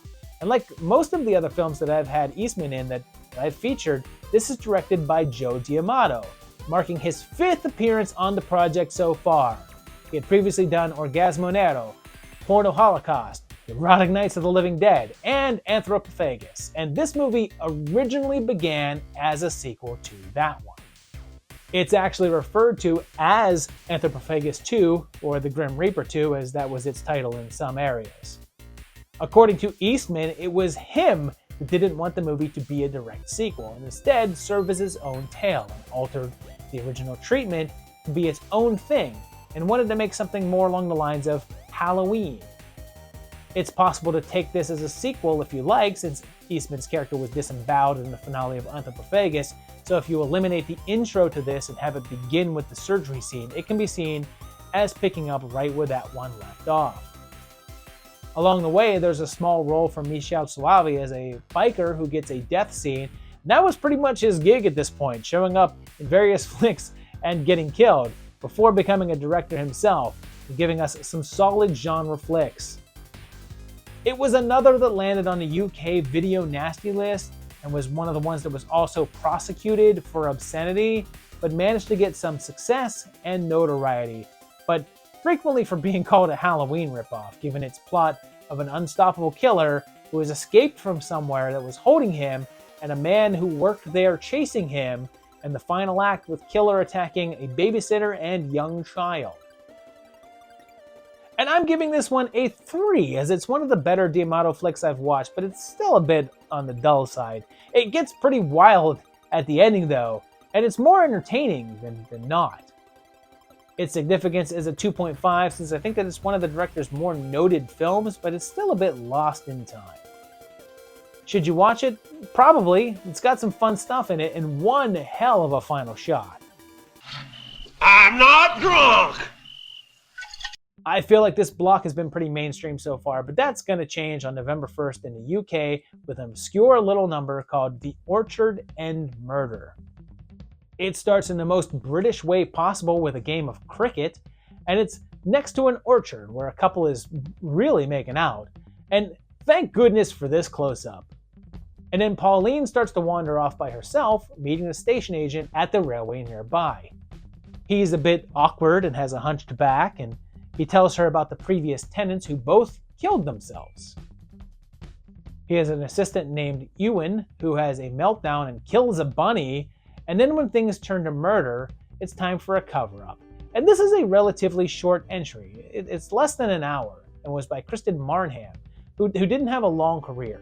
After this, he only shot one short film, one episode of a TV show, and then one final film in 1988, but he wrote this one as well, and it was released as a short film in front of Dead and Buried in the UK.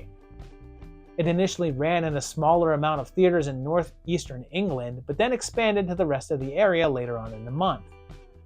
It was the first film for Clive Mantle, who would go on to a pretty long acting filmography, even if he never really had any breakout roles. I mean, he was the villain in Superman 4 until all of his scenes were cut out of the film, but he's been consistently working since this was released.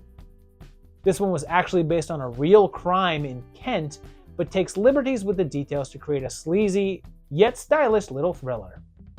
It's also notable in that it's another famous face's first film, and that's the imaginary friend, Drop Dead Fred, Rick Mayall himself, and this was his first gig, but not the first release, since both American Werewolf in London and Shock Treatment would beat this film to the screen.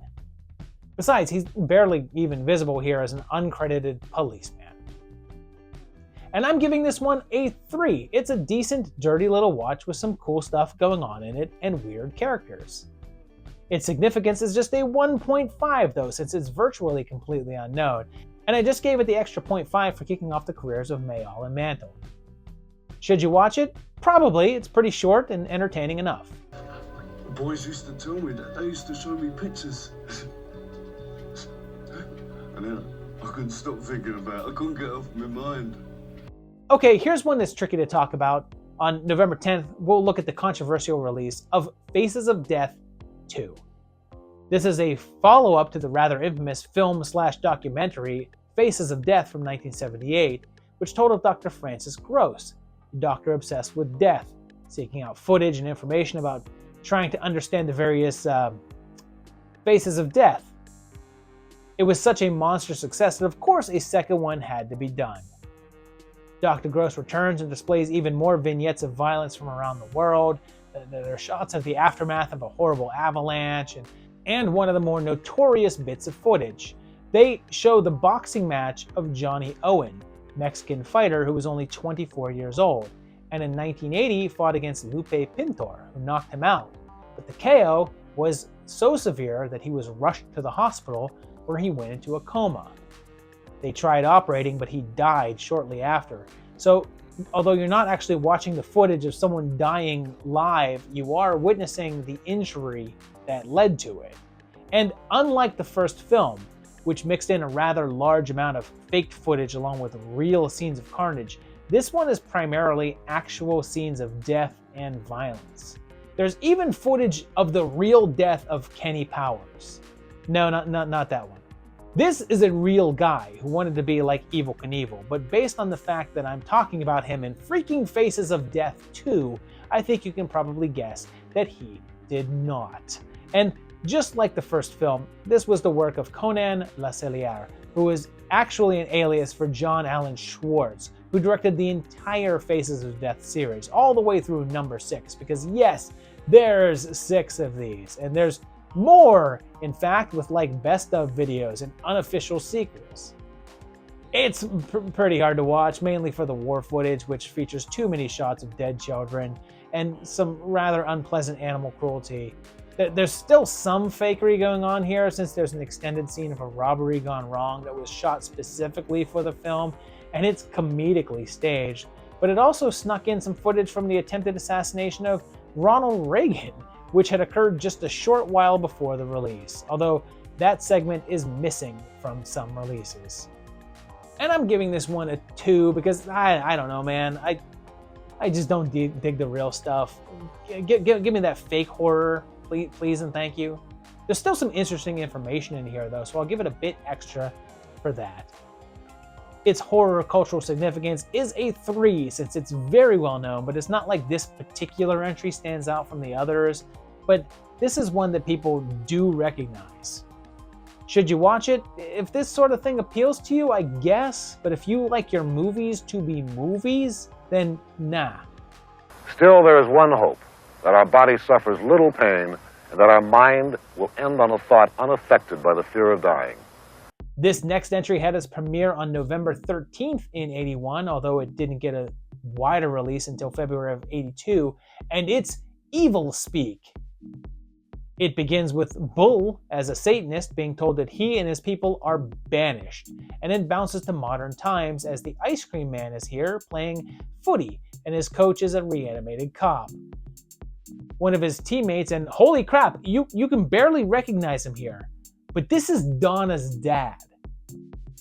Dwayne Nelson is here too, and they attend a military academy with Uncle Victor and also Uncle Lewis. And one day, while cleaning out the basement, Cooper Smith discovers a secret passage that contains occult items and an old book.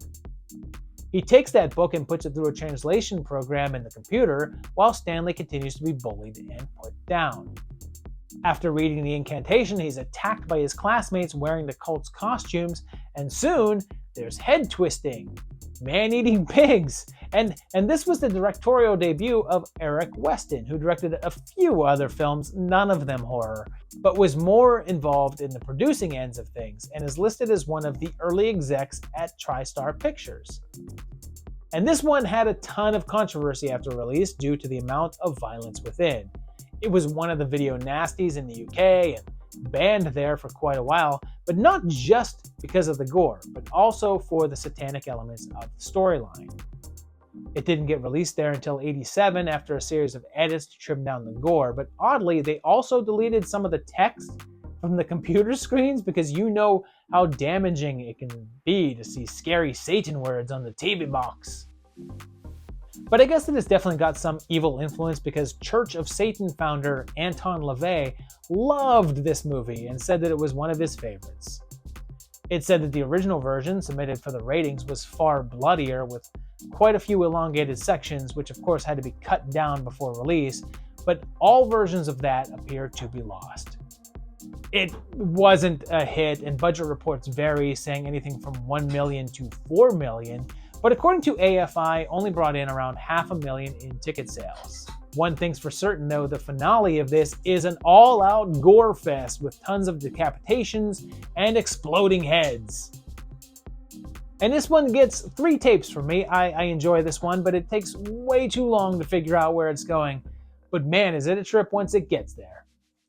Its significance is a 2.5 since it's slightly known and does feature some recognizable faces, but really straddles that cult picture line.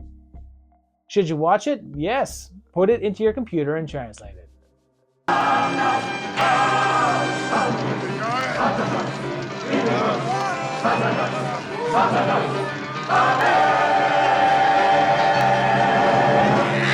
The next one arrived on November 13th on the same day as Evil Speaks premiere, and it's the odd little picture, Strange Behavior, also known as Dead Kids. It starts with a man being killed during a blackout, and then Jonathan from Shocker's dad is here, and his son is Billy the Kid. And John's a cop, and Pete's a student alongside Jimmy Olsen, and in one of his courses the professor uses footage of her dead mentor to lead the class, and Nurse Ratched is on hand as well.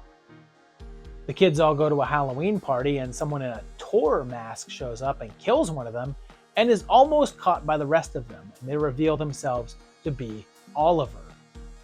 The next day, the mayor's son is found dead in a cornfield dressed up as a scarecrow, while Pete begins to attend Professor Parkinson's experiment and is given a drug that she says will make him smarter and better, and did I mention that his name is Peter Brady? The murders continue as the mystery deepens, and this was another directorial debut, this time from Michael S. Lachlan, who had been a producer for over a decade at this point. He did a number of films throughout the late 60s and early 70s, but this was his transition to being behind the chair, although he would only do 2 more movies after this one. The film after this was called Strange Invaders, and he intended to make what was called the Strange Trilogy. 3 films with strange in their title, but not connected in any other way. But the second film bombed, so plans to make a third were scrapped.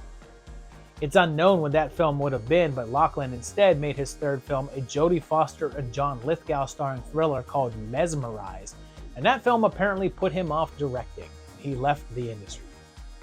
It looked like there was a third script written by Lachlan called The Adventures of Philip Strange that took place in World War II, but that's all the information available. It wasn't the only debut here, since the writer of this one became a touch more notorious since the script was by a young Bill Condon. He wrote this movie and Strange Invaders, but then would move into directing his own scripts, eventually doing one of the Candyman sequels, but then got nominated for an Oscar for making Gods and Monsters, and eventually won one for Chicago, and is currently one of the higher echelon directors in Hollywood with Dreamgirls and 2 Breaking Dawn Twilight films and a live-action Beauty and the Beast. And this one got some flack for the violence in it, since, like some of the others here, it was also tagged as one of the UK nasties, although it was not prosecuted. But the reviews were actually pretty favorable, with critics commending the acting and offbeat sensibilities. And my rating on this one is a 3.5. This one's actually pretty enjoyable. It's a weird, quirky little thriller with some cool stuff going on. I really enjoyed it. Its cultural significance is a touch lower, though. It's only a 2.5 because I feel like this one is actually very, very under the radar and not very frequently discussed or talked about, but it is the starting point for the career of a major Hollywood presence, so I figured it has to get that 2.5. Should you watch it? Yeah, if you don't, I'd consider it strange behavior. Now we're running very late. I wish you'd stop all this.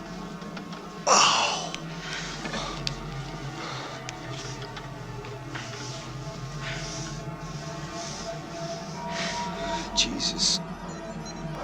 This next one is another one that had a debut on November 20th, playing in Oregon, but like Evil Speak, went wider in February of 1982, and it's Butcher, Baker, Nightmare Maker, which also went under the title Night Warning. The intro is pretty spectacular as we get a young couple losing their brakes, getting into a massive crash that kills them both. We then jump to years later as that couple's son Billy is now a teenager living with the queen of the 6th dimension, and he goes to school with Stephanie and little baby Hicks. He's Hicks. Sorry, I keep on doing that. Earlier I mentioned that Paxton was working behind the scenes on film, but he was also just getting into acting, and this is one of his first gigs. Before this, he had only tiny roles, like as an extra in Stripes and the guy in the Fish Heads music videos, which he also directed, by the way. But here, he has an actual role. Aunt Cheryl is a bit controlling, and when a handyman spurns her advances, she kills him. The police arrive and she says that it was self-defense and he tried to rape her, which the police handle in the classiest way. You buy attempted rape? No. Do you? No. And a Buford Pusser, but not the Buford Pusser, is here, along with Gary's dad, who's into plumbing, and he's into plumbing, and I guess he plums. The detective finds out that the school coach is gay and takes a really classy tactic with it. Chances are you're going to get yourself lynched. Hey, is this 1981 or 2023? Hate that I had to make that joke. Hate it. Billy is involved with Julie and talk about casting. Jimmy McNichol, who played Billy, was around 19 during the filming of this one and playing a 17-year-old boy, whereas Julia Duffy was 29, 10 years his senior, and also playing a 17-year-old. And this is another one with some wild stuff behind the scenes. The original director was Michael Miller, who had done some action stuff before this, including Jackson County Jail with Tommy Lee Jones. And he came on and did the opening car crash with his cinematographer, Jean de freaking Bont. However, when the producers felt that he was moving far too slowly, they fired him and replaced him with William Asher, who was more known for doing lighthearted comedies like Beach Blanket Bingo and a long run on Bewitched. The filming was decent, but it said that Susan Tyrrell didn't enjoy the shoot and didn't have high hopes for the content, and then never watched the finished product, although eventually gave in and did, and really liked it. And even though the reviews when it came out were pretty decent, it's taken on a bit of a more positive standpoint as time moves on, as an early positive portrayal of homosexuality. At this point, gay characters were mostly punchlines and caricatures, so having a coach character be a non-stereotypical portrayal, while at the same time showing the homophobe as the clear villain, was rather unique. And I'm giving this one a 3.5. There's some solid character development in this one, and a great descent into madness performance by Tyrell. Its significance is a 3, since it's still kind of cult in terms of popularity, but had an early role for Paxton and has increased in appreciation over time. Should you watch it? Yeah, just don't try to figure out how the title is relevant. I'm your mother. This block ends on that same day, November 20th, as we head back into slasher territory and go back into the wilderness with Don't Go in the Woods. It kicks off with a man being killed in the woods, and then we meet 4 friends on a hiking trip, oblivious to more killings happening nearby. Thankfully, the local police are on the job, and yeah, they're a pretty wacky bunch, and some of the nicest dubbing that you're gonna get. Stop messing in county business, Jesse. The sheriff will take care of everything outside the city limits. We're city. They set up camp for the night to tell spooky stories. Oh, Dick. The killings continue in a random fashion, including a painter with a baby that then goes missing and presumed killed. Our killer is this wild man-looking savage guy, and the action eventually catches up to our main hikers, causing them to have to survive. And this is from James Bryan, and he had a really varied career. And this is a weird tie-in, I guess, to other films on this list, but one of the things he did was an X-rated film in the mid-70s called Beach Blanket Bango, which was a parody of Beach Blanket Bingo from William Asher, who made Butcher Baker. And on that film, there was a set dresser using the alias of Pete Lautrec, who was actually Bill Paxton, who was the set dresser on Galaxy of Terror, and was in Butcher Baker. And I wonder if he told Asher about that. Like, oh yeah, I did set work on a porn parody of one of your movies. The rest of Bryan's filmography is mostly adult work, but also some low-budget action flicks. But he also did a whole lot of work on much bigger productions in the sound field. It was shot on a super low budget of $150,000 and got torn apart in the reviews, with critics calling it cheap and derivative. But somehow, it ended up getting a lot of notoriety. Part of that may have been its designation as one of the video nasties, which really seems to be a theme with this block, but this one was banned in the UK and didn't get released there until 2007, and weirdly got a sort of remake in 2010. It's weird because even though it has the title, and shares the concept of a killer in the woods, there's no other connections. It's basically a remake in name only, and is sort of a musical. And oh yeah, was directed by the Kingpin himself, Vincent D'Onofrio. But I'm only giving this one a 2. This one is not great. It's kind of slow. It has a couple of fun moments with the killer, but overall, it's pretty dull and just people walking around the woods. Its significance is a touch higher though at a 3, since it is a little bit more known, got a remake out of it, and was another instance of that killer in the woods slasher concept that was going on, very big at the moment. Should you watch it? Possibly, I don't know. For me, there's several other films from this same era that did the same thing, but quite a bit better. It's Dick. We begin this round on November 27th, getting really close to the ending of the year here, with the release of Just Before Dawn. It kicks off with a couple of hunters, including Mel from Sleepaway Camp, getting killed off by a big burly dude with a machete that makes pig noises. To clarify, the burly dude makes pig noises, not the machete. We then have that classic van full of young folk on a trip together, including Star-Lord's grandpa and the guy who stole Pee-wee's bike. But there's also a nearby forest ranger, Ed Hawken, who tries to warn them away from the area. But you know that they just don't listen. There's the standard shenanigans with some skinny dipping and campfire fun, but things get creepy when it turns out that there's some local inbreds around.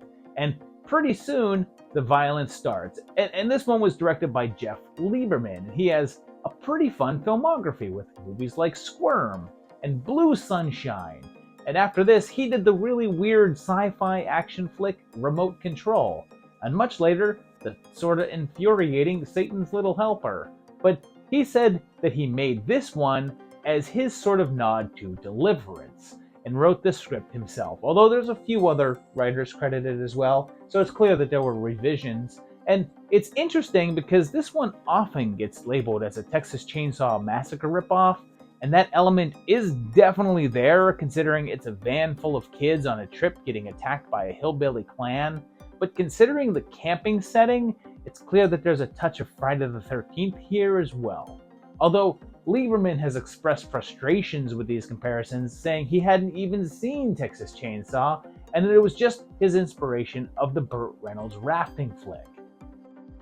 One of the things that has become most known in the film is the whistling motif in the music, and the score was the work of Brad Fiedel, one of his earliest films, and he'd go on to do The Terminator a few years later. It was produced on a budget of around $1 million and didn't do that well at the box office, and the reviews were middling at best, but there were some that talked up the really lush scenery and atmosphere of the woods setting. One silly bit is that France apparently picked up on that Deliverance similarity, since it was released there as Survivance, and I don't want to reveal it here and spoil it, but I can tell you that it has one of the coolest villain deaths going, and a really underrated badass final girl. All through the film, she's made fun of by her macho boyfriend for her girly ways, but yet in the final act, he's a cowering fool while she takes charge. And I'm gonna rate this one as 3.5 tapes. I like this one. It takes some standard things that we've seen a dozen times before and gives them a nice polish and interesting characters. Its horror cultural significance is a 2.5, since it's partially remembered but mainly just in a cult capacity, and never really stood out as having an impact, and more draws from other sources. But it did have some recognizable faces and enough accolades for the 2.5. Should you watch it? Yeah, you should. It may not be very original, but it is very enjoyable.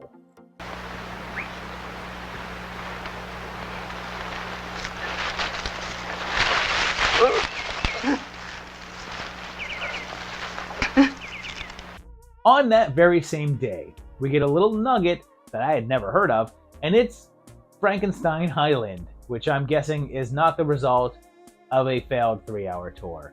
But instead, these four are involved in a hot air balloon crash, and they're a wacky bunch, and instead of the professor, there's Doc Hadley, played by Robert Clark. And they find a series of caves. And right away, this is a weird sort of throwback because this movie feels like something from the 70s. So it's odd to see this so far into 81 now. I realize that the elements of that decade still linger all through here, but this just sticks out. They find a group of women that get their dressing tips from Sheena, and there's a weird phenomenon where their arms get locked up in pain whenever they discuss any specific location. Like if they say the name of a city or something, they're hit with it. There's also a couple of rowdy pirates on the island, and they take the crew up to a nearby hut where none other than Cameron Mitchell is residing behind bars. He says he got there due to shipwreck, so we have a skipper, I guess, but they also meet a mysterious woman named Sheila Frankenstein, but she says that's her maiden name, and her married name is Sheila Frankenstein von Helsing. So like, what's this about? She says that her great-grandfather was the Dr. Frankenstein, and it's John Carradine, who has some experience with movies with Frankenstein in the title, and now has Drac and Doc Frank covered.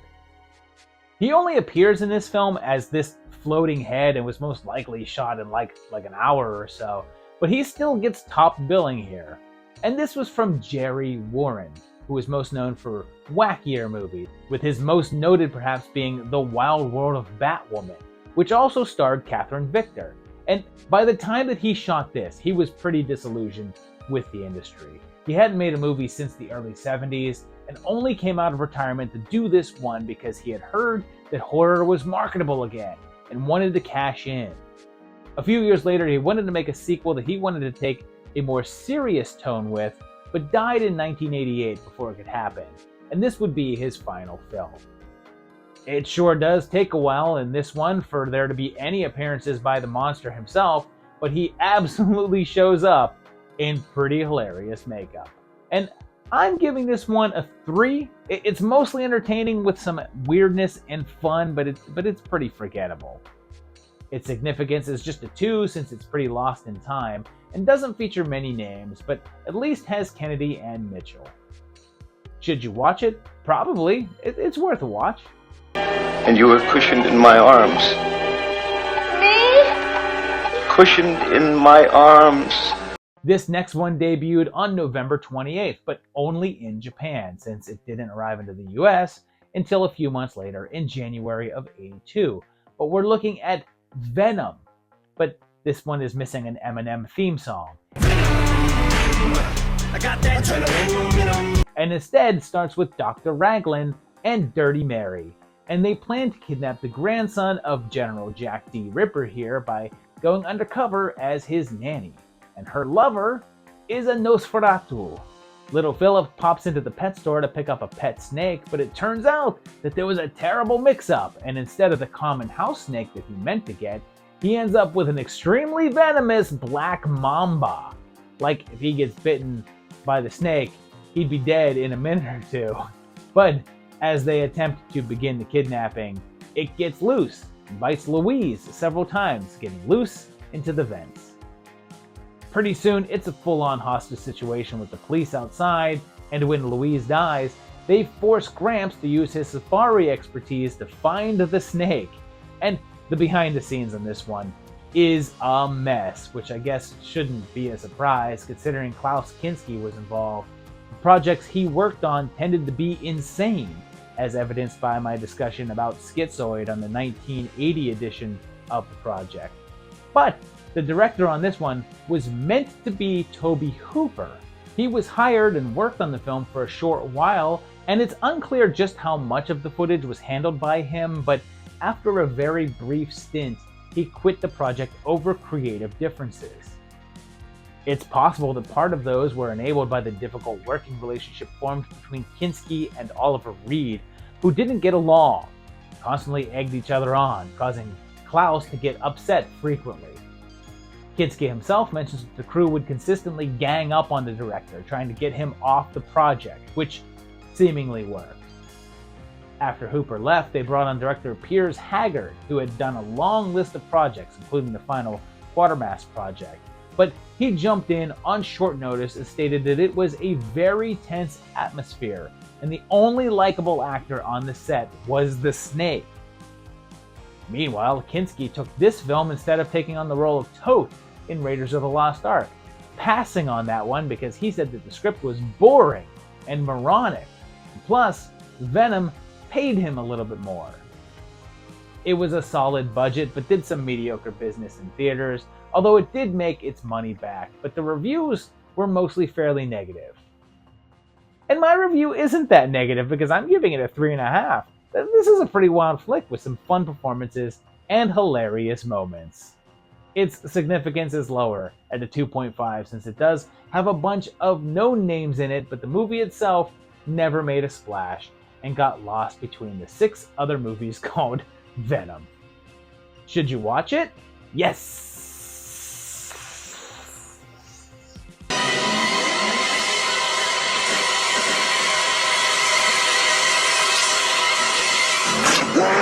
This next one could have been earlier on the project since it did premiere in West Germany in January of '81, but it had a big festival debut in Italy sometime in November and didn't come out in the US until November of '82, and it's Inseminoid, which was also known as Horror Planet.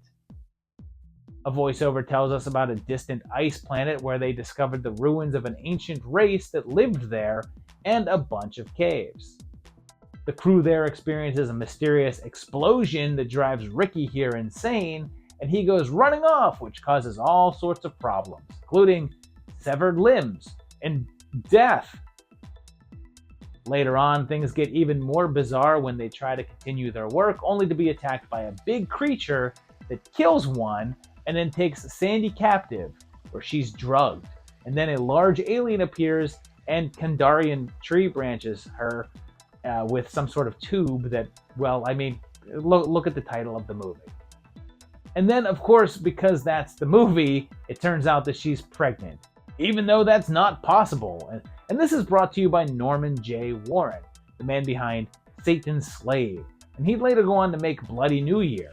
But he was meant to be doing a flick called Gargoyles that fell through. So instead, he turned to a script that was given him by 2 of his special effects team on a previous movie. They managed to pull together a budget of around $1 million, partially with the help of notorious Hong Kong action film producers, the Shaw Brothers. The original concept took place in space, but they decided that might be a bit too expensive to shoot, so they found a location in a set of caves, figuring it would be cheaper and easier while providing a higher level of production value. Unfortunately, the rock structures down there made the lighting and staging difficult and ended up taking up more time than expected. There was also tension on set as Warren would get into shouting matches with the male lead, Robin Clark, and when it was released, the critics weren't too kind. Many people pointed out its similarities to Alien, what with the claustrophobic setting and the group of space miners that sees one of them get impregnated with an alien, but for the most part, like the plot points are circumstantial. It did do quite well at the box office, although nothing too impressive. Like, its international business was strong, since it was a British film and got a wider release there first, and picked up another $1.5 million in the US, and became a video store staple.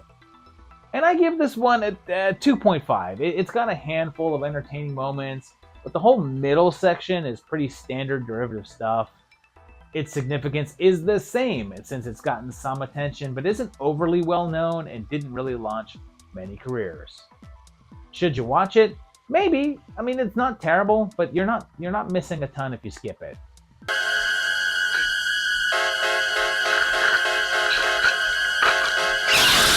This next entry had an unspecified release in Canada during the month of December, but got a wider release in several countries in '82, but didn't get a release in the US until '86 on video, and it's Ghost Keeper, a movie I previously covered on a list of Wendigo-themed films. It has 3 people, a guy and 2 women, out in the mountains on a couple of snowmobiles, even though they're warned to stay off the hills in the conditions. Of course, they should have listened, and things get rough, so they seek out refuge in an abandoned hotel that they find. At first it seems empty, and they relax and settle in for the night, but before long they discover that it's already occupied by a cranky old woman who says that she lives there with her 2 sons. Before long, someone is in there with them, attacking Chrissy and then killing her. The eeriness continues as they search for her, encountering the old woman talking to herself, and the next morning, their snowmobiles have been sabotaged, stranding them there while Jenny finds an old book telling the legend of the Wendigo, a creature from native folklore, and soon comes face to face with one. And this one was directed by Jim Makachuk, and this one has a wild story behind it. This was his very first feature film, the very first thing he directed, and pretty much his first work in the industry whatsoever, although he'd gone to a modest writing career that included Heathcliff the movie. He managed to raise up a budget of around $1 million or a little less, and went in with a big script and extensive use of its creature, the Wendigo. However, after halfway through the shooting, they essentially ran out of money. He was given the option to stop production and walk away from the film, but decided to push forward anyway, throwing away the script and making up the rest of the story as they went along, cutting out most of the appearances of the creature, keeping it as a more understated, making it sort of more fragmented, surreal series of events. Reviews compared the setting to The Shining, but not a whole lot else, although most of the remarks were somewhat favorable. People liked the cast and the atmosphere of the wintry surroundings, but it never received a theatrical run in the States and only got a limited engagement in Canada, so it wasn't really all that successful, but has since developed a nice cult following. And I'm going to give this one a 2.5. There's some good things going on, and I'm a sucker for horror in the snow, but it's a bit too sluggish with not a lot of payoff. Its significance is just a 1.5 though, since it's barely known, really dipping into cult territory, and doesn't really feature any horror names. Should you watch it? Maybe. I mean, it's not a hard watch, and it's a nice slow burn, although it never quite catches fire. Just once. Just once I would love to see him get real mad, you know, just get unsure of himself. This next little number arrived in theaters on December 11th, and it's a fun little guy called Dawn of the Mummy. And it kicks us off in ancient Egypt with some villagers being taken away to be slaves. And then the pharaoh is mummified, and they're sealed into his tomb. After it is sealed, will die on the dawn of the mummy. Ladies and gentlemen, we have a title. It then jumps to present day with some tomb raiders trying to bust in, and an old woman tries to warn them away, but no one listens, and the curse is unleashed. Meanwhile, back in the US, a photographer is sent over there with a couple of models for a top-notch shoot, but have a blowout along the way. Rick and his crew enter the tomb carrying a box of dynamite conveniently marked with a big skull and crossbones, which I imagine that all boxes of dynamite have. The two groups cross paths and enter the tomb, commencing a photo shoot, but the heat from the lights, I guess, awakens the mummy. It rises up and then revives its followers, who in this instance are less mummies and more like zombies. And this was brought to us by Frank Agrama, who also wrote and produced the film, and he had been directing for a while and was Egyptian. Most of his previous works were in Egypt or some low-budget 60s films, but he did make Queen Kong in the 70s, but this would end up being his final directorial work. After this, he shifted entirely into the producing game, and in '83 he founded Harmony Gold, a name that should be familiar to you if you grew up on Robotech, since he was the man responsible for its American importing and conversion. This film was a bit of a standout due to its unique portrayals of the mummies, which, yeah, considering that the crew outside of Agrama were Italian, has been compared to the Italian zombies. So much so that this was released in some territories as Zombie 6, part of the Italian zombie franchise. And they're particularly violent, which of course got the movie into some trouble in the UK, which put it on the nasty list. It wasn't prosecuted, but it was confiscated and not available to view there in the uncut form until the mid-2000s. It has a cult following and was actually remade in 2013 as a sort of Brandon Fraser mummy knockoff called Prisoners of the Sun, which had a script by Peter Atkins and Anthony Hickox, but never really got any attention. And I've got this ranked at a 3. I like it, but mostly for the finale. It takes way too long to get going, but once it does, it rocks. Its significance is just a 2 though, since it's not remembered all that well and doesn't really feature any known faces, but did get some recognition and put on the nasty list. Should you watch it? Yeah, unwrap this one for some fun.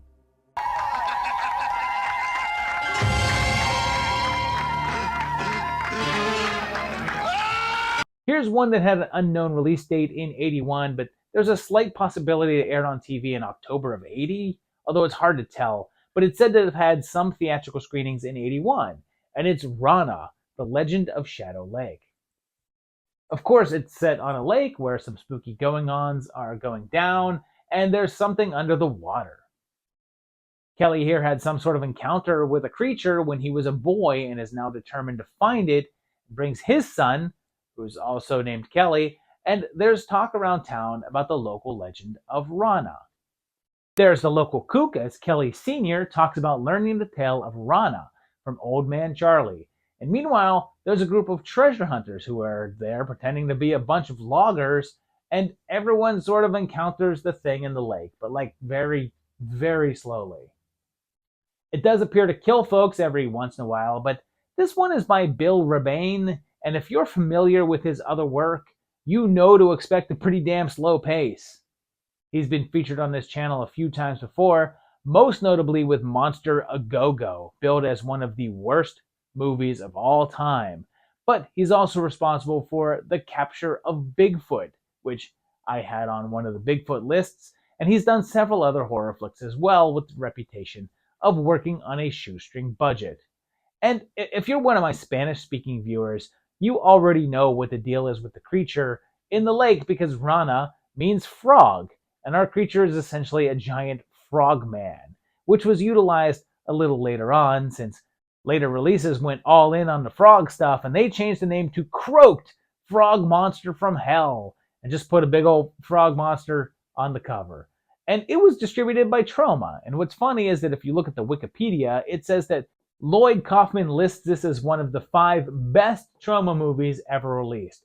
But I own that book, and I can tell you that it says the opposite. It's on a list of the 5 worst movies they put out.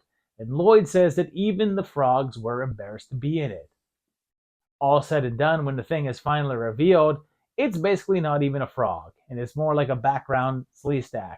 And I don't quite agree with Lloyd because I've seen way worse Troma films, but I'm still only giving this one a 1.5. It has some charm, but mostly it just feels like a movie at a time. Like Frankenstein Island, it has more in common with 70s films than the 80s. Its significance is only a 1 since it's pretty much all but forgotten, doesn't feature any known cast members, and even the effects are dated. Should you watch it? You could leave this shadow in the dark. Oh, God. Kelly, it's all true. Incredible. Almost at the end of the year now, and on December 18th, there was possibly the highest profile release in this block, Ghost Story. It has this group of older gentlemen, including the great John Houseman, Fred Astaire, Melvin Douglas, and freaking Douglas Fairbanks Jr., and they hang out and tell each other spooky stories. Dr. Gordon is here too, and he gets a scare and falls out a window, giving us some full frontal at the same time. His twin, Dawn, also played by Craig Wasson, suspects that his bro was murdered, and the club members are all haunted by terrible nightmares. And soon, Edward sees the same phantom that his son did and falls from a bridge. They deem it a suicide, but Don doesn't quite believe that and starts his own investigation that seems to point to the Eva Galley house, which is now occupied by a couple of squatters. Don needs to talk to the Chowder Society, so he pays their entry fee, telling a ghost story.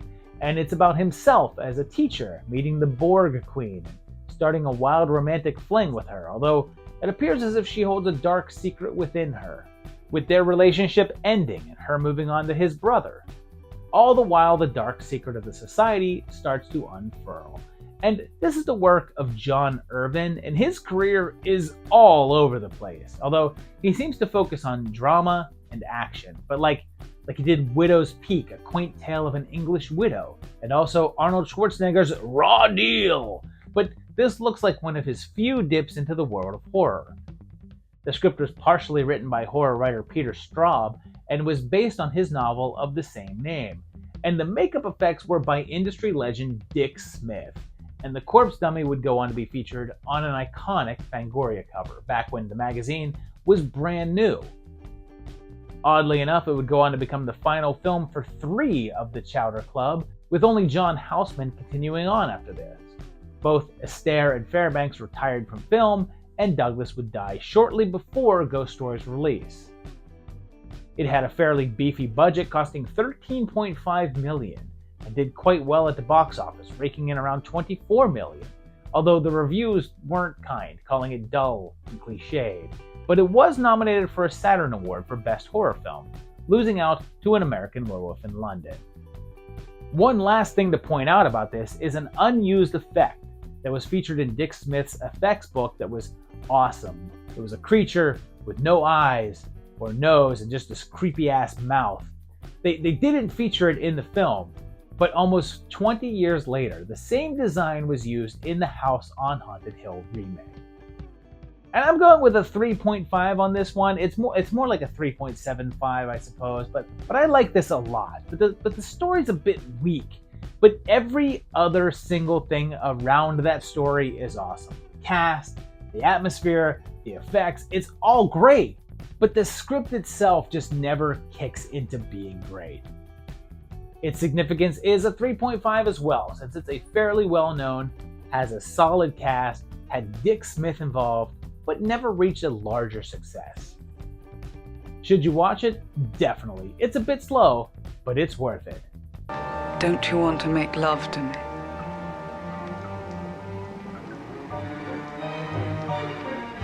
Don't you want to know what you've touched? This year ends on December 26th in Australia with a little Ozploitation feature called Allison's Birthday. It begins with 16-year-old Allison and her friends playing with the old squeegee board, and Chrissy here is possessed by a spirit claiming to be her dad, who tries to tell her that something terrible will happen before her 19th birthday, before she's crushed. It then jumps ahead, and it's just a few days before her 19th, and she has a fella named Pete, and her aunt convinces her to go home for the occasion, although she's apprehensive about it. She brings Peter along, and at first everything seems normal, but then she's discovered a series of Stonehenge-looking rock formations in the woods out back. Things get wilder when there's an old woman there, her great-grandmother that she's never even heard of before. And it's pretty clear that the family has nefarious things in store for Allison. And sure enough, that's exactly what's up, and cults and rituals are involved, with Pete trying to get her out of the house, and the family fighting him every step of the way as they get closer to Allison's birthday party. And this one was directed by Ian Coughlan, who is very involved in Australian television and had been a writer and director on several long-running series over there, and he wrote this script as well. But oddly enough, it would be the last thing that he directed, and after this point he would stick to writing, eventually tackling a long run on the popular soap Neighbours. And it's kind of weird because the movie seems to play out like some sort of mystery, but it also tells you what's going on nearly right away, so I'm not quite sure what the vibe that they were going for was. And yeah, overall, I'm going to go ahead and give this one a 2. I really want to like it because it's pretty well made, but you kind of know what the end game is for the entire runtime, so there's a point where you're just waiting for the expected finale to happen, and it does. Its significance is just the 1 since it's pretty unheard of and it didn't lead to any careers in horror, and in fact, it seemed to have ended one. Should you watch it? I mean, I'd say it's pretty skippable. She's coming.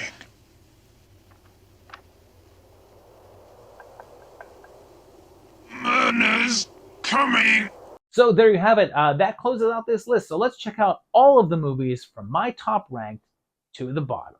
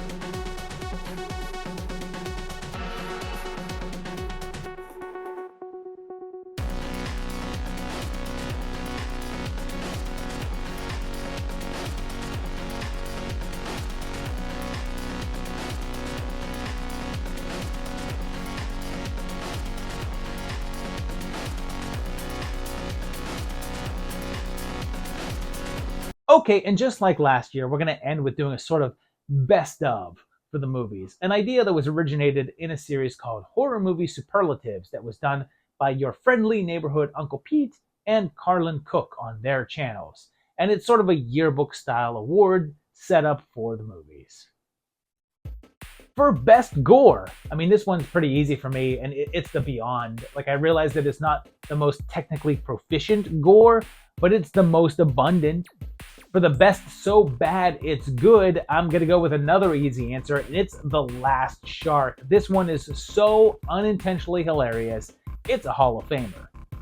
For the most WTF, I mean, there's a few of them here on this year's list, but none so out there as Mystics in Bali. I mean, like, for the severed head with intestines flying through the air alone, but then with the whole blood of the pregnant woman thing, yeah.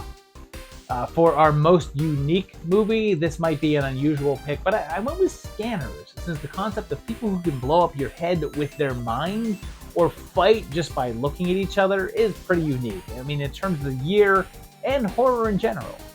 As for the most overrated, I'm giving this one to The Omen 3, The Final Conflict. I mean, it gets a lot of credit for being a part of a big franchise and having a great Sam Neill performance, but it's a bit of a slog.